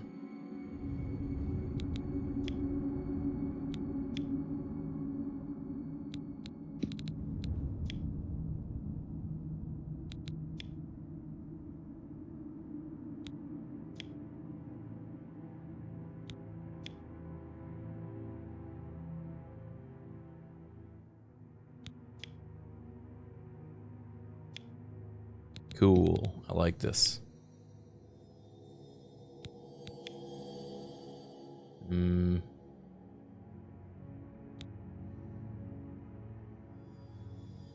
It's Glub Shitto. The bad guys from Twilight Tasmanian Tiger. Wait, you're right. The frilled lizards. I basically just made a frilled lizard. She looks like she got stung by a bee. Looks like she ate a bee. She ate a whole hive.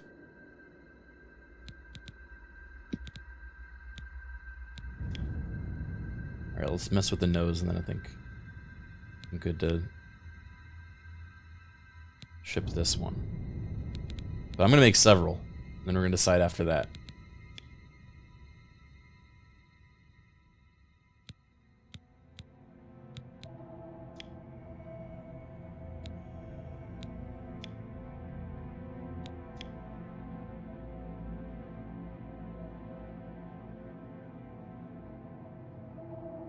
Her mouth looks like the hood of a car. Yeah. She got big monstrous fangs. You try, you know, packing all those in there.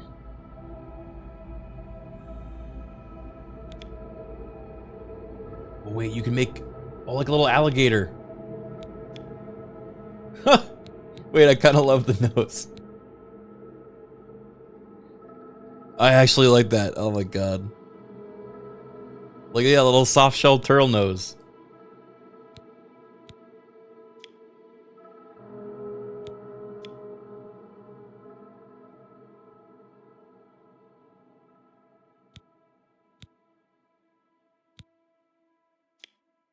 Looks like green Reg.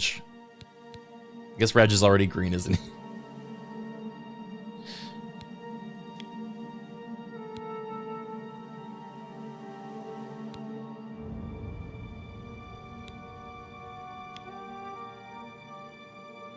Pleased to meet you. Oh, I fuck with this. I like this.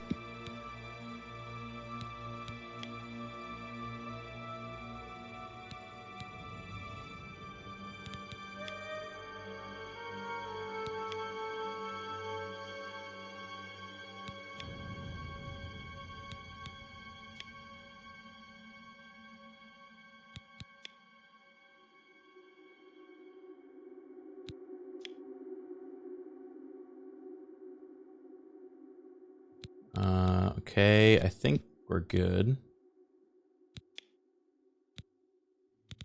Last checks.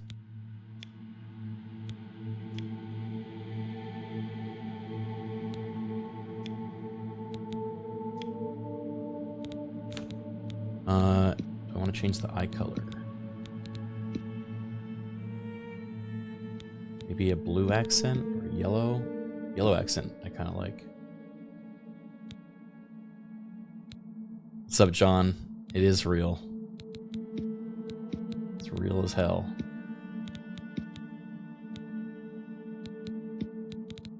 Pink was cute, though.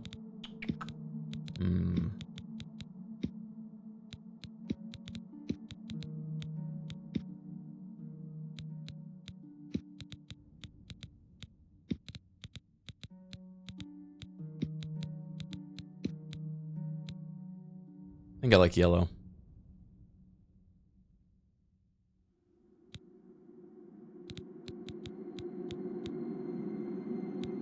Okay. I think we're about done. Is the mouth too distracting? Let me see.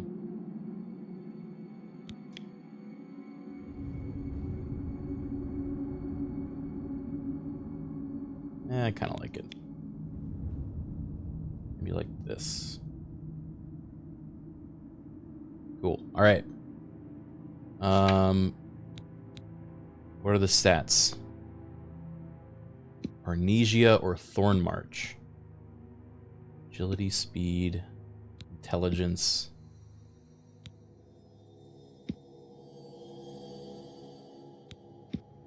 Okay, this might be our stealth archer.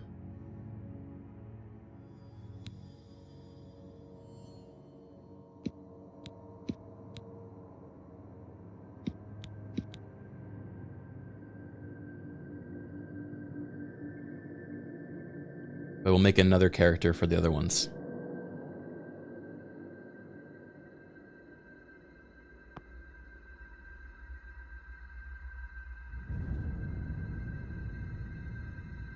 Okay.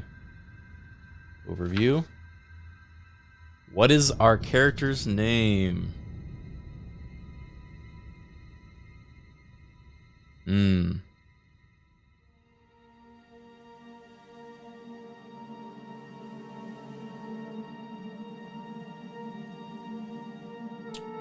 Gizmo.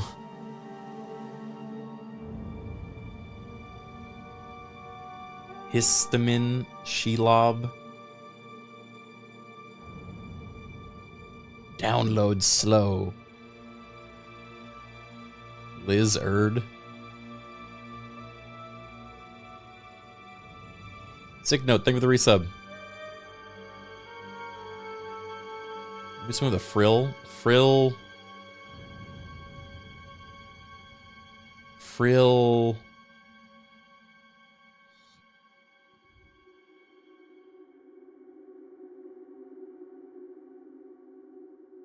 Fratilda?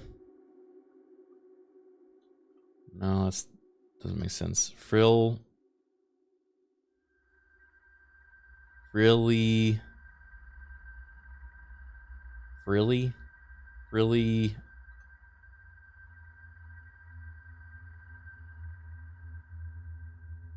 Frillipa.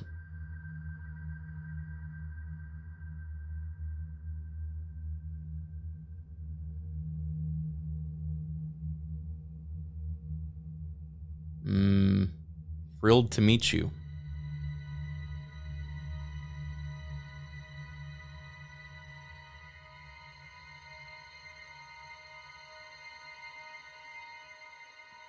Frillby.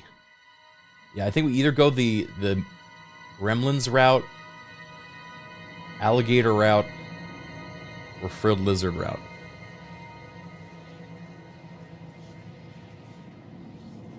Alligator.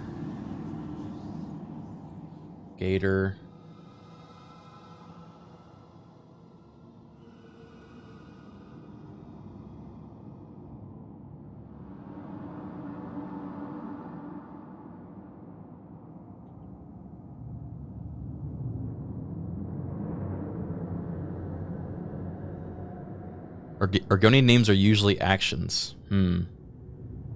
Frill issue?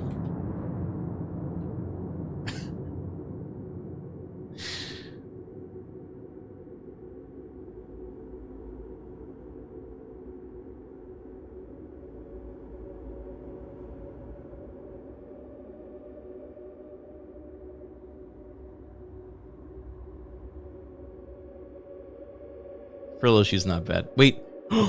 Hiss Frizzle. Like Miss Frizzle?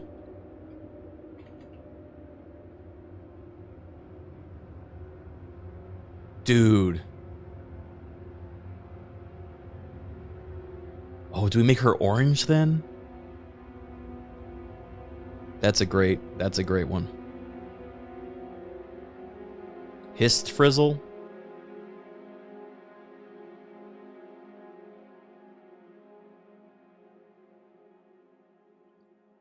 Let's check orange.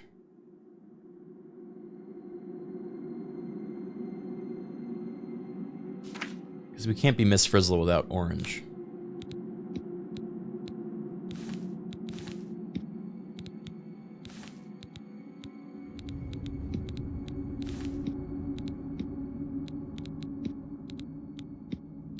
God, she looks like Ronald McDonald.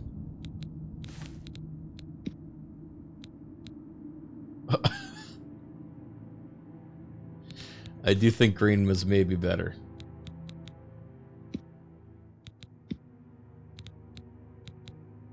Oh, yellow.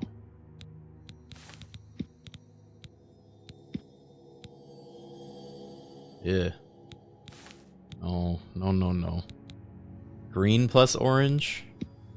Maybe. Maybe?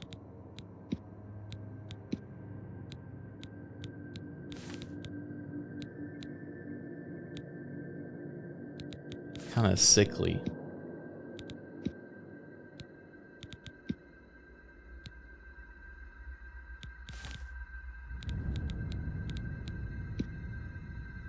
box of crayons. Yeah. Man.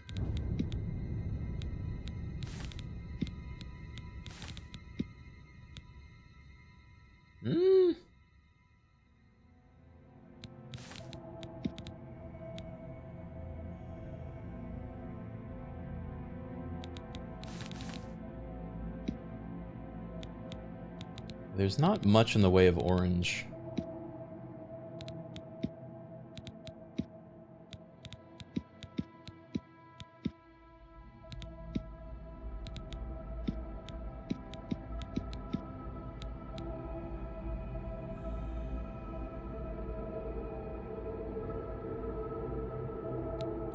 Go back to yellow for the school bus. What the frizz?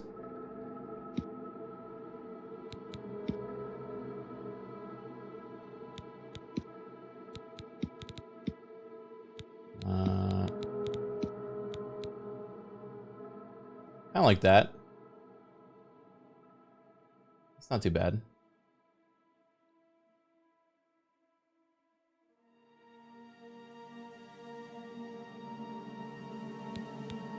Please let this be a normal field trip.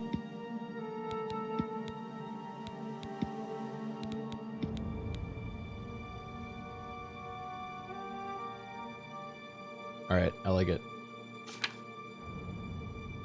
Ist Frizzle. Continue.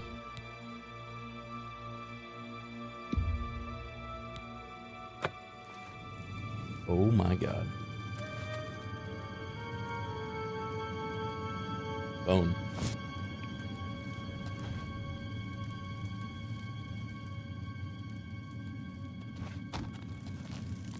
Hey, Lizard.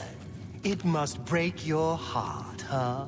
Being so close to the water, knowing you'll never get to swim again. You know, sometimes, when they let us in the yard, you can hear the sounds from the lake. The boats, the gulls, so close. No, you'll never get to swim again, Argonian. But don't worry, you'll be dead soon enough. That's right. You're going to die in here. Hey, you hear that? The guards are coming. For you.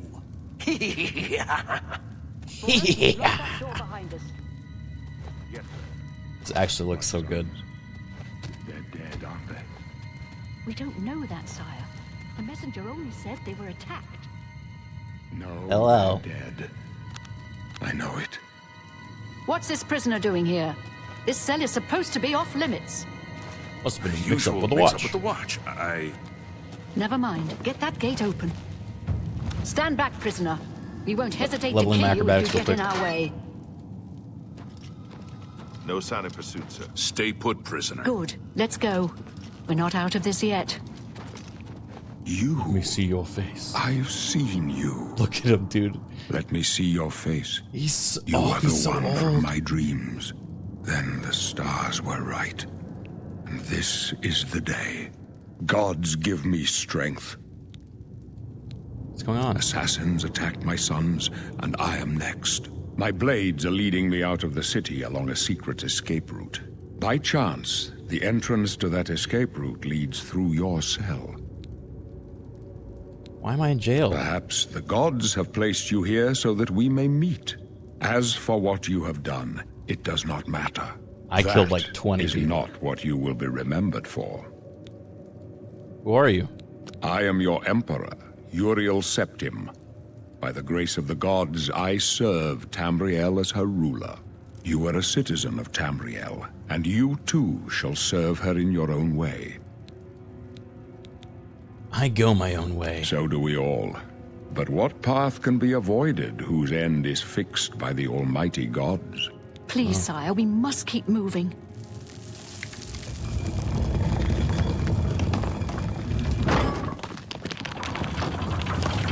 Better not close this one.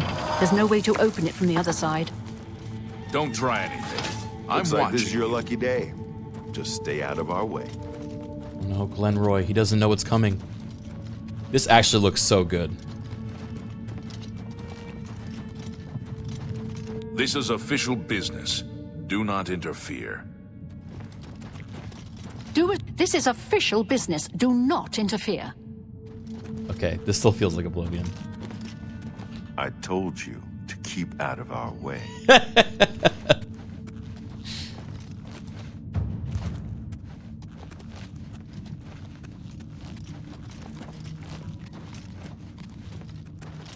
There's trouble ahead. Close up left. Protect the Emperor. The captain's down. Already? What's the matter? Getting tired? What's the matter? Getting tired?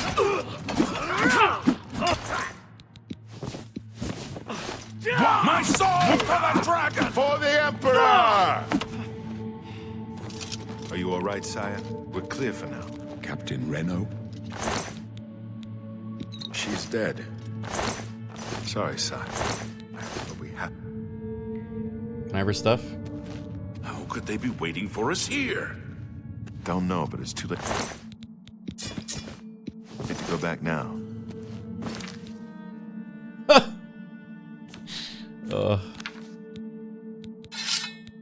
Whoa.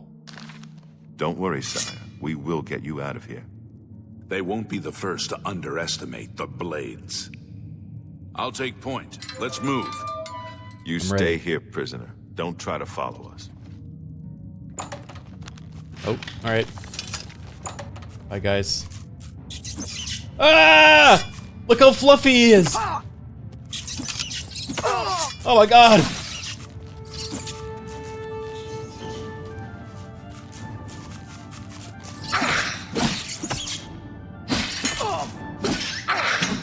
Oh my god, look at the shaggy rat.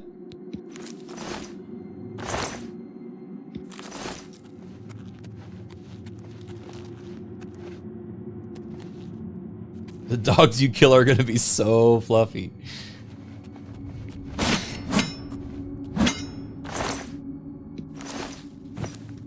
Oh my god, I'm loving this. Goblin.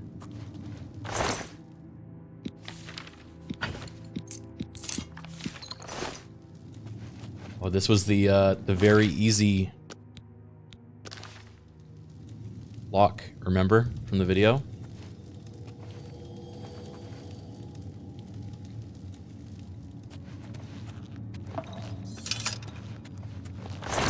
No? Okay, never mind.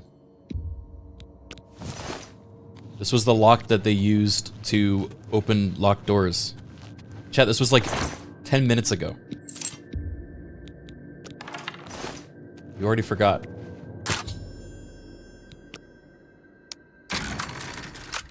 Well, they changed the sounds.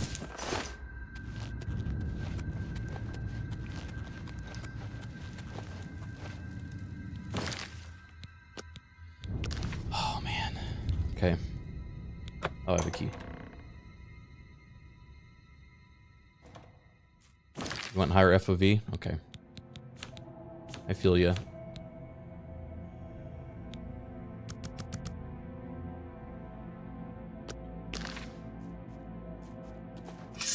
Now practice casting spells.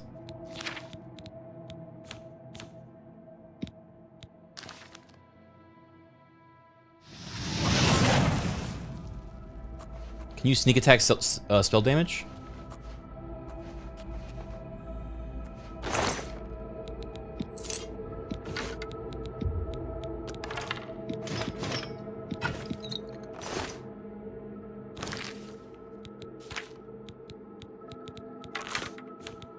Let's see how the stealth archer feels. Ooh, the armor! Dude, it's the classic armor, but it looks so much better. Okay, you can tell they did this with love, dude. This is the classic iron armor, but just completely revamped. That's so... That warms my heart.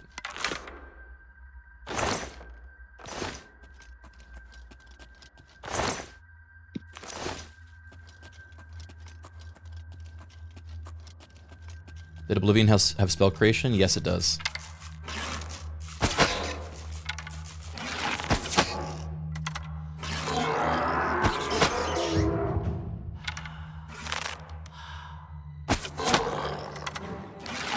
first zombie.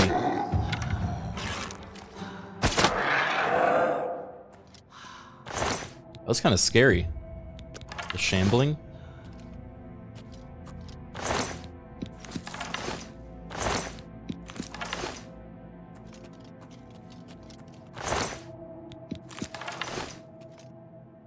Oh, it looks so good.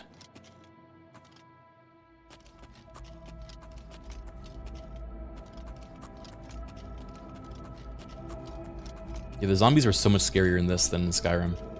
Look at this, dude.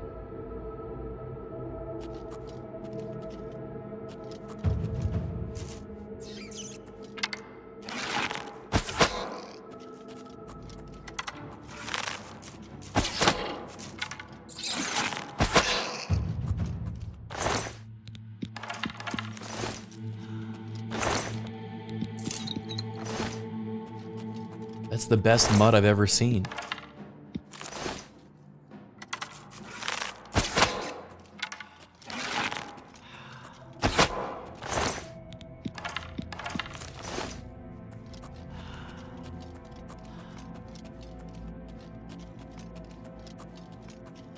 Dude, I am just so excited for everybody to experience this game that didn't experience it the first time around.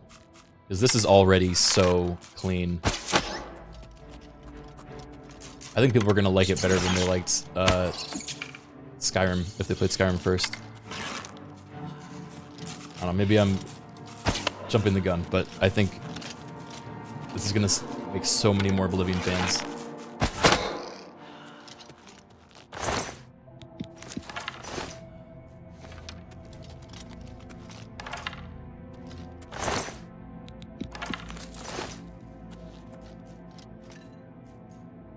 Look at the food! Even in the trash, it looks delicious! Oh. Wait, can I still... Oops, no, my bad. How do I pick it up and wave it around? It's usually Z, but it isn't right now. It's different...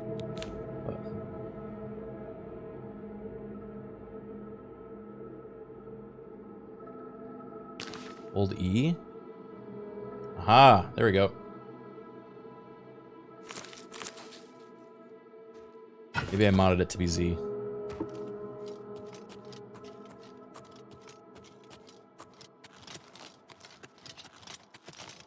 Can you do this with the rats? I believe so.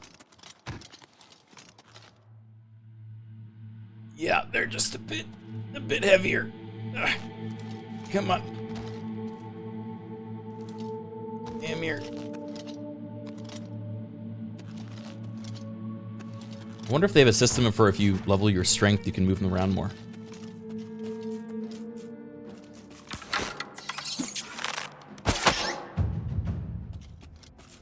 Right in between the mouth.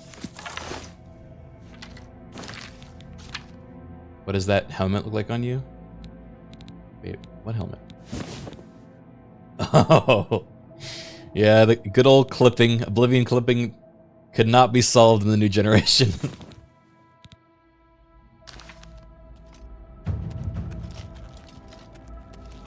I didn't pick it up? Oh, this one.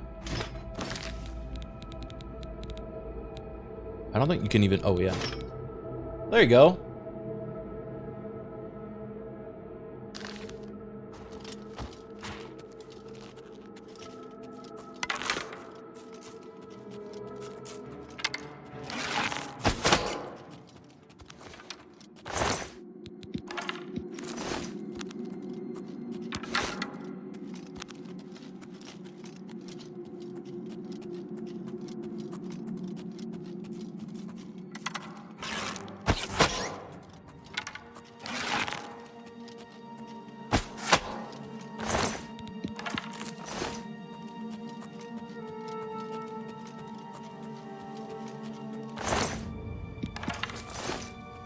Dude, look at the lighting!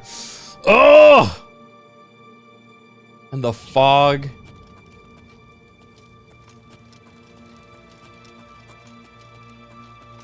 Did they fix leveling? They did do an overhaul on leveling. We will see once we get out of this dungeon and pick our class, but oh my god, it looks so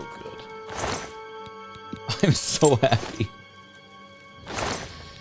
Oh, we're gonna be pulling some long streams this week.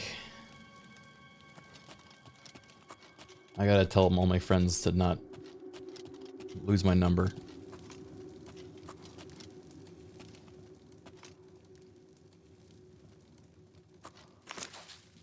What?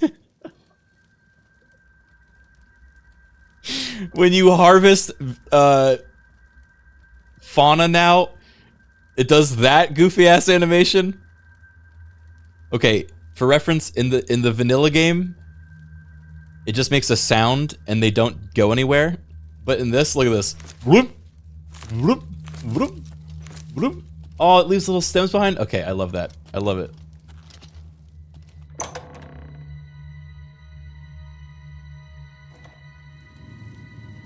You mean flora? Okay, sorry. I said fauna instead of flora.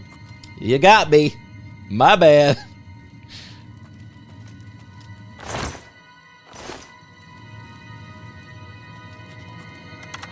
Goblins! Not on my watch. Begun the Goblin Wars have. Yes, they still have the ragdoll mid-animation.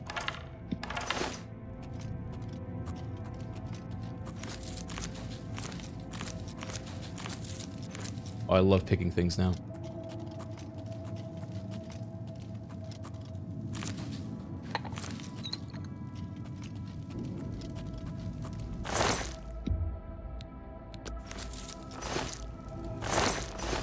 Looting the rat makes it rotate. They've done it.